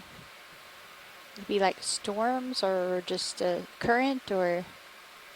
Well, there is some bioerosion going on, and that would loosen any areas, but just the compaction, there's some areas that have cleaved away, sort of mini faults. So, who knows, settling the weight from overlying sediments. These areas don't look very scoured from currents as much, but I don't know, maybe Jason can give better insight onto that. I think gravity is sort of the leading candidate, but what actually causes the ledges to break. Earlier we saw the undermining of from erosion, and that led to overhanging ledges, and then they broke off. We saw that along the shelf edge area, but we don't see so much of that erosion beneath. Ooh, that is a beautiful Currituck. Yeah, and I think I see a Bathypathes black coral maybe off in the distance. Yeah, just on the left-hand side. On to find it. But yeah, that's a great view of the Currituck base, too. That looks much more healthy than some that we've seen. I'll get a zoom of the Currituck, and then once the ship moves a little further, I think I can reach the black coral. Wonderful. Thank you, pilots. You can take my rotator. And there's another coral straight up from this, too. Currituck. A sponge on the right, big, too. Pink, fluffy thing. Yeah. Come in, video partial.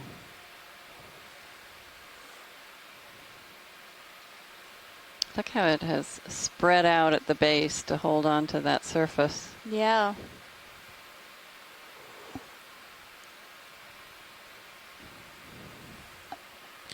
Go by, you can work with video to move the rotator and zoom in if you'd like. All right. All right, we're just going a A little bit. tiny little urchin. Yeah, there's What's that video? on the upper part. I think there's some associates commensals. Okay. If you'd like to zoom, I can tilt up and down. Let's go up to the top. Go ahead. Or do you mean the top of the... Yeah, the top of the... Not the end, but the top. Okay.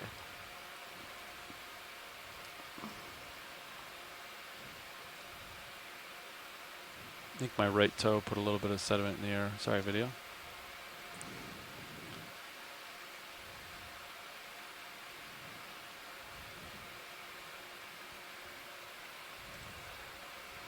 This guy has a lot of polyps.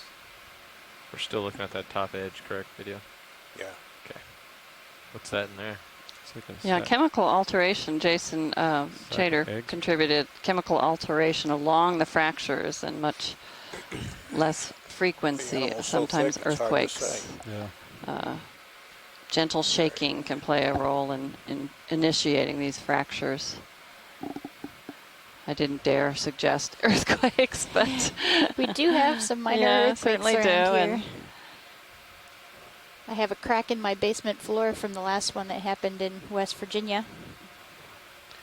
yeah, and where I'm from, Charleston, it's a major potential for an earthquake. We had in 1886 one that crumbled much of the city. Oh, I didn't even realize Yeah, that. it's one of the hot spots for Drifting back in a way. potential earthquake damage. All right, video. Pilot's clear. Okay, come in wide. Try to find that black coral. Do you have your rotator again? Thanks. Anthomastus on the wall there. And now we'll take a look at this black coral, possibly Bathypathes. Do you want me to take it back? Not yet. Okay. It's another of the yellow sponges, too.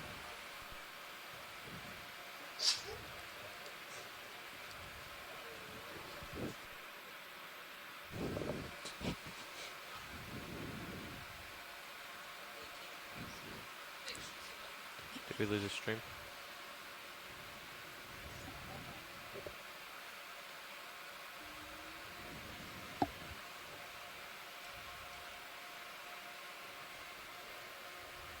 Video come in.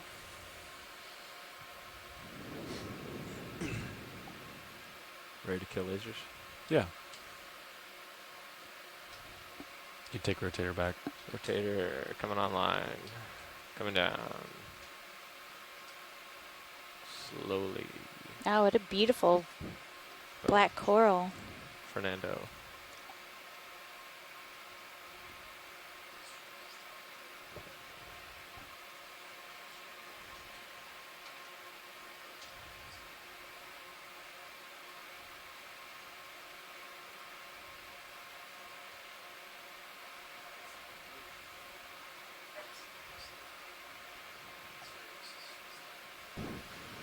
Copy that. Understood. Jason Chater is at the U.S. Geological Survey, so they certainly have information on seismicity or earthquake activity in this area, and he says that low level or low frequency and magnitude earthquakes, also called microseismicity, have been recorded along the margin in various places. Hard to record with land stations. Even a passive margin is active at some level, and this is what he means by a passive margin is in comparison to an active continental margin where two plates are usually converging. We also have active margins where they are sliding past each other, but the passive margin is where the plate tectonic boundary, which in our case would be the Mid-Atlantic Ridge, is now far removed from this location, and so the margin over long periods of time as the Atlantic Ocean was initiated about 180 plus million years ago and grew. Of course, that margin, the continental margin, was young in the early stages and through time began to accumulate sediments as the seafloor spreading center, the ridge itself, was farther and farther away. And the margin accumulated sediments from the terrestrial environment and built seaward the large continental margin. And we've been last few days exploring the edge of the continental shelf. We are now far off of that along the slope area, and this is a remnant of that slope structure. And so it's all set. What Jason was saying about the underscoring the magnitudes of these earthquakes being very small and not easy to detect from the land. Because we're coming up and it's going away. But we do have them. If we were on an active continental margin, then we would definitely note them. And all those large earthquakes you've heard of in the Pacific Basin have been at convergent plate boundaries that we also call active margins. What's this blue thing? So very different setting, but still affected by Earth movements. It's like a pin. Just on a smaller scale. Yes, please. What is that? Oh, Toothbrush. It's a toothbrush. Oral-B. Oral-B. No way. That's. Did someone lose their toothbrush last night? What? Wow. Standard issue toothbrush there. I don't think we've seen one of those yet. Blue color. It's like an advertisement. The wall looks pretty cool in serious view. It looks like a canyon. Yeah. Check it out. Check out Stream 2.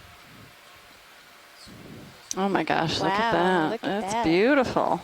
It looks really cool in the Sirius view on Stream 2 if anybody wants to switch to that real quick. Wow. Hey, can I turn off my lights for a second? Sure. Just for a second? Yeah. I'll just turn off the screen instead. Great.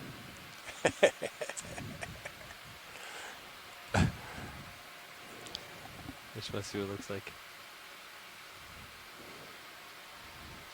Ooh. So the base of that feature is about 1,807 meters.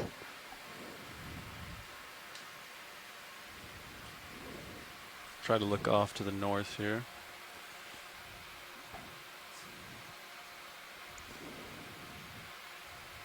Can you pull out the darks video? Try to.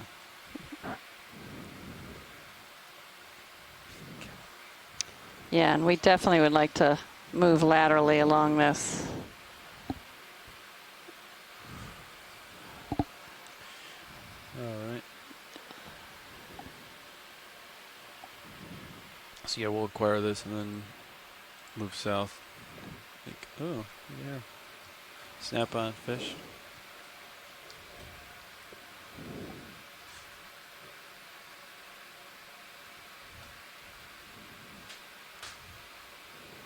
Look like one of the cusk eels, maybe? That does bring it out. He said yes. That's pretty cool. Yeah, I did. Yeah.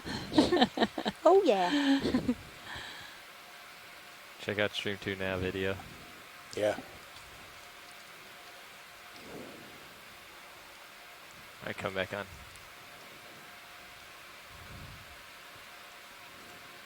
So we will move See the back scatter laterally on those along lights. this rock face, or I hesitate to call it rock because it's not fully lithified, but we're going to call it rock.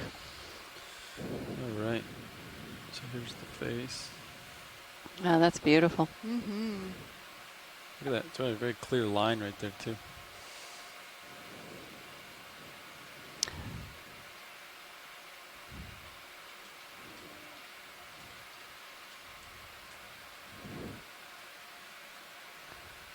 Can we get lasers, please? Yeah, absolutely.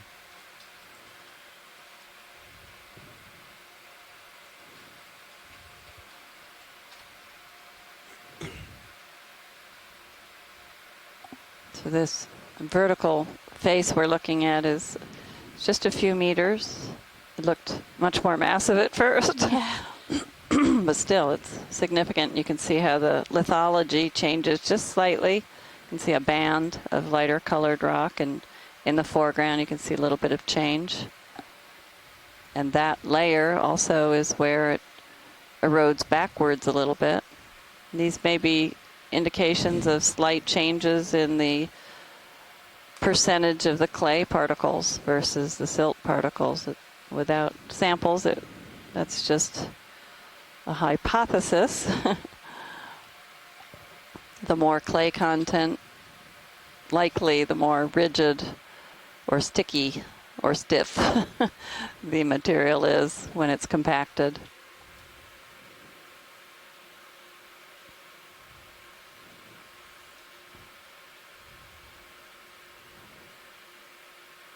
Someone mentioned earlier that these look columnar, and I think that was Les Watling, I can't remember who, but was referring to the features that you see from basalts, where basalts, when they cool from lava flows, if they're in thick sequences, they cool and they contract and form hexagonal columns. Okay. Yeah. They're beautiful. That's not what we're seeing here, so it's a whole different scenario. I think it moves south. But definitely the fracture patterns are very planar here. So you can see that yeah, once we squared off shape. We can verify with watch lead, but all right, video, let's snap on this. And this is the second one of these Paramaricia that has been facing straight down instead of sideways like most of the corals do. I don't know whether there'd be a little upwelling or something here maybe that would... Well, certainly any current that would run into this space would move upward as well as downward and sideways, so.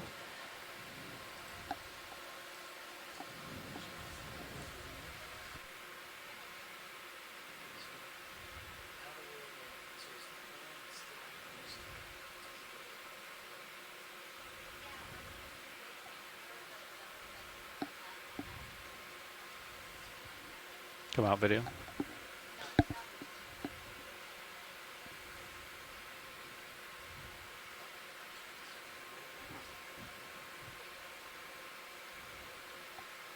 Oh, sorry for the confusion on that, Andy. It's okay. There's a big slab at the base of this portion coming up.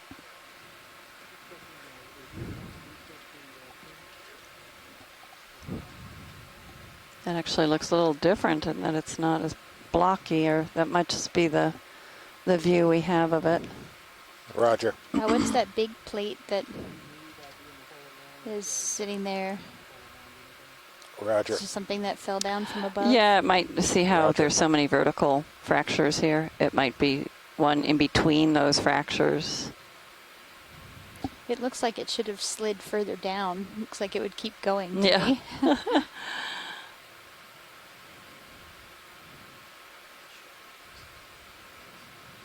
Great. The wall is so nicely decorated. I know, the percentages are just... Got me for about 5 minutes or so. Great. Great.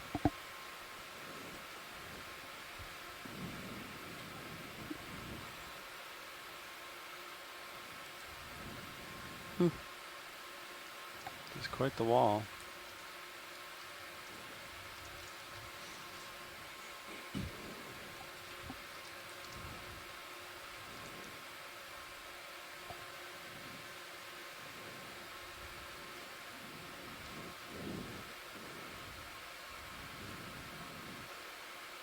It's really pretty. When our mapping team produces the maps for these regions, we generate slope maps that show us what the maps tell us the slopes are. But when you have a 30-meter resolution, you don't necessarily always see that there are vertical walls within that space. That looks like the Henricia that we saw Yeah, it does. many dives ago. I'm getting closer, video. It's a nice float and zoom there. The banana-like limbs. I don't know if Nolan is still on the line. He knows some of these.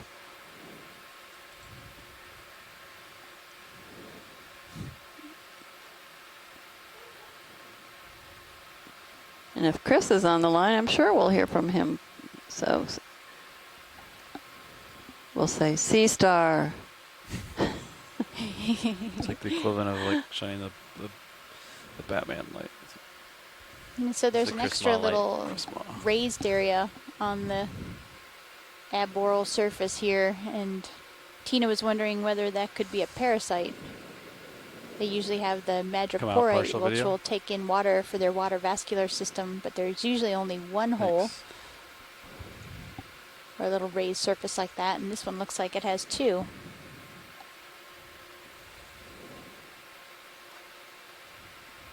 What is this? Oh yeah, never mind. Let's see. Track lines across the surface of this vertical face. All right, video pilot's clear and video's clear. Looks solid, but it's really quite crumbly. We'll back up so we get a wider field of view here. It's really Start pretty. turning towards you as you go to the south as well. Yeah, especially with that anemone over on the bottom good, right. pilot? Mm-hmm. So we still haven't had an ID on that, have we? And Yeah. oh, we did? Actineris. Oh, is, okay, great. Wow, look at that. That's beautiful. So this is looking to the north. That is really pretty. Hey, Chris Moss. Hey, Chris. Hey, Chris. Hello. Indeed, that is Henricia. Great. Great. That's about all I can tell you. Oh, good. Good job, Leslie. Good job. I know as You're much as hard Chris to Ma. tell. I want everyone to take a note of that. I'm going to turn to keep you. Oh wow, while you that's move a up the south. persingids on the wall. Isn't that I great? can't answer the other question though. The two holes that you were seeing, one of them is indeed the madreporite or the sieve plate. The center one, however, is simply the anus. Some sea stars don't actually have one, but I think the one in Henricia is pretty nicely circumscribed, and so I'm pretty sure that's what, especially since it's located dead center on the disk. So I think that's pretty much what that is.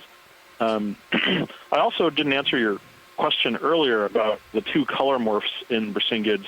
I've been watching what you've been seeing for the last couple of minutes now, and I think the colors actually change as they get bigger. So I think the smaller white ones are just the smaller individuals, and then for whatever reason, whether it's food or simply other aspects of maturity or size change, they get bigger. It's possible that there are different species, I guess, but given the way that when they're collected, they all tend to be the same species. I think they're just size differences. Oh, okay. Great. Thank Yeah, you, I mean, Chris. that's a hypothesis just based on what I've seen before, but you know, that's plausible. Pilots, we also have wonderful. a bit of a Thanks for lens sharing flare that on with the us, right Chris. side. I don't know if that's Lovely. I think I it's appreciate every moment you stowed stop. or Thank you. It's got to be a reflection off the yam. Yeah, probably off the craft or something. I think. Right there. So it's interesting that layer that we've been If I turn following right has and it goes changed away, its character I think here. it's the wall. I don't. No. Okay. I almost wonder if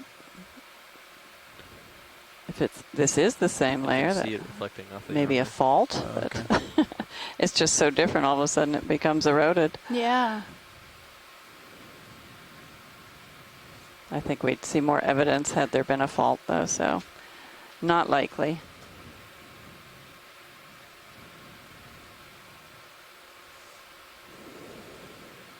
Looks like we are nearing the top of it, unless that's just a prominent ledge. What contour are we at now? Curious. I'm at 1802 depth.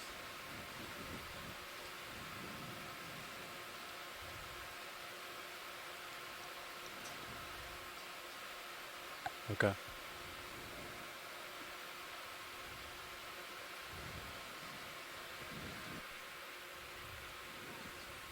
And we're at 1802 water depth following this lithology, or this layer strata. Those are all terms we use in sedimentary rocks. Just taking a peek to the north of the tether lengths here.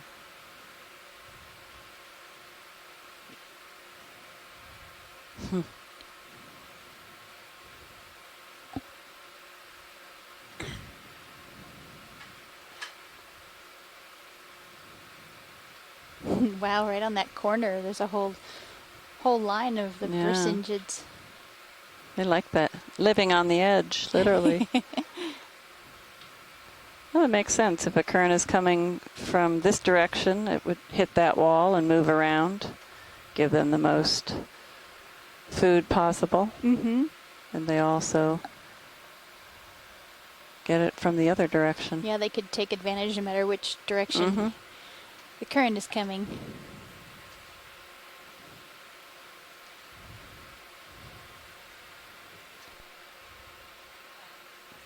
Go ahead, Watchley.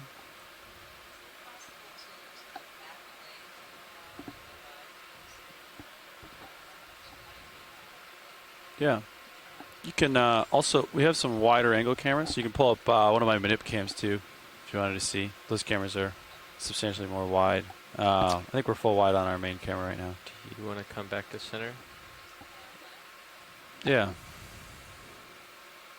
We're going to pan left so we can see how this continues. So I was looking at that lighter layer that's just low of center screen. Let's see how that continues. Yeah, and lasers are fine too. So that is continuous. So that little gullied area might be just from a collapse above that kind of ran down and scoured that portion, leaving the vertical wall intact on each side of it. It's a cool view from Sirius right now too. They are. Yeah, camera 2 shows a really great view from Sirius.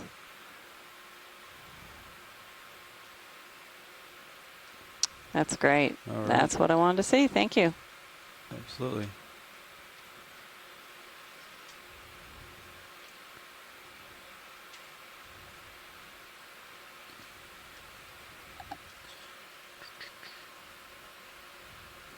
We'll come to port a little bit, co-pilot, because I think you turned a little bit. I did. And then we can... And if we could settle just enough to poke at this rock above and below this layer here? the layer, yeah, just where it sticks out, Yeah. the ledge, and then where it moves back, that whiter layer.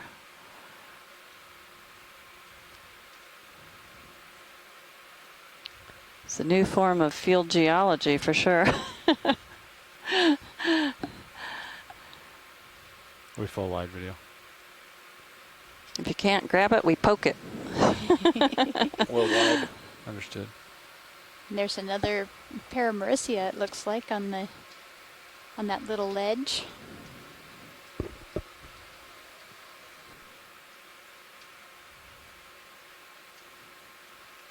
So, pilot, the outer part of the ledge is where one of the pokes we'd like it to be, because that's slightly different from what is set back, like where your lasers are now. Understood. All right. Co-pilot, if you can grab my joy lock and get hydraulics out. Sure. Hydraulics are online.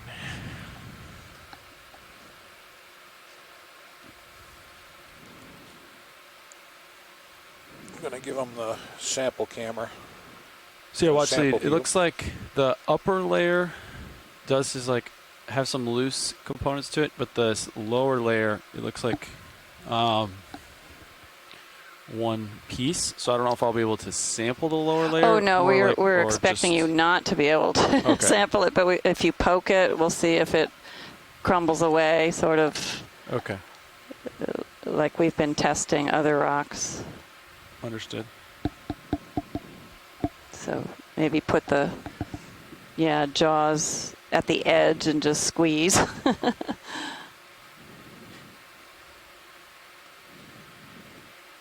A lot of times what we can do is we can take a finger, I mean they're titanium fingers, and I can just see if it scratches, do the scratch test. Scratched. Yeah. That does look pretty soft. If you just knock at the very lip at the bottom of the screen, Yeah. that's what we're talking about there. Okay.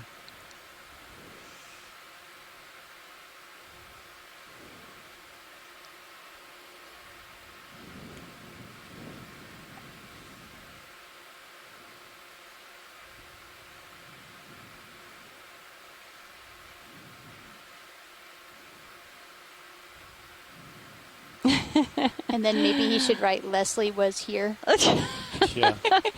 See, that's soft. That's soft. And let's now go step back to like on the right edge of the center screen where it, somewhere, or right there in the, yeah, just not Near at that up. hole, maybe just below. Yeah. Yeah.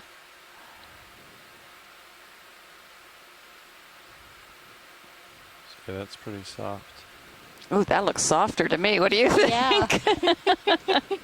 On a scale of 1 to 10, I'd call that a 3 and the other a 4. So that's great. Thank you. Or maybe we should have them write D2 is here. That's right. All right. Well, we know we can't do a rock collection. We know these are very indurated, If you turn it in just almost a bit more. completely Yeah. unconsolidated, but they're Yeah, look at still that. stiff. Less light on it. Looks good. All right. Or they're consolidated, but not cemented. Mm-hmm. Certainly not Congratulations, Chris. lithified and cemented. Thanks.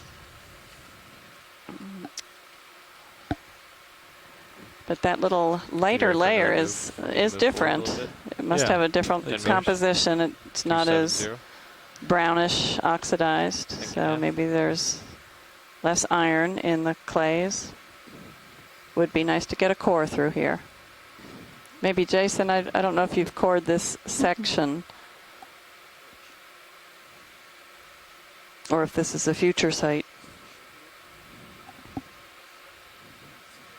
Wow, we're coming to a bigger ledge up here.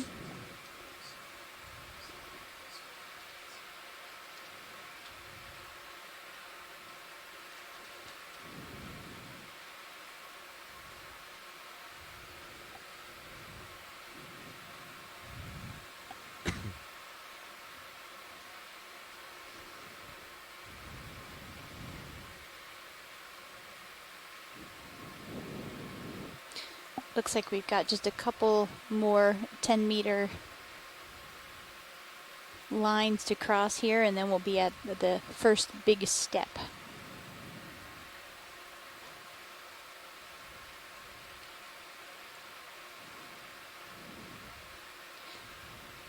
And if we don't see anything else and you would like to make a scoop of this, we have one bio box left. Right. I'd be willing to sacrifice that for geology today.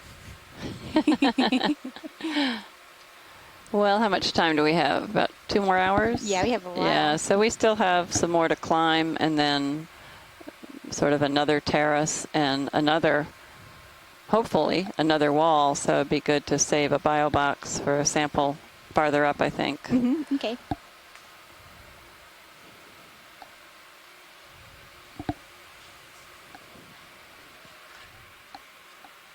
Okay. All right. I'll 2 hours left of bottom time. travel kind of southbound on this ridge here. And we made it to probably just about waypoint 4. I'm getting close to waypoint 4 now. Keep in mind about that swing. At least the vertical distance of waypoint 4. Jason said they tried to core in this general vicinity, and the core stopped penetrating after a few tens of centimeters. Huh. I'm wondering, was that a gravity core? Probably, and a gravity core doesn't do so well in stiff muds. It is hard to penetrate. Oh, it's a piston core. Wow. Yeah. That's impressive that it didn't go very far.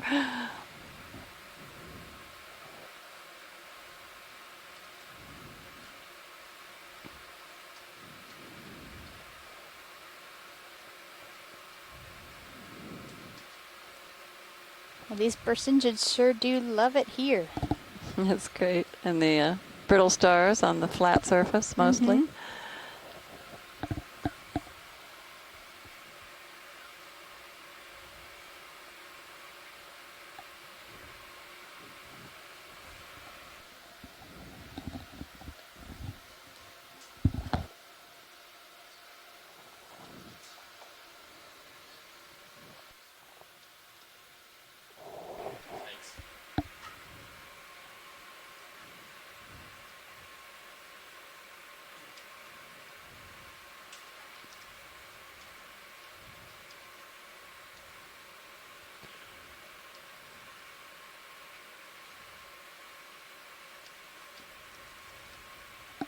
I'm just traveling southbound on this ridge here to see, have a nice wide path here.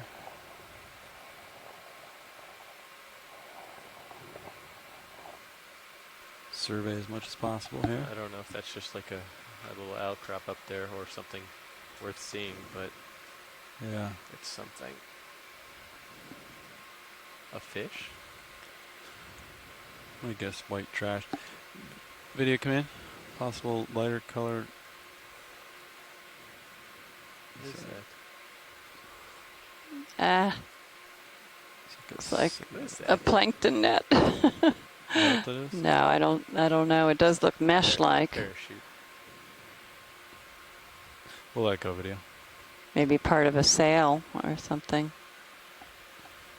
That's a shame.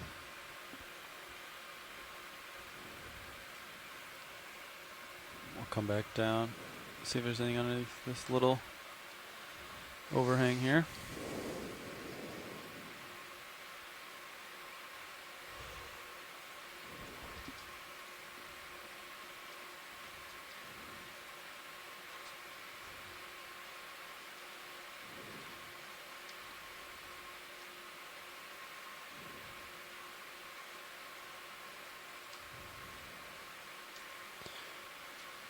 Now, what were the waypoint situation after 4? What is there? 5,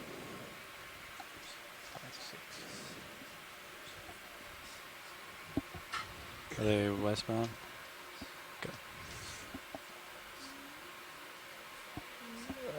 Okay. Okay.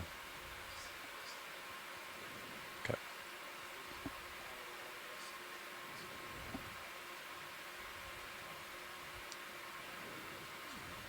Okay.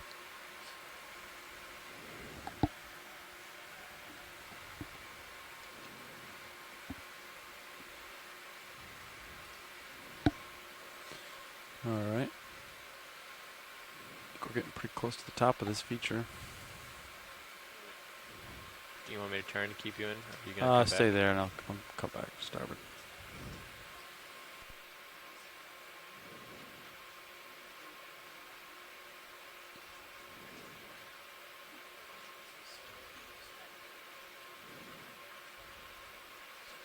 Copy that. Definitely moving.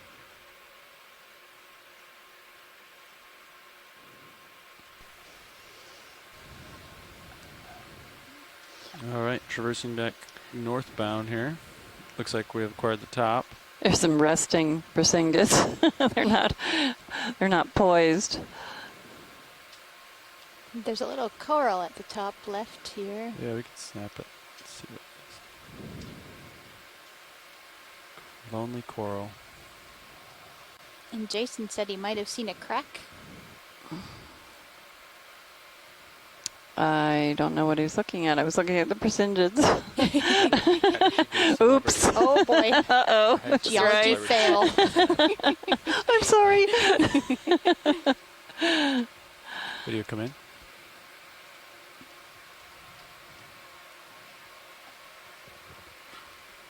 They're the perched brittle stars again. This might be another Okeanella.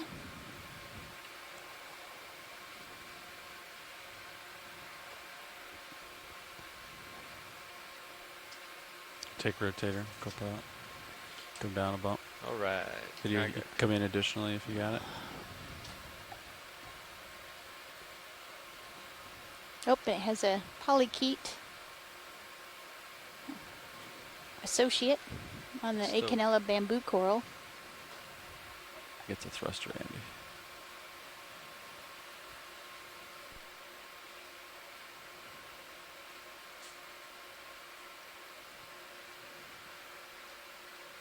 It's vibrating you rather than the water there.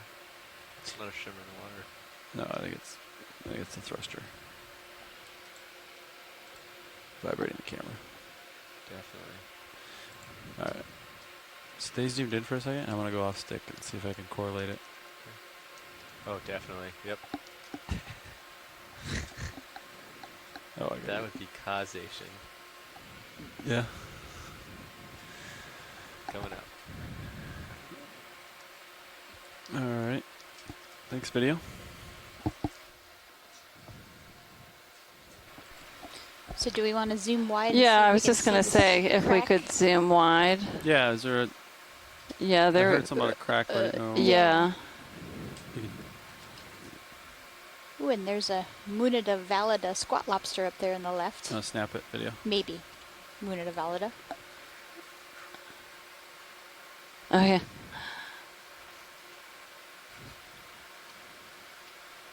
The muddy clawed squat lobster. Is that its common name?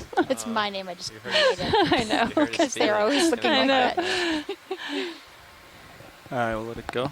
Try to acquire that crack. Do you have any idea?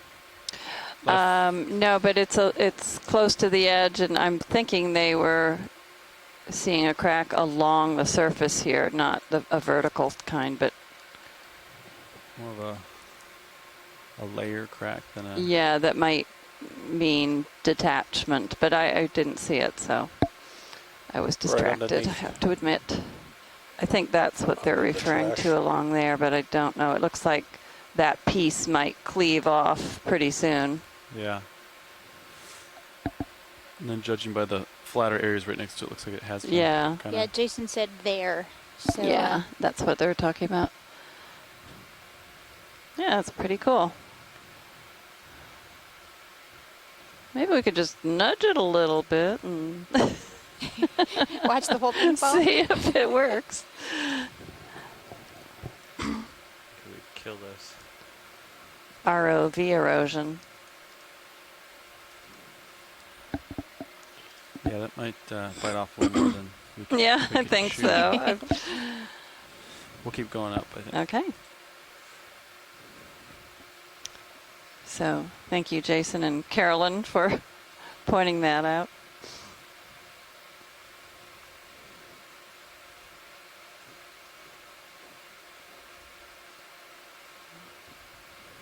This is the coral we zoomed in on.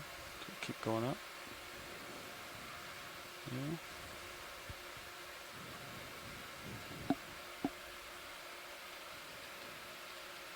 Looks like it really flattens off up there. Sonar Yeah. returns are pretty benign on mine. It's just a little crack. Did you see one of those snake-like Yeah, you brittle shouldn't be stars moving anymore, Copilot. sprawled out? Copy that. Scott said he thinks he saw one, but I didn't see that. No, I don't know what he's talking about.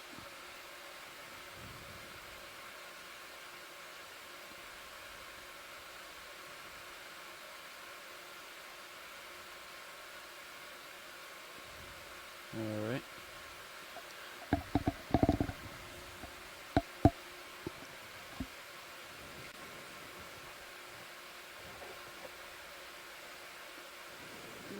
The stars here. The white-like thing that was on top, that was actually marine debris.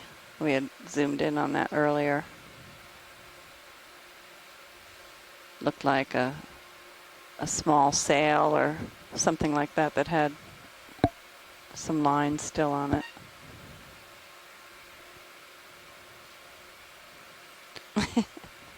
Do you want to snap on this red? Possible, was that a sea pattern? No, it's a tube bars. What was that? Oh wow, I here's feel another one of comfortable these with big another 10 meter move. feather worms. I got you at 35 and Feather it's flat. duster. What do you think? Yeah, you could move. Yeah, be cool with that? Yep. So at maintain 270. So it's interesting, the orientation here.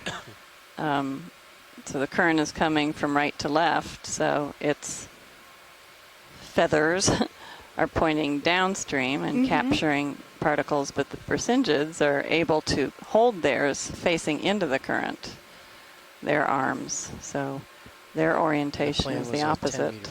Oh yeah, there's a tiny little gastropod shell on the tube of that sibellid worm. That might be a pteropod shell.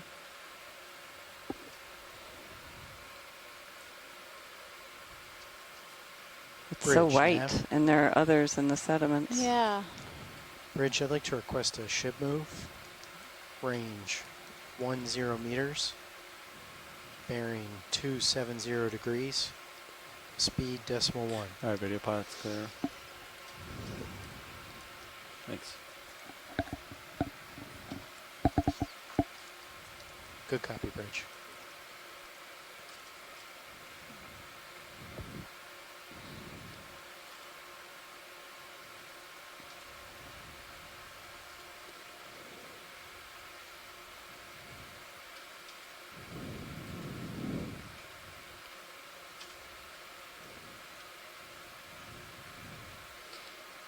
I didn't realize the amount of associates on tubes of other organisms until yesterday when we were learning about the Cereanthid tube anemone that has about 40 different species that have been recorded as associates. That's amazing, yeah. And then that worm tube. Oh yeah, there might be a coral on the left here. Possibly another Paramaricia.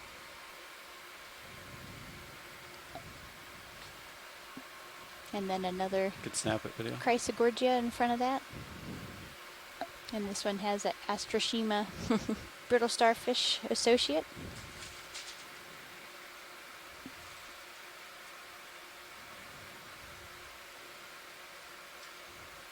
So is the thought that they spend their entire life on a stalk? Yep. Wow. Yeah, it's kind of amazing, and it always makes me wonder how little the sea star or the brittle star is when it finds its host. Next to this. Mhm. A very small one. Juvenile. It's this little pinkish thing.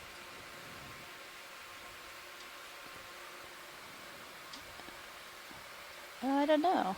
Very difficult. It looks like what we collected. Maybe it's a soft coral. No, it's pretty far out there. Okay. Thanks, though.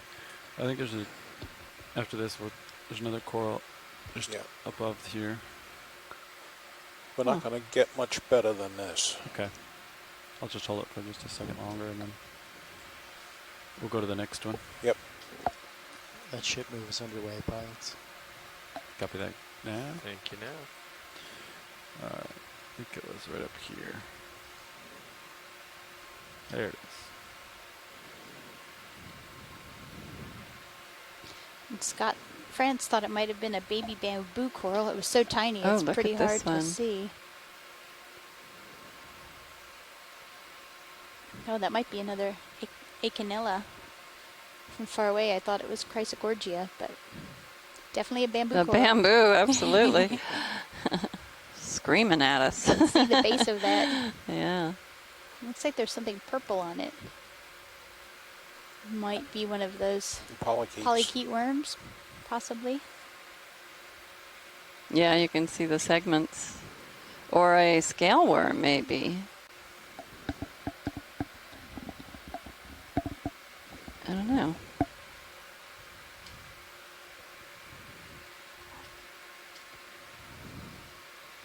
And Scott points out that this colony must have roots.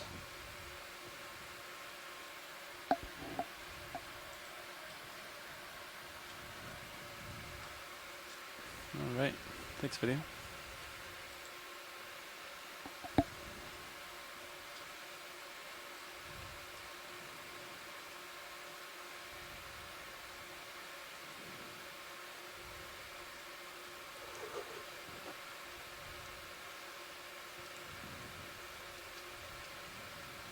Here's an interesting burrow.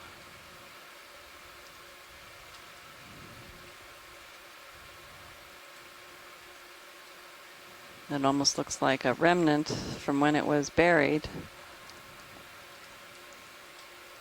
The burrow casement coming up on your right now over exposed. there. Copy. It may be of interest to you. A sponge over here. Guess we call those burrow There it casts. is. Oh, that would be a. This is a Venus. That would actually be the burrow. We haven't seen too many of these. No.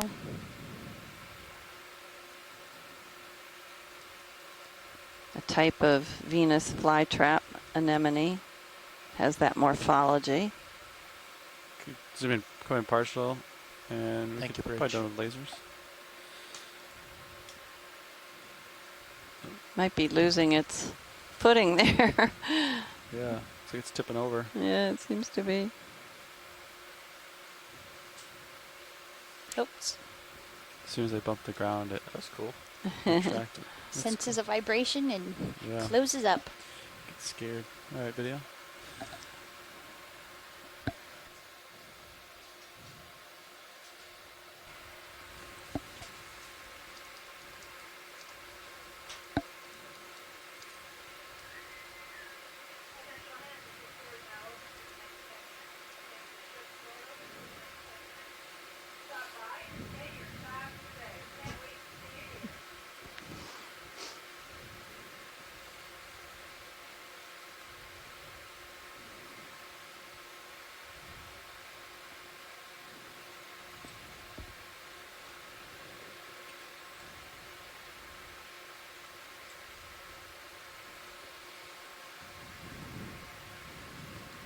We'll snap on possible course of gorget.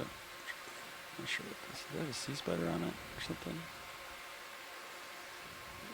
Sea spider. Yeah. Oh yeah, pycnogonid on this Acanella. Gosh, the sea spider's as big as the colony of coral. Two of them. Is it? Oh yeah, smaller one too. You can see the base of this coral too. Oh yeah, and one of those ctenophores, one of those benthic ctenophores on the upper left of the coral.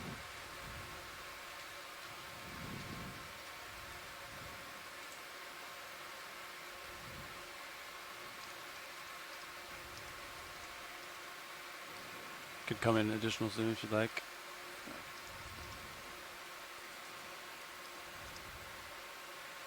And a polychaete. Just a little worm down there. Yeah. And that one, the coral also has a polychaete worm on it. I'll try to hold this for a second. Is it looking like the sea spider is eating any of the polyps here? Is that what he eats with, the large red protruding Yeah. proboscis or whatever? Could come in more if you got it, or you max. That's max. Oh, it's max. A copy. Yeah, and it does look like he's feeding on the polyps of this octocoral. Just sucking out the polyps with his proboscis there.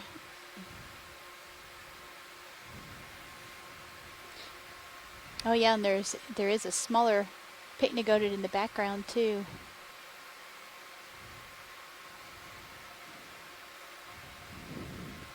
Doesn't seem like the coral has much of a chance there with those big guys moving around sucking out polyps.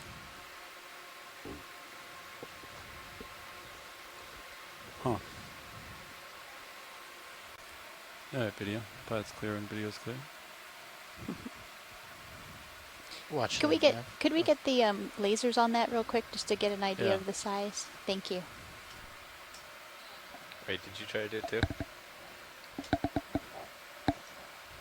2 ons equal off. Sorry, Copa. I did watch lead. So I just wanted to ask about if we're still Go planning flat the waters outside. to go visit waypoint 4 and then go southwest Oh, along right. the slope. Keep going here. Kind of maintaining the same depth to waypoint 5, then up to Ooh, waypoint 6, or if big we're sea just going star. to kind of head straight for waypoint 6 and go tether lengths north and south. A sea star. Copy that. Send out the back signal. Go ahead, Bridge.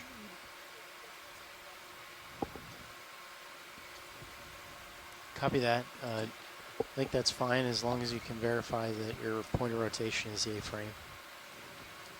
Pretty bright white, isn't it, video? Yep. Thank you, Bridge. I guess after they move, we'll get another move in there too. Sounds good, co-pilot. You copied that heading change? I did. Yeah. Okay. You can come in video. I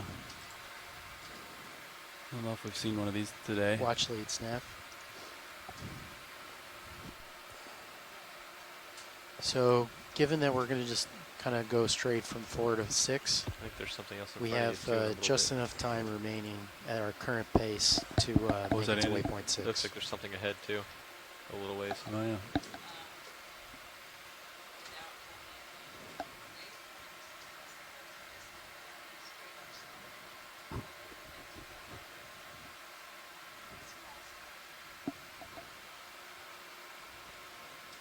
Are you able to look at IPAC watch lead? Which small scarp do you mean? I think they mean maybe just Like- these contours. So like maybe approach these contours. Maybe. Yep. Try to go for the ends of them. Yeah. So, kind of around the, like, moving along up to around waypoint 6, like waypoint 6 is depth. Yeah, we should definitely make it there.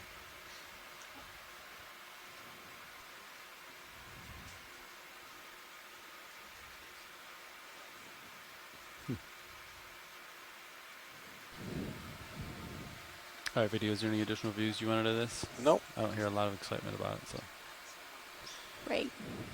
keep moving. For that next move, whenever we're ready, maybe we can make it 15 meters. Yeah, I think we should. Okay.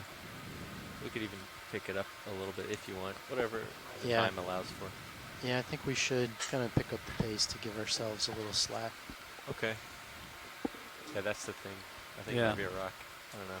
This is a nice little step here. So next move, put one in for 1.5 Very little, meters but at least. certainly On the right. Yeah. a different layer. What was that video? Yeah. A little coral on the You right. did a point 2 if you'd Up like there. as well. Okay. 2 of them. Copy. Headed that way.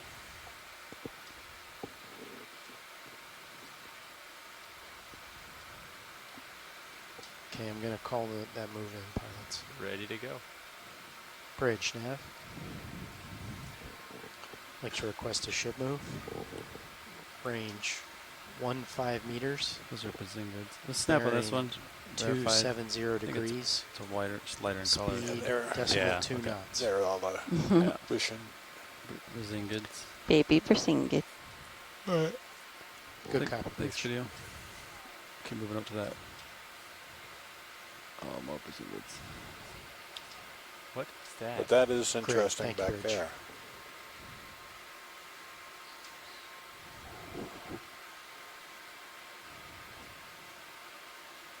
Rubber bumpers off the side of a boat, maybe. No way. That's definitely. Wow, that's What is that? Let me zoom out a little bit. it's some kind of, You got room to get up maybe there. that's a really big base of I think it's Of a organic. burrow. A double. What is that in the distance? That might be one of them vertically. That we do not have tether for just yet. Actually, Jason asked if we can grab that. Yeah, that'd be a great sample. It might require a scoop, just like the sediments. Guess we can test out with the claws first. All right, video, come in.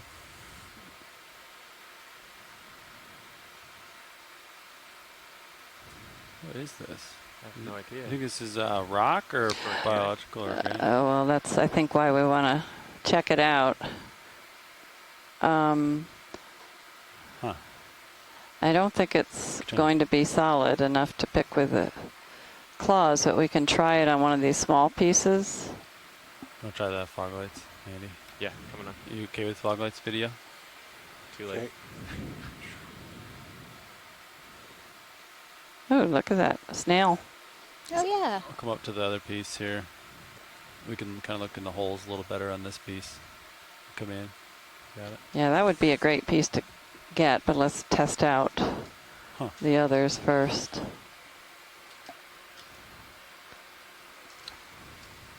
It's a duplex. Yeah. You still want the fog lights on for this guy? Yeah, you can turn them off, I think. Okay.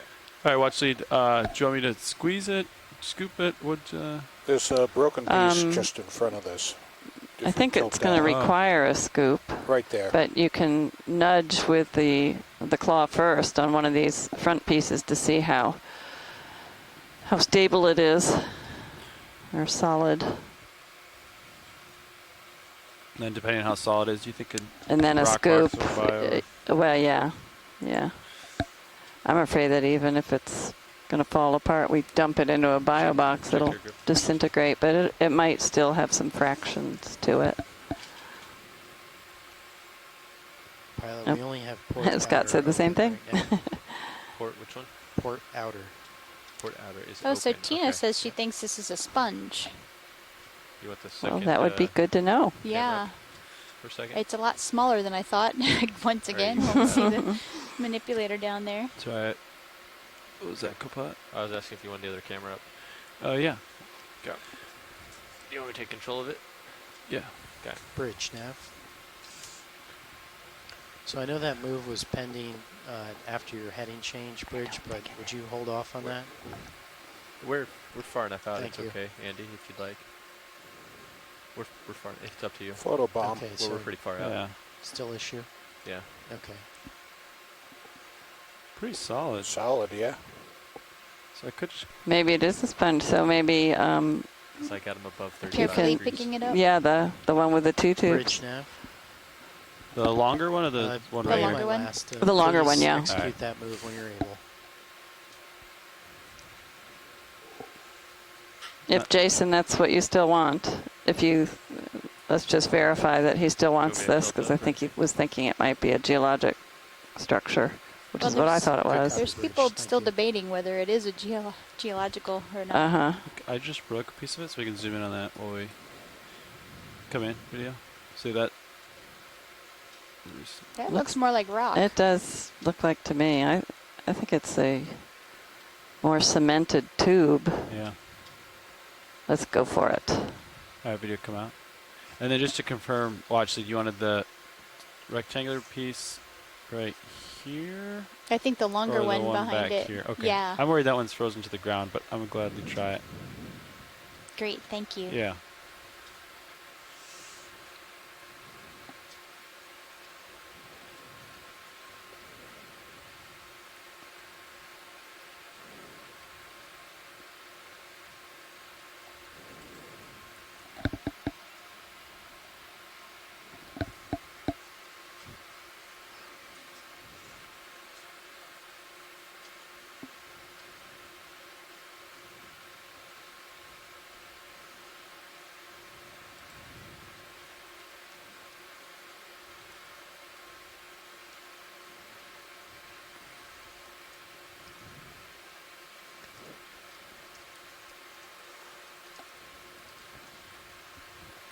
You ready for the bio box? Yeah. I don't know that I can slide out though. So you might have to lift up anyway. Give it a shot. Okay. Go for it.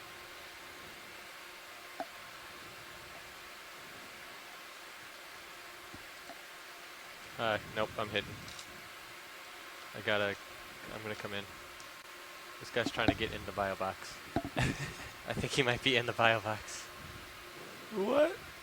He is in the bio box. Right. No, he's No, out. he's Okay. out now. I'm gonna come in. You're gonna have to lift up a little bit. Okay. I'm going to position the arm. Okay. Go for it. And then I'm gonna we'll- close up. That's good.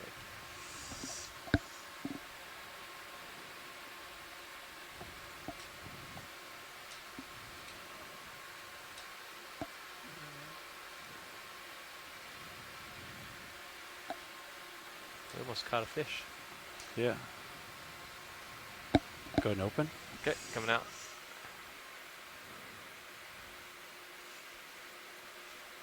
What?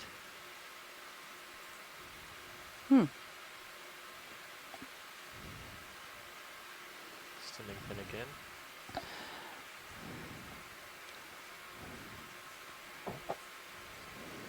Huh. Pilot, might it last in the rock box, do you think? Might. What's got? Okay, something's. If we can't open the bio, that would also save one more bio box. Stand Yeah. by. Trying one more time.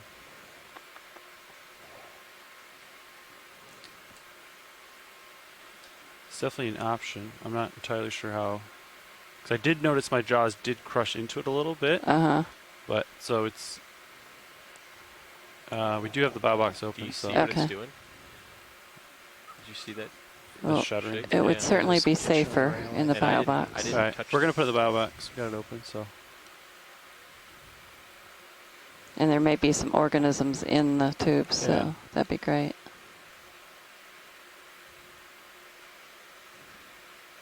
Thank you, Rich.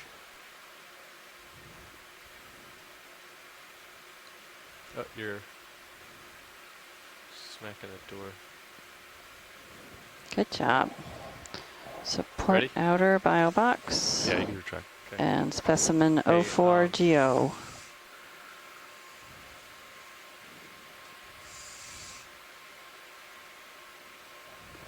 So I never changed the pin in between there. Okay. It just like stopped from the first time to the second time, and the drawer came out a little bit. So we need to take a look at that today. Okay.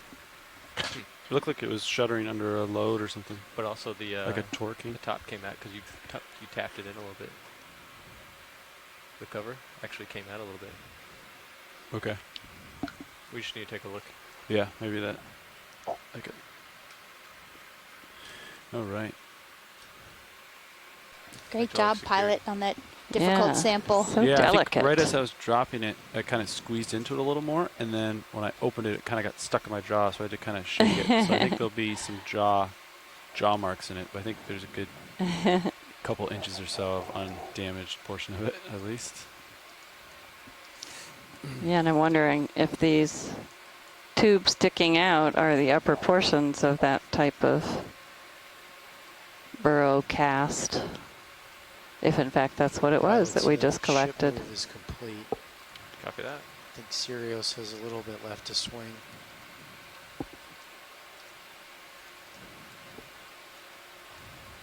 Did you come in partial? We might consider putting another move in a minute or two. Copy that. We'll let him push out just a little. Yeah, it looks similar, the two holes next to each other. The two.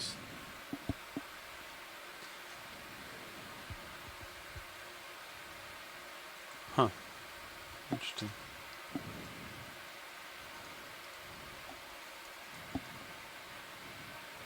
Interesting. Come out a little bit, video. Yeah. Well, it certainly may originate biologically. And then gets covered with sediment, and or that deeper down it's just a burrow, and All right, pilot's clear when video's clear. the walls of the burrow keep Bridge it now. somewhat solidified, and those were exposed Can I through the request an update erosion. on the surface current? We call that a burrow cast. Did you break Carl's drawer? Okay. Nope. We'll see what organisms we find within and on it too. It's probably Should neat. be very I, interesting. like, pulled the scoop out or something, you know? Definitely something different from what we've collected so far. All right, video, want to snap on possible line there? See where we're at. See what we got here. Thank you, Bridge. Good spot. Possible monofilament. Hmm. You can come out. Keep going over it.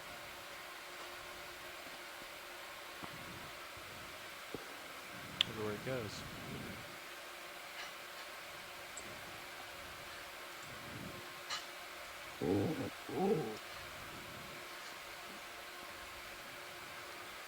We'll hop over it here. Keep moving westbound. Okay, I'll mark that on high pack.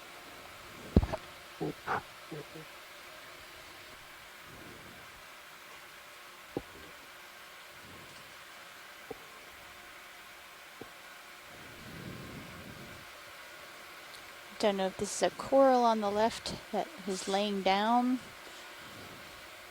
Definitely an Anthomastus type. I think it's a. I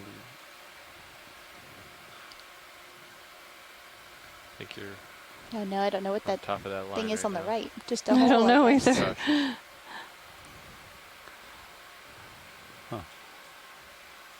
It's a sharp-edged object almost. I don't know if that's the. You snap in on this. You're talking about this watch leads? Yeah, Yeah, if right that's in the the middle. edge of one of these layers or some object. It's a sponge on the right, it looks like. Maybe this used to be a larger sponge and that's the only portion that's still alive. It looks like it's on a man-made object, though, doesn't it? Yeah, it yeah, does. it's a piece of metal.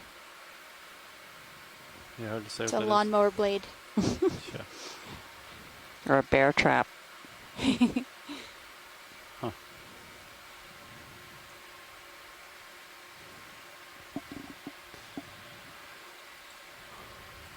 Is that a piece of wood in the foreground? Maybe it's a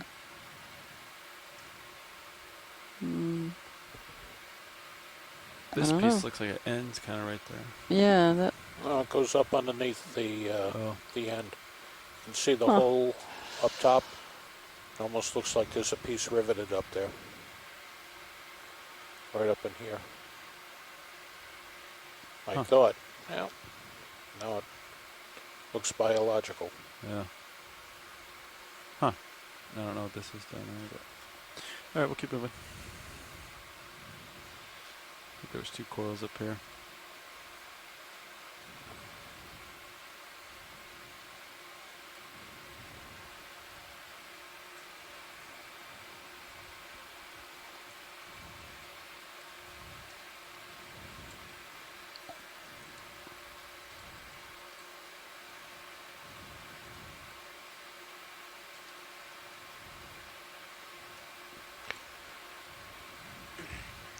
Let me know when you're happy, pilot. Get another move, look at your sonar. Yeah. You could Get with nav. call it 20 meter in, I think. And I'll keep moving after the zoom. Video come in, partial. Not sure if we've seen this one before. Yeah, you can come in further now.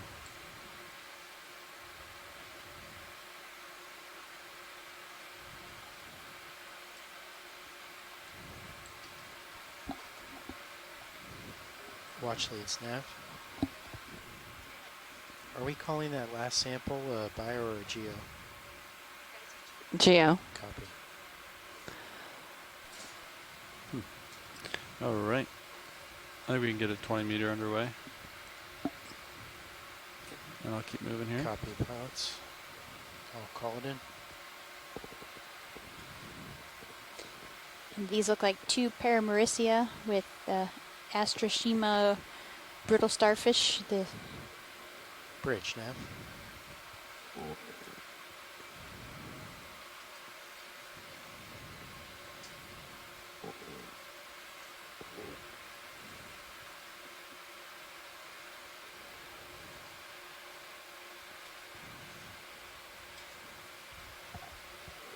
Bridge, nav.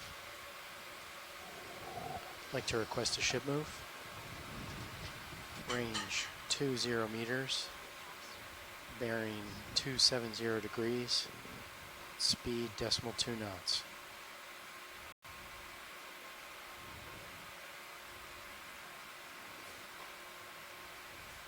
Good copy, Bridge.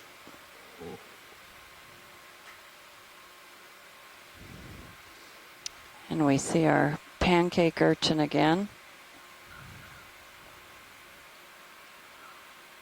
We saw at the beginning of the dive on the sediment flats at the base of this scarp that we've been climbing. Maybe that fish got caught in. We're currently at mechanism. 1785 meters. It's still there.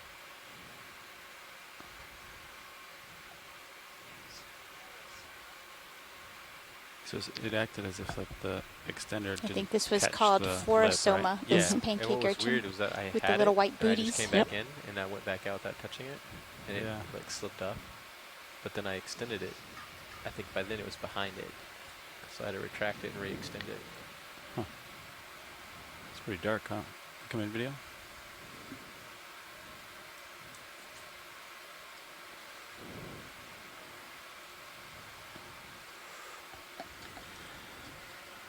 And can we also take a quick zoom on the brittle star to the lower right after this? Absolutely.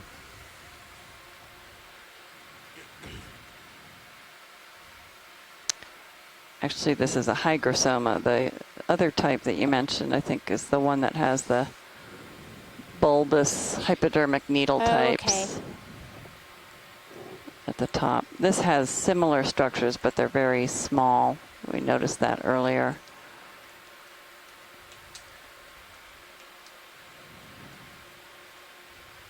So thanks, Scott, for pointing that out.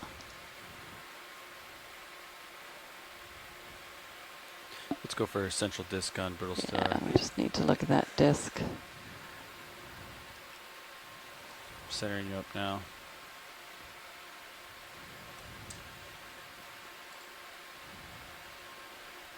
All right, take more zoom.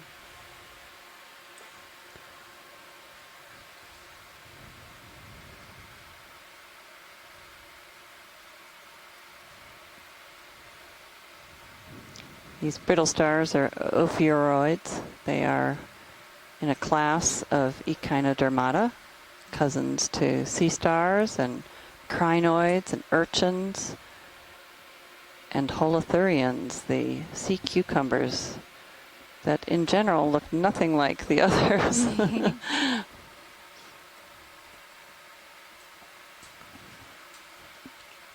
All right. That's great, thanks. I think Chris Moss said this is Ophiuromusa. This brittle star. And he pointed out that they're also good predators.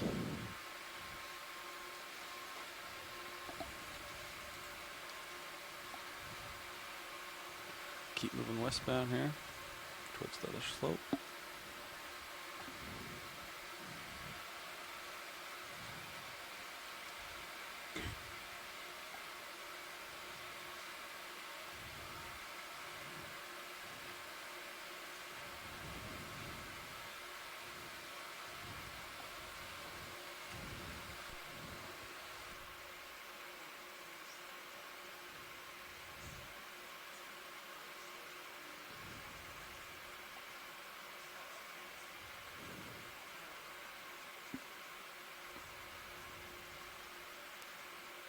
I call another move in.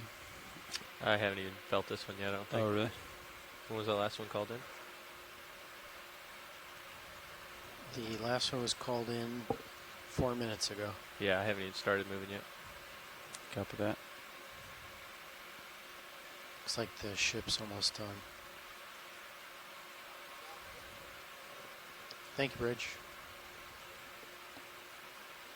So another 4 or 5 minutes, and then Syria should be through its move.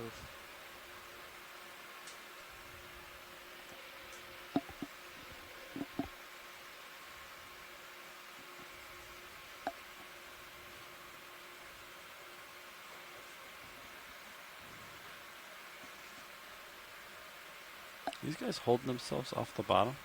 Gonna frame that up. Yes, pilot, they are. We've decided they are doing their yoga. Ah. Are those things that make like sand dollars? What makes sand dollars? Come in. It's the brittle star version of plank. Yeah.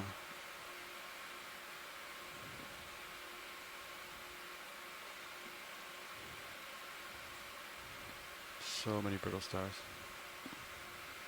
I think this is the only place we've observed it, and we've seen a lot of it, actually. So I wonder what species this is compared to what we've seen on the shallower areas. Did come in video. And very prevalent. Something purple underneath it. I'm just curious.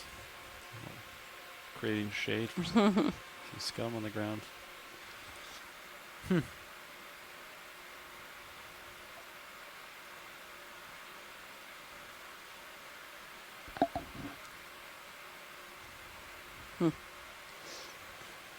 All right, video. Pilot's clear.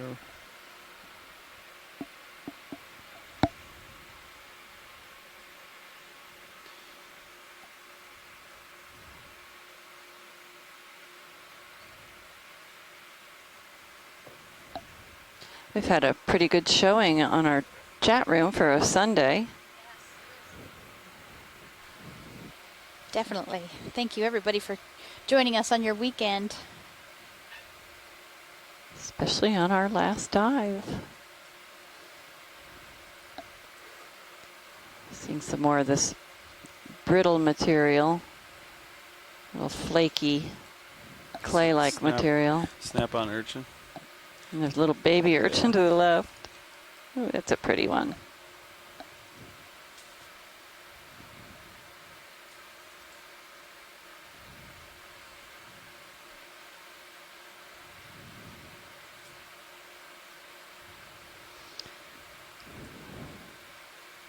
They like these little crusty areas. This is the type of sediment we scooped earlier and collected one of the urchins. Mm-hmm. And a brittle star. Oh, and Bob Carney shared a fun fact with us. Right, thanks, video. The first book of deep photos published for the general public was called Face of the Deep by geologists Heezen and Hollister, and they termed the deep the kingdom of the echinoderm. It sure seems appropriate today. And when we get more shallow, we don't see as many. Should be in the final moments in general? of its swing. Yeah, if you want to get another one in. Okay. Another 20 meters? Sure. I do 30 if you want to judge by my sonar.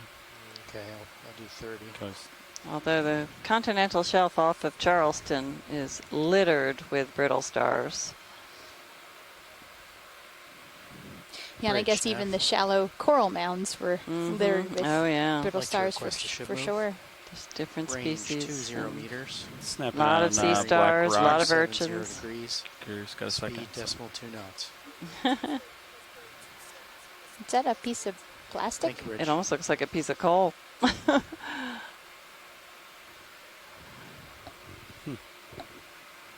Just didn't fit in is all.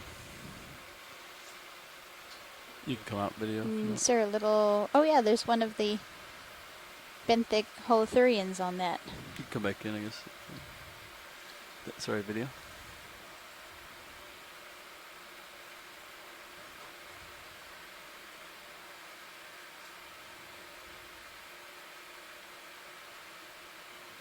A solid, right? PSOLID? Yeah. Times 2. Thanks, Scott. All right. Thanks, video. Thanks, Bob.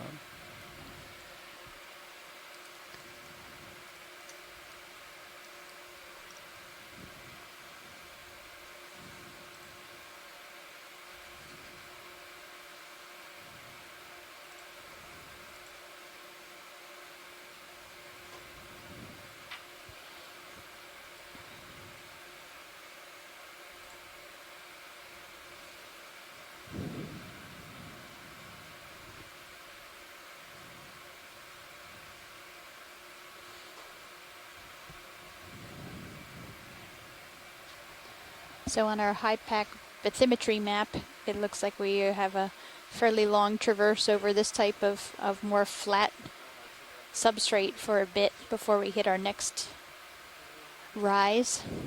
But we're hoping to end the dive by going up that next rise and seeing what it's made out of. So we'll probably boogie along here for a little bit. Yeah, watch these. We're still underway westbound, and we'll do a quick pilot change here.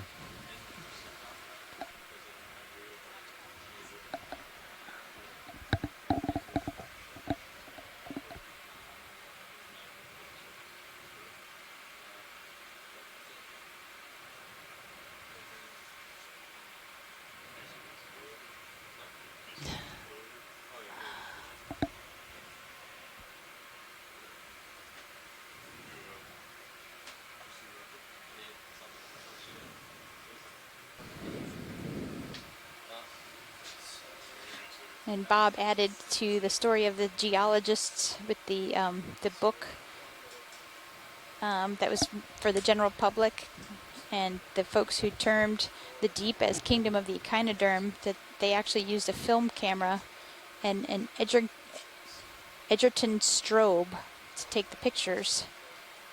And that was similar to circuits that triggered fusion and fission bombs. So science is so intertwined. And Bob, is Heesen the one that the canyon in the northeast, the How you doing, Lars? Deepwater Canyon, You good? is named after?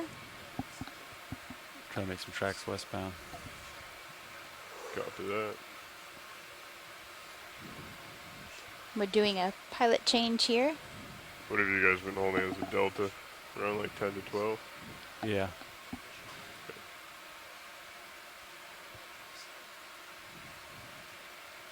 So many brittle stars here. Alright, video, we got a second. Let's snap on this thing in the center here. This just doesn't look like anything else here.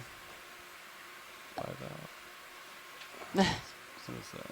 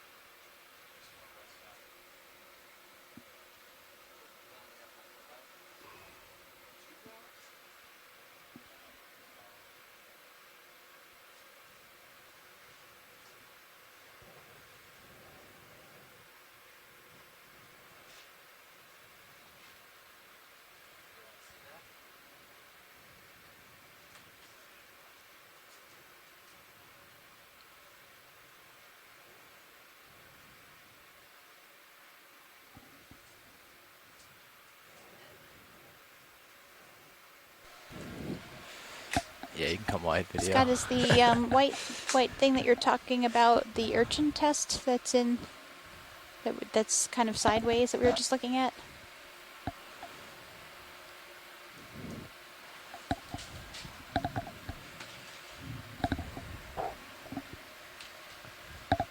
Bridge, this is Nav.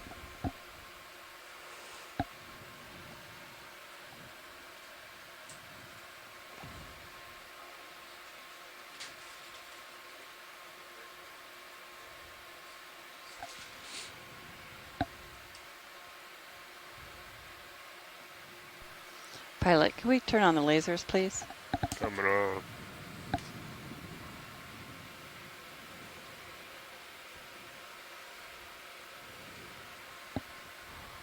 Thanks.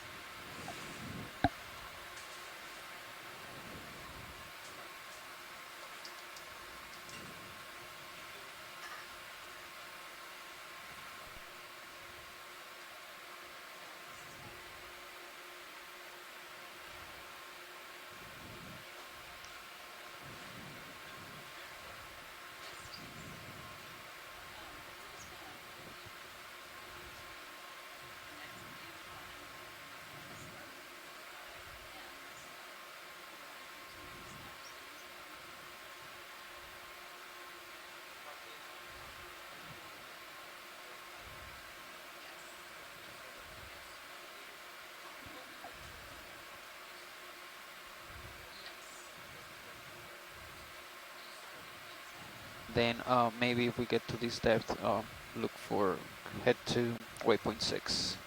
Is that correct, or you guys just want to keep going? Okay, copy that. Did you copy that, pilot? Yep. Keep us moving. Yeah, we can go west. How steep is that incline coming up from your? So we have about 125 meters, or pretty shallow. Okay. And then the think it's like incline 20. is about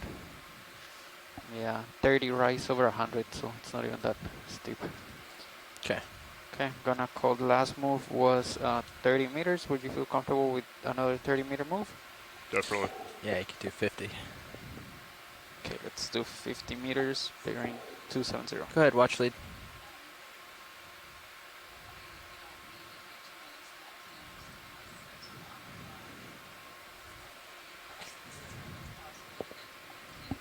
Yeah, I copy you talking to Nav.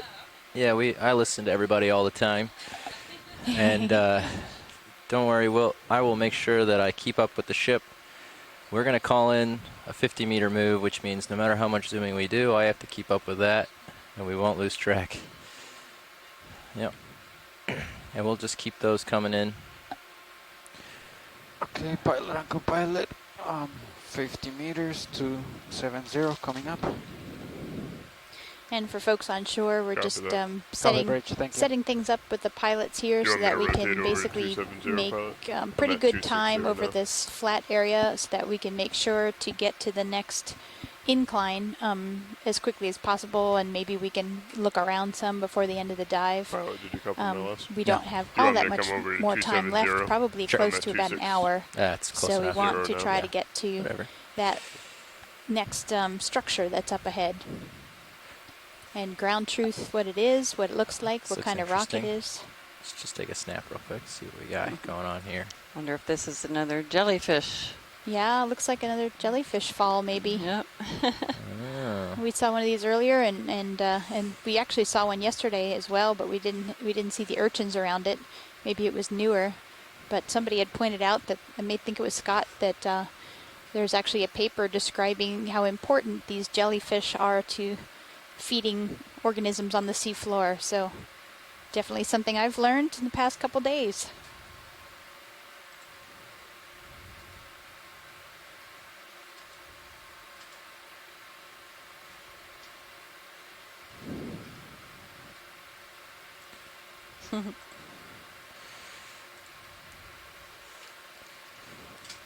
So these urchin are all going to feed on this.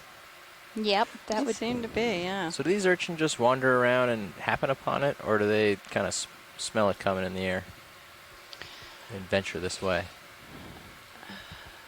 I don't know, but I suspect they can smell it because I know I had some in an aquarium, and as soon as I opened the aquarium lid with a piece of shrimp in my hand, even before I put the shrimp in the water, they started moving. It was amazing. Wow. The brittle stars came out of nowhere. So I think urchins are very much adapted to being able to sense dead meat somewhere. Cool.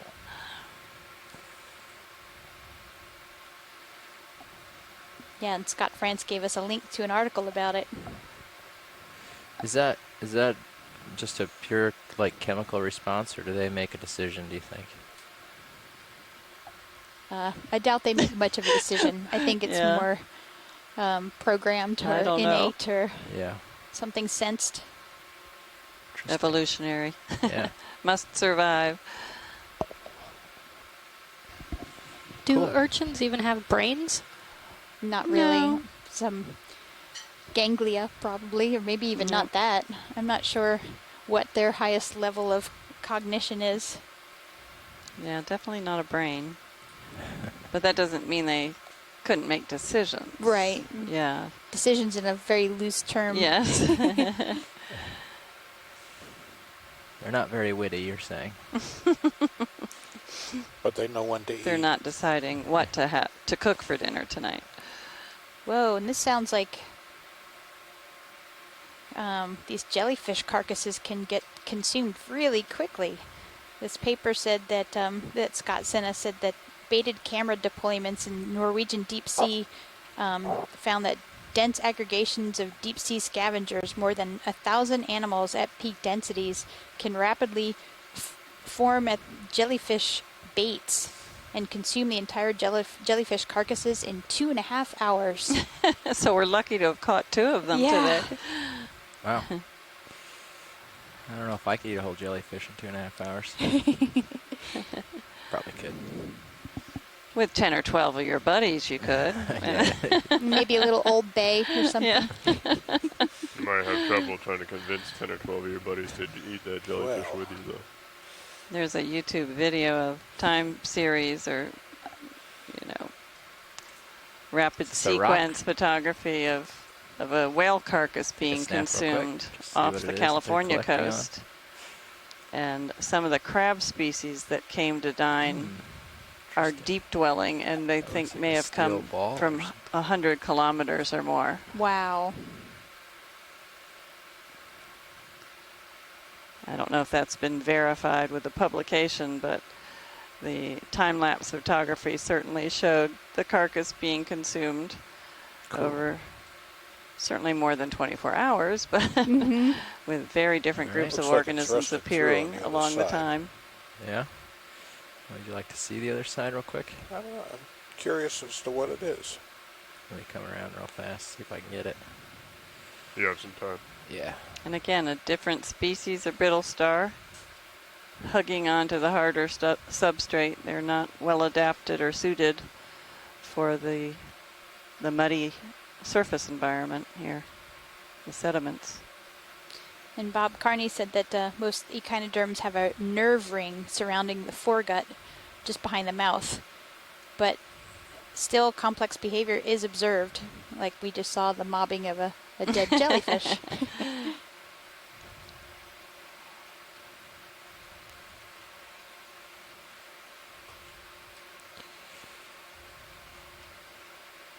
Swarm behavior.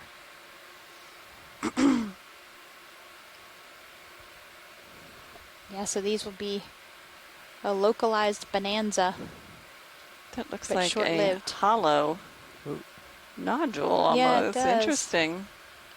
Oh, is there something? Oh, I thought that was a Is little it? fish, but it's just tentacles. Huh. That might be one of the things Jason was talking about with concentric rings to it that he saw in the sediments. I'm a good pilot. Oh. Okay. Interesting. Yeah.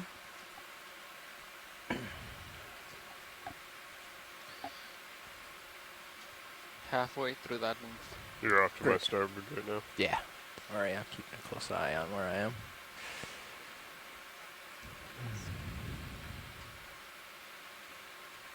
Whoa.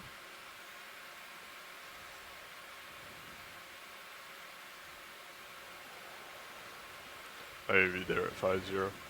Great.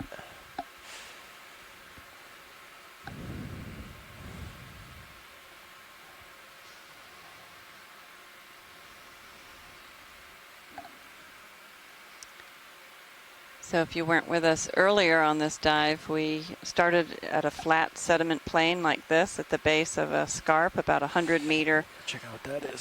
vertical relief scarp. And at the base, as we approached it, we saw the sloped rubble field of the debris that had fallen down from the scarp through erosion, and started seeing lots of organisms attaching to those rocks. So we began to see corals, octocorals, and some soft corals. That looks a little bit too And close do to we you, isn't it? see anything else Your- in terms of Your corals? shadow? We didn't it did see line any. up Oh, we with did me see that before. bamboo I just got over coral here. Bamboo too. coral, Yeah. and we also saw But it looks like cup just corals, undulation desmophyllum out here, and cup I don't have anything corals. on my sonar. And lots of anemones and a lot of bracingid sea stars. Come in partial on And this fish as we get then closer. we to see climbed what it the is rubble before I get slope there. and thought we'd grab Tripod. a rock, and it just disintegrated in our claws, in the manipulator arm's claws. Oh, and our first tripod fish of the day. Yeah, we haven't seen these since we've been in the deep water. Before you go too tight, I'm still sneaking in, just so you know. You want lasers off video? And then after that, we Yes, began please. to climb Coming what, in many instances, was a vertical wall, and appeared to be all this semi-consolidated muds that were stiff enough to maintain a vertical wall when segments of it had broken away, leaving very flat-faced edges and very sharp edges. Blocky pieces had fallen off. Copper bridge. And all along that, we Oh. found more brasingids and I should swing a little some bit more. sponges but of we might varying as well keep colors. going We've if seen Violet's blues comfortable. and yellows Another and 50 whites meters, pilot. in the sponge areas.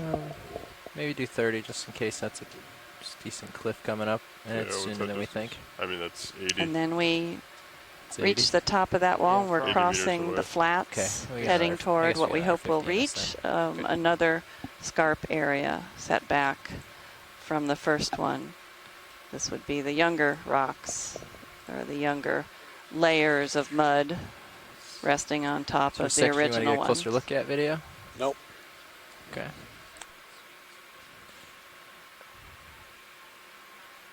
It's our first tripod fish for the day.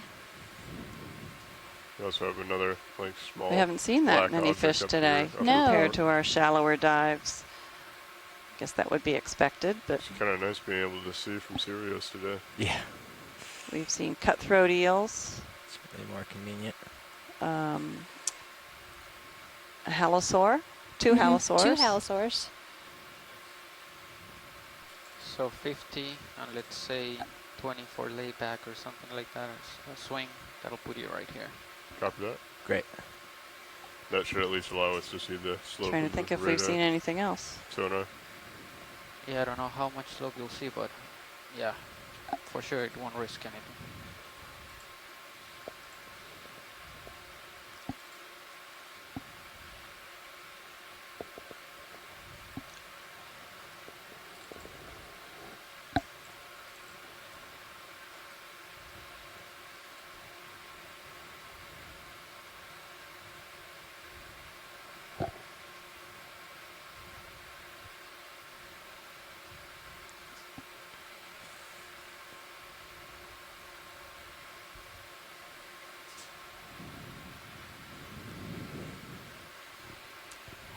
So I don't know if this is the same tripod fish that we saw previously, which is Olopiformis Can you get the lasers back on? in the Hypnopidae family. But that was from a different location, and I think we saw one that was black and white instead of all black at one point too.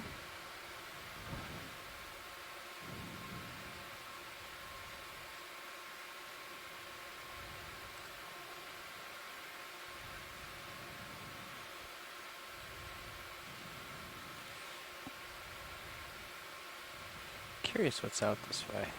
See if I catch it on my sonar. Had a little return off to your starboard consistently the last little while.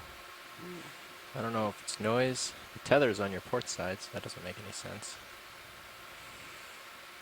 Might give a shove out there and see if there's anything there. Sounds good. Do you want me to swing over? Or? No, that's all right. I'll be right back. If I can't see it on my sonar once I get to the starboard side of your screen, then I'll just give up on it. Copy that. With bottoms like this, it's hard to tell the difference between, an undulation and an outcrop. Another hygrosoma, another synaphobranchid eel.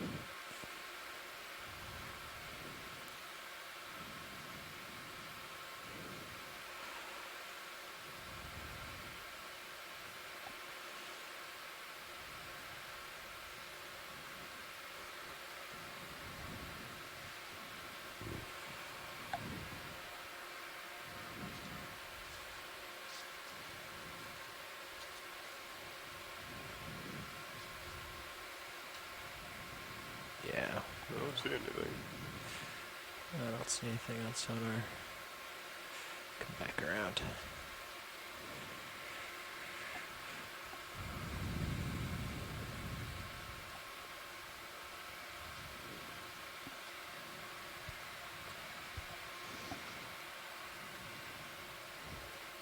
Yep, this looks very much like the beginning of the dive, doesn't it? But we're 100 meters shallower. Doesn't have much effect on the biota, apparently, that difference in water depth.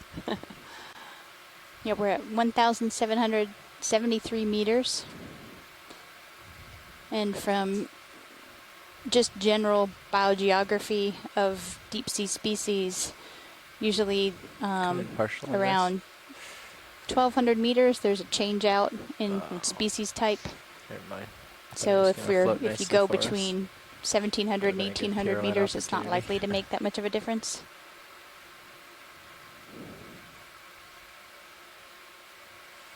So with the pirouette, do you try and turn and then do like a lateral turn and a lateral turn, a lateral? Is that how you get that spin, or? You try to do it kind of all at once.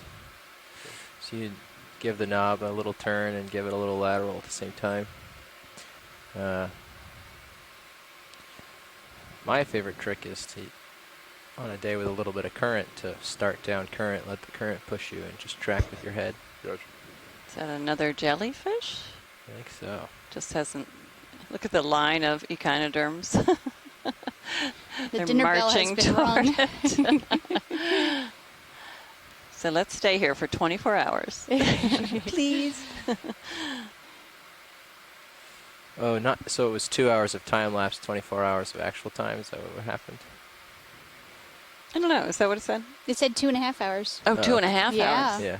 Very fast. Oh my How much gosh. time do we have left on the Okay, bottom? so we can stay. How much time do Come we in have left partial. on the bottom? About 40 minutes. Copy that.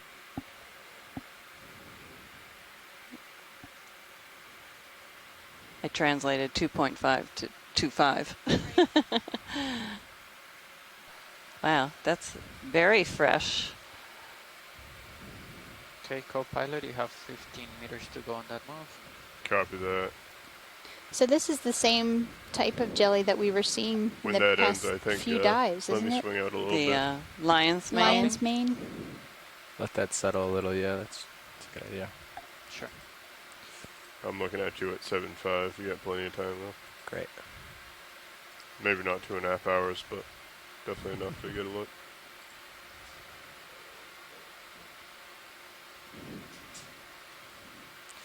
All right. I think we got some time here.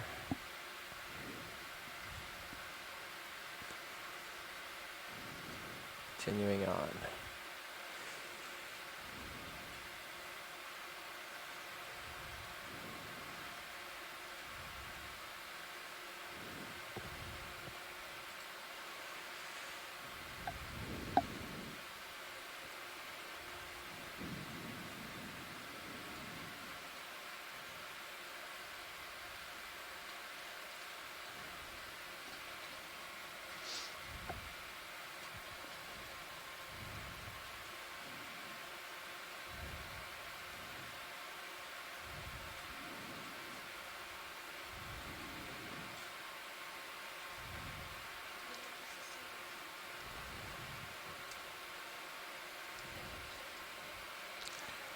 What is that? Sure.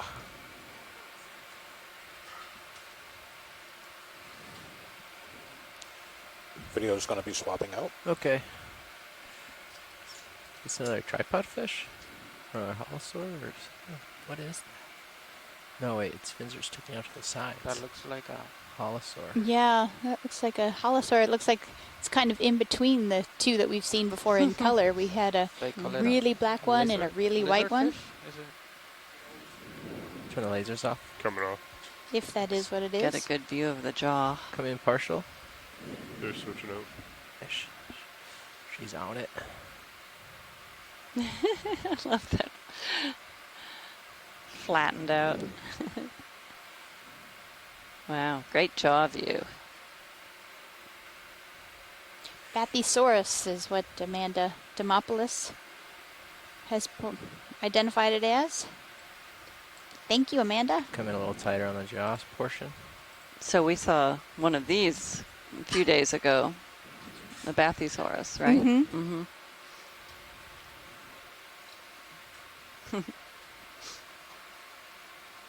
He's at 54, so you still have. That's how my dog sleeps on the floor. Probably to cool off, right? Yeah. That's Maxim. Thanks. His eye looks really odd. It's like a murky brown color. It's cool. Okay, co-pilot, I think that's the end of the move. Copy that. Give me 4 or 5 minutes to swing out, and we'll let pilot push out and see if we can see the feature ahead of us. Okay, it's time to move along. With all those teeth, Video I go bet one? nothing Thank gets you, away Brady. from Thank you, them video. if they get close enough. Over there at 85 degrees, pilot. You're off to Perfect. my lower starboard side. Scott's at the definition of a toothy grin.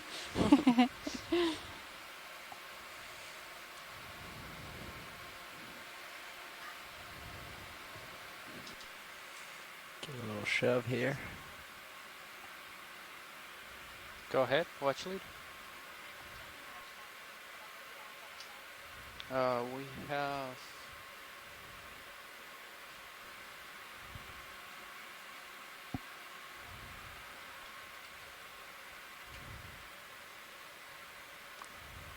We have 33 minutes.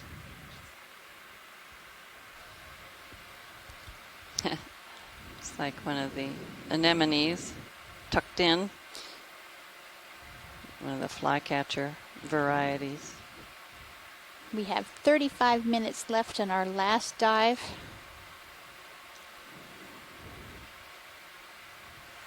Oh, we might have seen a holosaur on the right back there. I didn't see it. Yeah, it was right next to the fly trap. Oh, okay, that's what that was. Oh, on the Okay. right. Yeah. Didn't even see it. I mistook it for a Synapha eel that we've seen a lot of. Oh, the vertically oriented. Yeah. Yeah, no, I didn't think that was the halosaur. I was looking at the anemone. Do you want me to bring out your sonar, pilot? At 30 meters? I think 30's good. Okay. Not sure it's very useful past that in this sort of terrain. It's just sand. And we're basically heading directly west, where there should be Do we expect outcrops another. or just a steeper sand bottom? A little bit steeper, not much. Yeah. I mean, Sirius is seeing something kind of like Yeah, it's peaking up there. 45 degrees or something. I believe I've stopped my swing. Should Maybe be like some a other 20 kind meter of move will get that a little bit uplift here, closer. or 20 or 30. incline compared to what Yeah. we've been seeing. Here's another congregation. It's the same food source. Looks that like way. it. Yeah. I wonder if those jellyfish is part of their usual life cycle, and at this time of the year, a lot of them die off. Want to Yeah, snap to see zoom? 3 in one day is Sure. Yeah. surprising. This might even be 4 today. This is the third one I've seen, and you Okay. guys said There was one there was earlier. one before us. Yeah, so down that's on the 4 other today. flat. Oh, I might have missed it.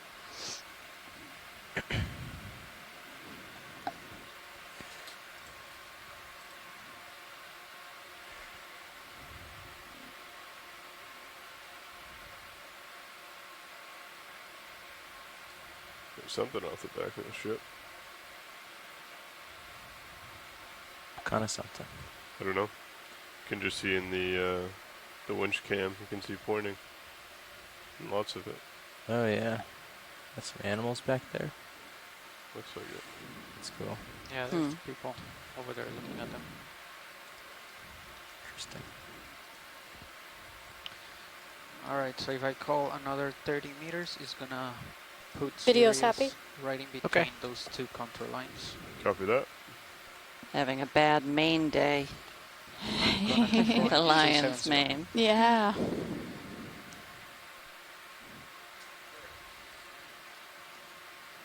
Would be interesting if we can see a jellyfish falling. Yeah. You know.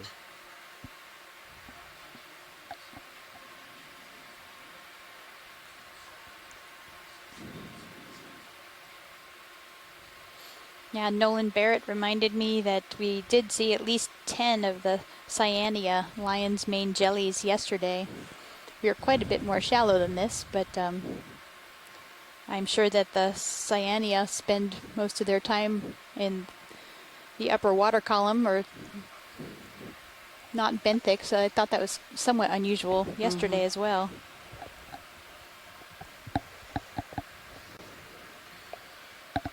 Or maybe the mid-water, not really upper water column. Watch lead, this is now. We passed another 100 meters of the track. 5, yeah, a little bit over 500 right now. And we've gone 500 meters or a little bit more since we sat down on the seafloor. And we have about a half hour left.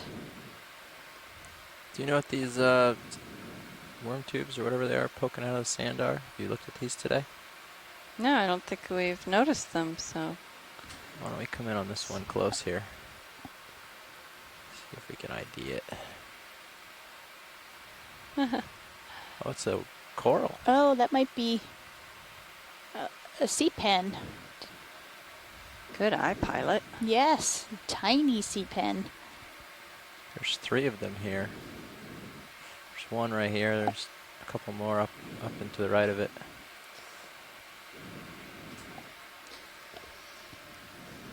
When you zoom out, not at the current zoom. Sorry for not. And that might be Distoctylum.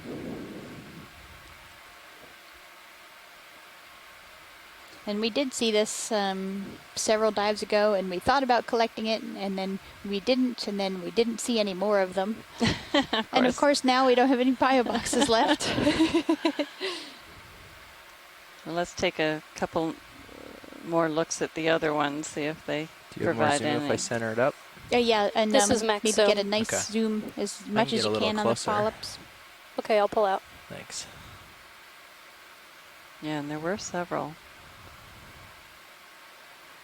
Get it right between the skids here. This one just off the right. Look at them in a row. Yeah. 1, 2, 3, 4, 5. You have one directly There's one in the below you right now foreground as well. too, so they're They're all over the place. almost what I'd call abundant.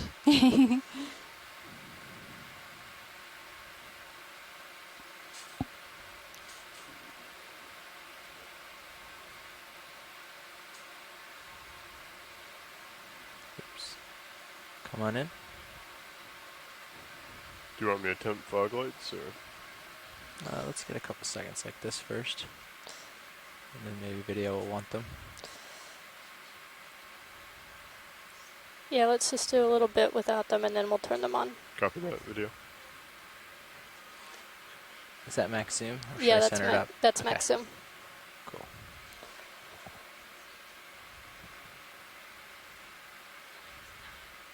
Yeah, let's try the fog lights. Okay, fog lights coming on now. Super bright. Maybe not as much.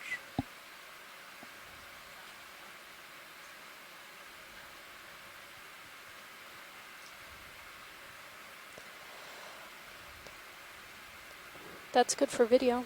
Okay. Thank you, pilots. Fog lights coming off. Great. Is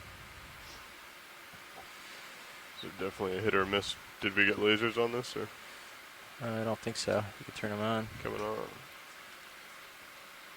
Tilt up a smidge. There they are. It's pretty small. Yeah. Might be 2 centimeters tall, maybe. Okay.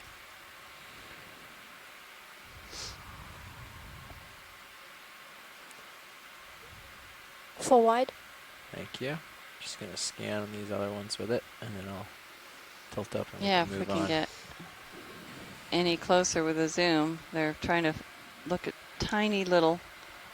Oh, that wasn't. That didn't do the job. Oh well, I'm waiting to see if we need to look at another one. Okay. Well, I can come in on this one too. Yeah, sure. I think they're just small. In the meantime, Tina's helping me out with the pronunciation. Disticoptilum. Distiloctilum. This one I Yeah, did that's better. Yeah. a little bit further away from us, but it's more in the light pool, so that might help bring out the detail. Do you want to try the fog lights at a different position or did that flood it last time? We'll definitely try both, I think, again. Just Copy give that. us a couple Scott is seconds looking first. to see if you can find a two-tooth-like structure just below the polyps, and if the polyps are arranged on opposite sides of the rachis. Go ahead and try the fog lights. Coming on with the fog lights. No?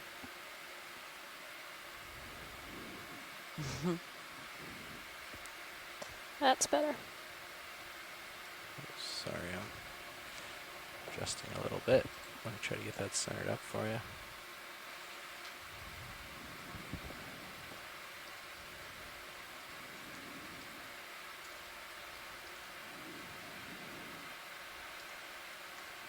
That's good. Thank you.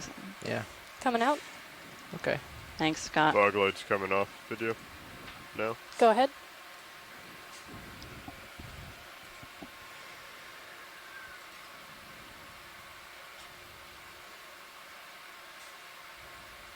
Okay, co-pilot. Now we're up to starting the to see a end little of the mounding landing going gear. on. Copy that. Somebody up here is burrowing. Still not much on radar. Yeah, I don't know how Sonar. steep this feature is going to be. Yeah, I don't imagine it's going to be very steep.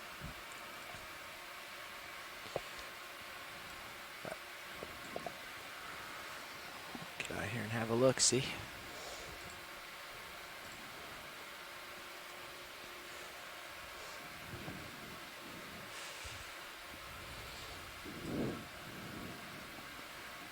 Well, actually, we're just starting to enter the section that the Bathy says it gets a little steeper here. Okay, great. So we'll see. It's not going to be as steep as it was earlier, that's No, for sure. I don't think so. The bathymetry doesn't look that way either. On But the it'll big be- scale, it looks like a level change, but on this scale, So do it you may want not another show much. 30 meters maybe? At least slightly uphill. A couple of these rocks here are without, they're a different color than the one I was seeing earlier. You see how black it is? Have you been seeing these already today? If it's like I was wondering if that was shadow. That isn't shadow, that is black, right? That's very black, yeah. Okay. Yeah, we saw one of these earlier. Oh, okay. I have no idea where they're coming from. I think they kind of look like anthracite or coal, but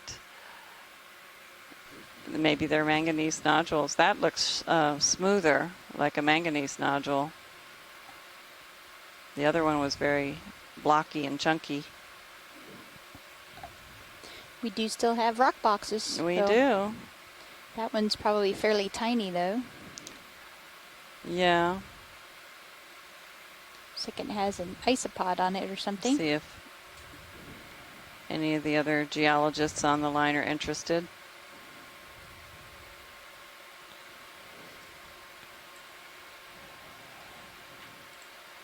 There's another one not far away as well. Yeah, well, let's just keep moving. Okay. Do you guys want to keep moving to west? Yes. I believe so. Oh, sorry. Right, That's west. what? We want to keep going west. Oh, I thought you said yes. Yeah, west. Yes, west. Right. No, not right. So that's 5. This one's Straight. more like 8 or something, maybe. It's a little bit different in color. You also have another one further ahead. Looks like.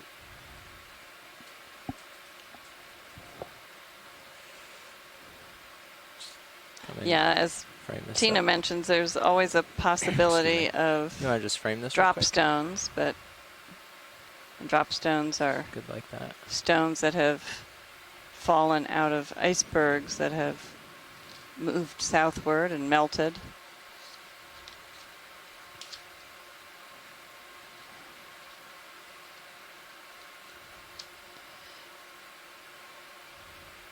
Got some pellets to the right. Yeah, we still want to wait till the end, just with that small hope. Yep. another echinoderm outhouse. Yes. Is that what that was? Coming back around to that one more time.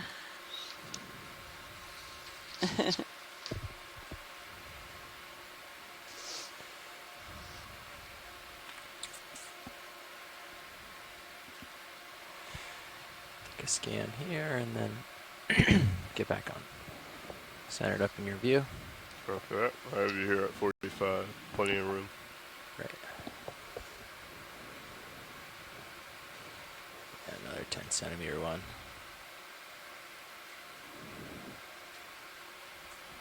Okay. Keep moving.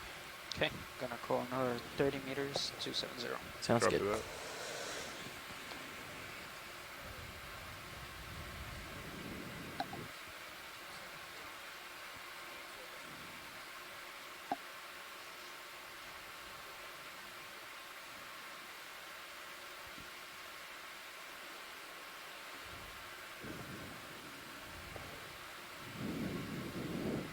It's another jellyfish.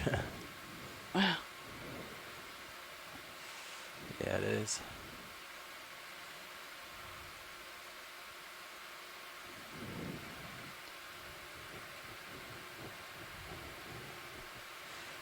This larger rock. That one has eyes.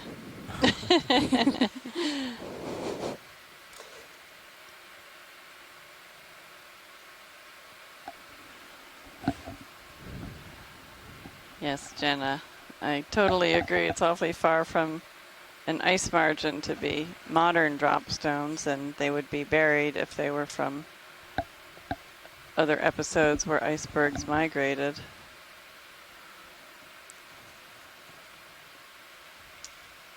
And Jenna has been one of the authors on some papers that have shown icebergs made it all the way past South Carolina, Georgia, and even into Florida waters in the past when the Gulf Stream wasn't as strong and the Labrador Current was strong enough to transport icebergs down along the coast, and sea level was lower, so the base of those icebergs dug into the sediments, leaving a plow mark, or iceberg scours. And on the last leg of this expedition, the first leg of this expedition, which was the mapping cruise that led to our dive sites. Just do a partial on here. They mapped a zigzag plow mark trace in the sediments well offshore. Mm-hmm. So another iceberg feature. Another hygrosoma. Pancake urchin. He's got his little booties on his feet. Yeah. And that a little mysid, I think. And Jenna also comments that most of the debris is in the base of the iceberg, which would have likely melted out before getting to this site.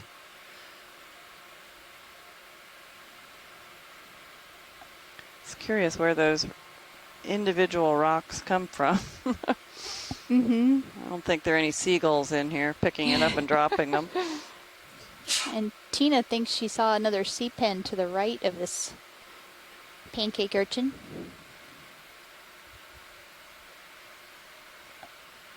To the right? Oh, yes, there it is. Little tiny Oh one. my goodness, what a good eye, Tina. That is tiny. It's actually like, is that only one polyp? It's a brand new one. Yeah, maybe it's a very young sea pen. Does it have 8 tentacles? No, that's a, is that an anemone? Or like, yeah, I don't know. Yeah, it could be an anemone. That's Maxim. Thanks.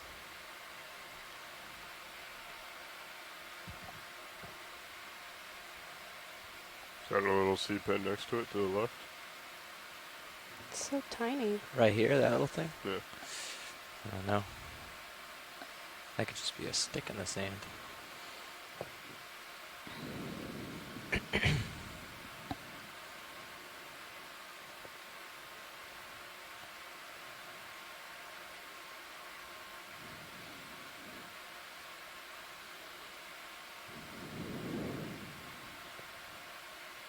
Yep, so this does look like a tiny anemone.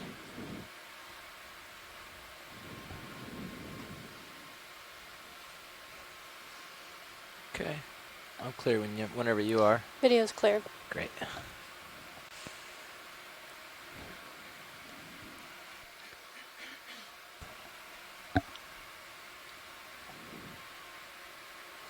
And this dive today was requested by Jason Chater from the U.S. Geological Survey at Woods Hole. And we also have several other people from USGS joining on the call today. Amanda Demopoulos and Carolyn Ruppel and Jenna Hill, who we've been speaking with about the icebergs. And you. And myself, and Cheryl Morrison. And I think that every one of those people that I mentioned is at a different center, scattered across the East Coast at least.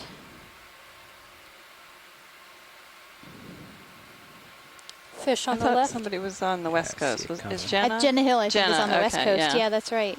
Copy bridge, move complete. Jenna used to be in South Carolina. Let's change direction.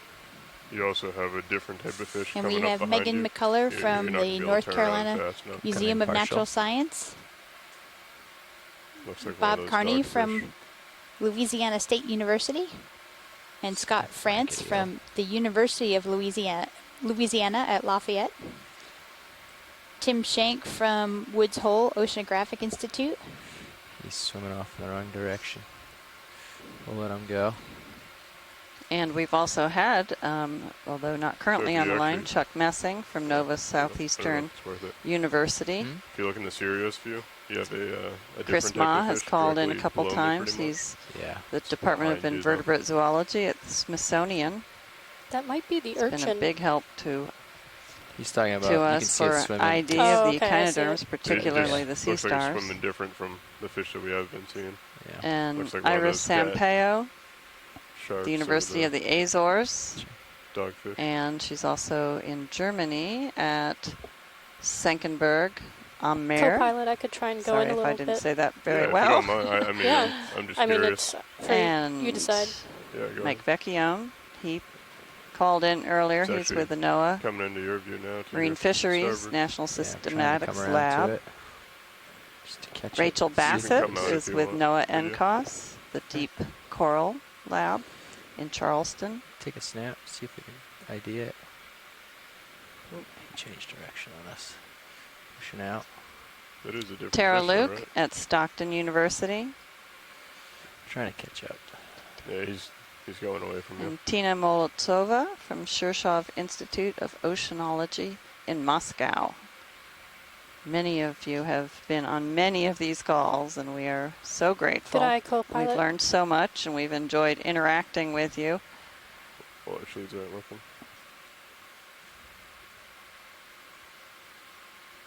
Could kill the lasers. Coming off. Oh, and I didn't mention Zach Prue, who is my grad student at the College of Charleston today. He was at the Visualizations Lab. This guy's quick. I hope you had some visitors today, Zach. Interesting nose.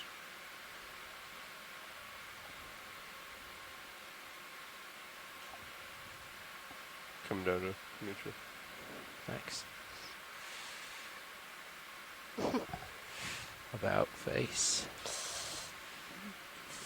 I'm trying to find the name of this guy. I think that we've seen him. Antamora is what Antamora? Andrea said. Great. Ooh, Oh, that's and Andrea Quattrini from Harvey Mudd College. Oh, I don't sorry, I think thought we you said. No, I don't think I did. She wasn't in my list over here. My list keeps changing of who's in the chat room here.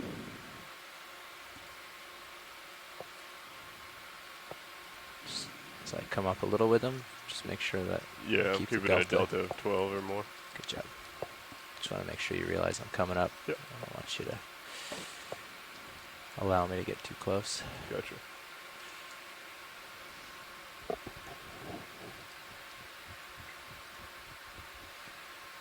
That's a great video. It's being very cooperative. Yeah. That's great. It's interesting to see the eye actually move. You don't usually see that on fish. Ah, look at that.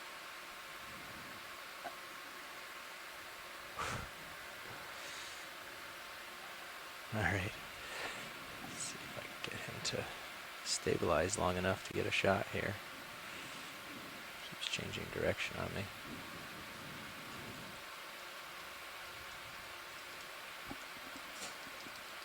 It's probably thinking the same thing about you.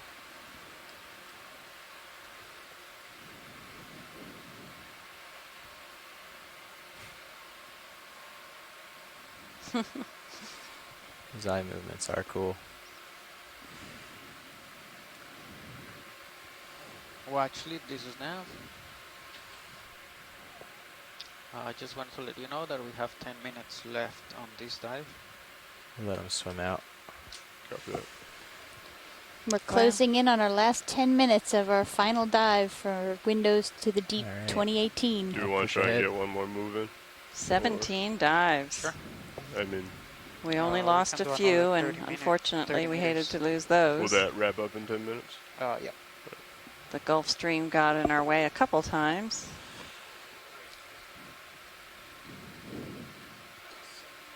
But generally, we were so lucky with the weather. Oh my gosh, it's Yeah, really, the only turbulence was from the Gulf Stream. We've had almost no winds. I was commenting last night that the only time I ever felt the ship roll was when we were making turns during There's a big multi-beam sonar surveys. It has been so flat. It's just been like glass the last 2 days, too. It's just been beautiful. Saw some beautiful moon rises over the water. Yeah, last night was an orange moon rising and then lasers back on? dolphin Coming on. alongside the ship.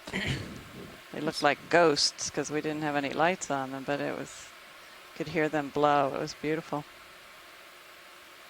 This is a mighty fine rock. This is a mighty fine rock. And Jason, I think we're going to run out of time. I Yeah. think we might want to just make a rock collection here. We have 8 minutes, so I don't think we're going to make it to a rocky wall here, unfortunately. There's is one a little it bit a little too uphill big? from this that's a little bit more reasonably sized, I think. Okay. This one looks like it's about 50 centimeters wide, maybe, which is bigger than our rock box usually allows. and unfortunately this one probably won't break in half when you squish it. Yeah, of course. No. Don't think it will.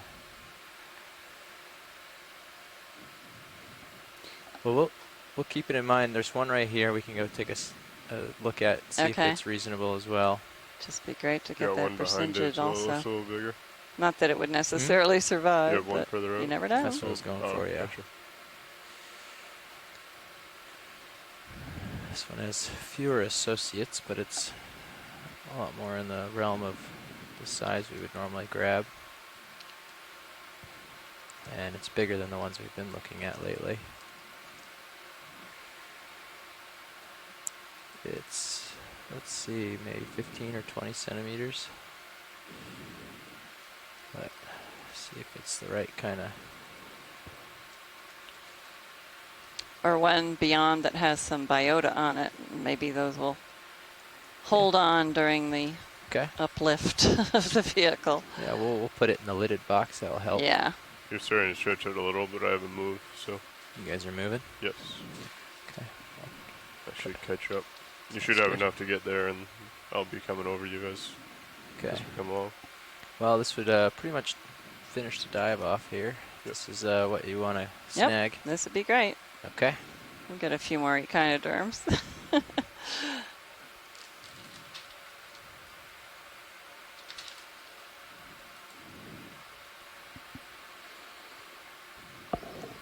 Well, it certainly does not represent the in situ material, but we've certainly seen a lot of these. Yeah. And Jenna Hill is jumping up and down for a rock collection too. Maybe we can knock a few of those echinoderms off because we already have one sample. Yeah, we don't need them all. Watch lead is enough. My notes don't say that we have any rock samples. Is that correct? Is that the same you have? Okay. You can take a little zoom Copy. Thank on you. the rock before we collect. And we can spin up hydraulics, please. Yep, coming on. Hydraulics are spun up. Great. Tilting down a Such little. a beautiful rock. Our last view of rock on this expedition. We're looking to go into the port wing, correct? Port, yep. And You you'll have want to me to- bring it over a little Yep. for me so I can open the lid. Okay.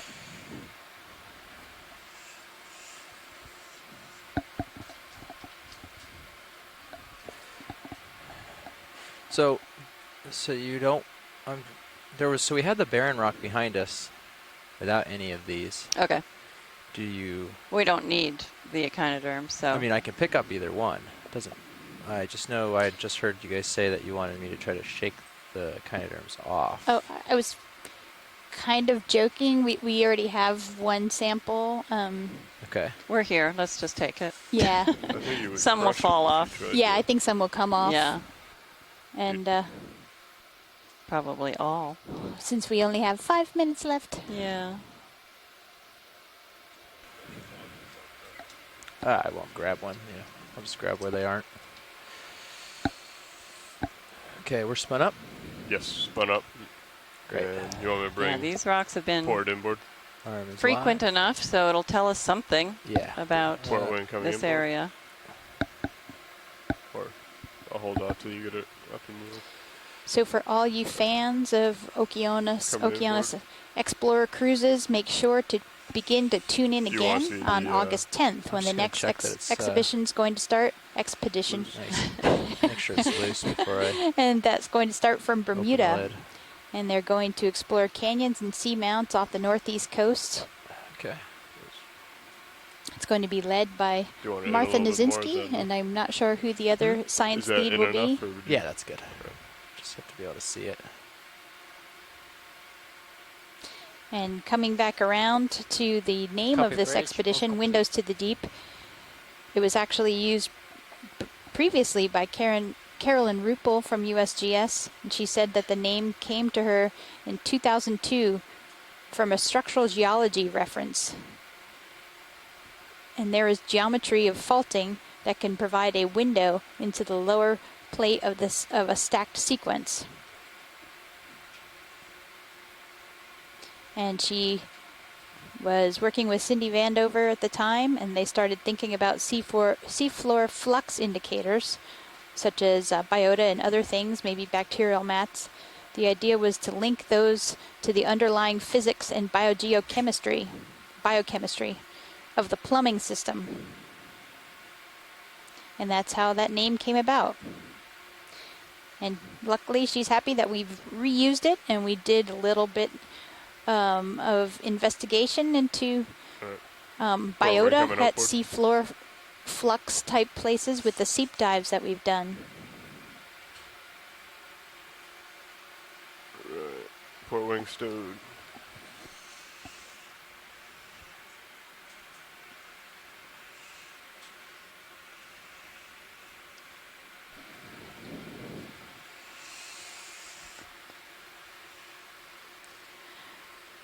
And the geology science lead will be geologist Jeffrey Obells. And he'll be joining Martha Nazinski beginning August 10th, so stay tuned. Okay, arm's dead. Your collection, ramping down. Trap to target. We got all the urchins. Oh dear.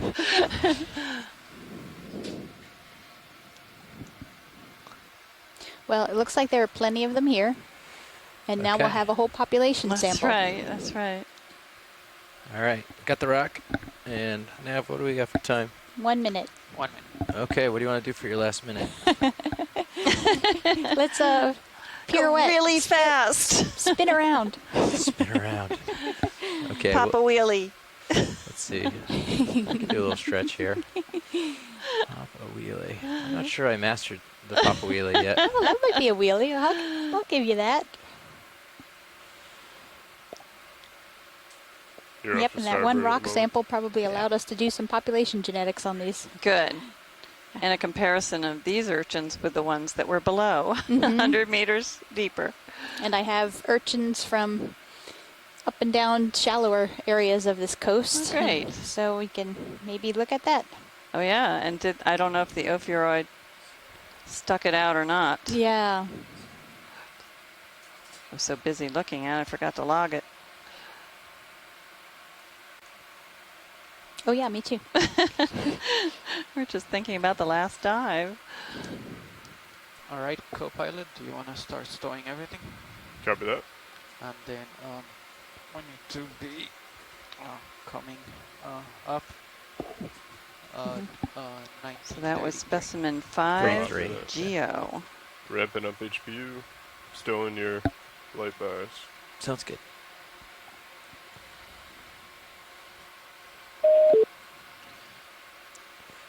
Well, actually, Come on, this is shark. Nav.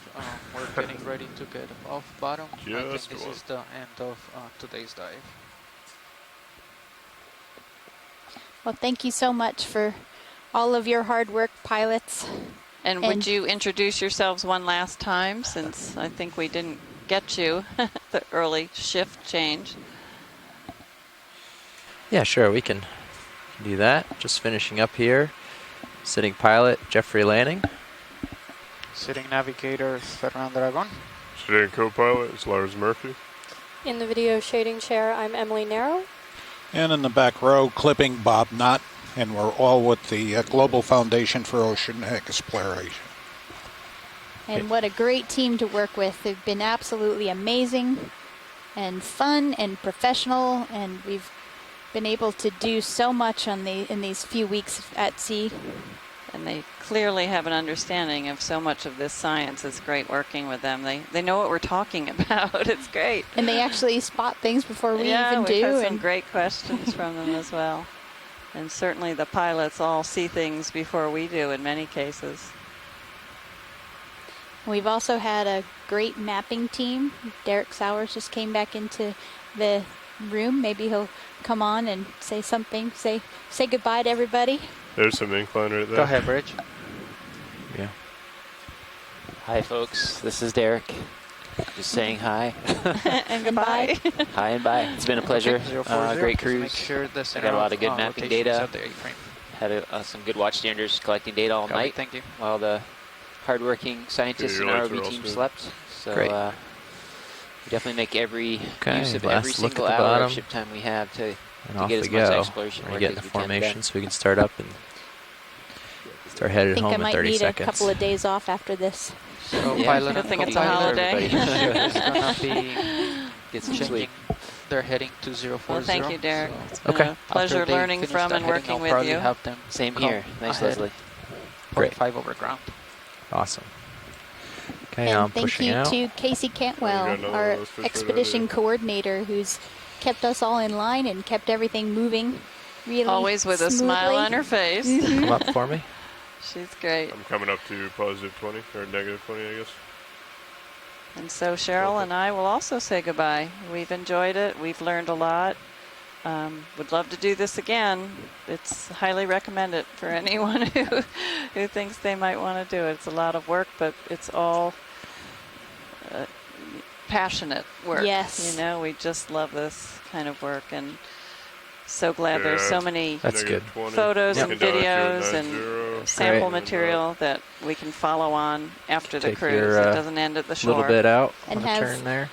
Other people that And we then know I'll appreciate stretch at out least come some out. of the You deep want me to sea rotate to starboard? like we Yes. do. Come to Yep. starboard.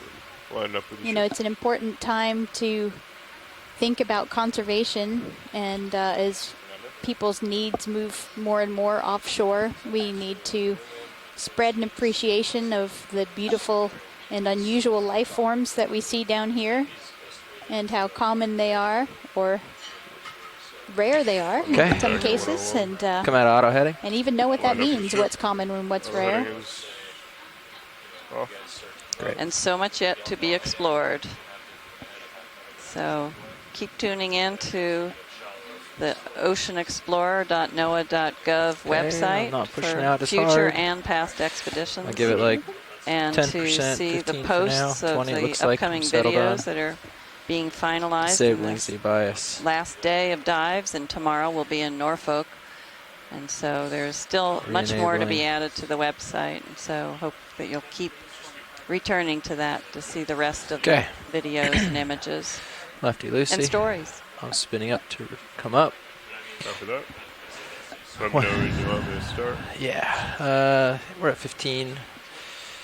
Give me another couple seconds here.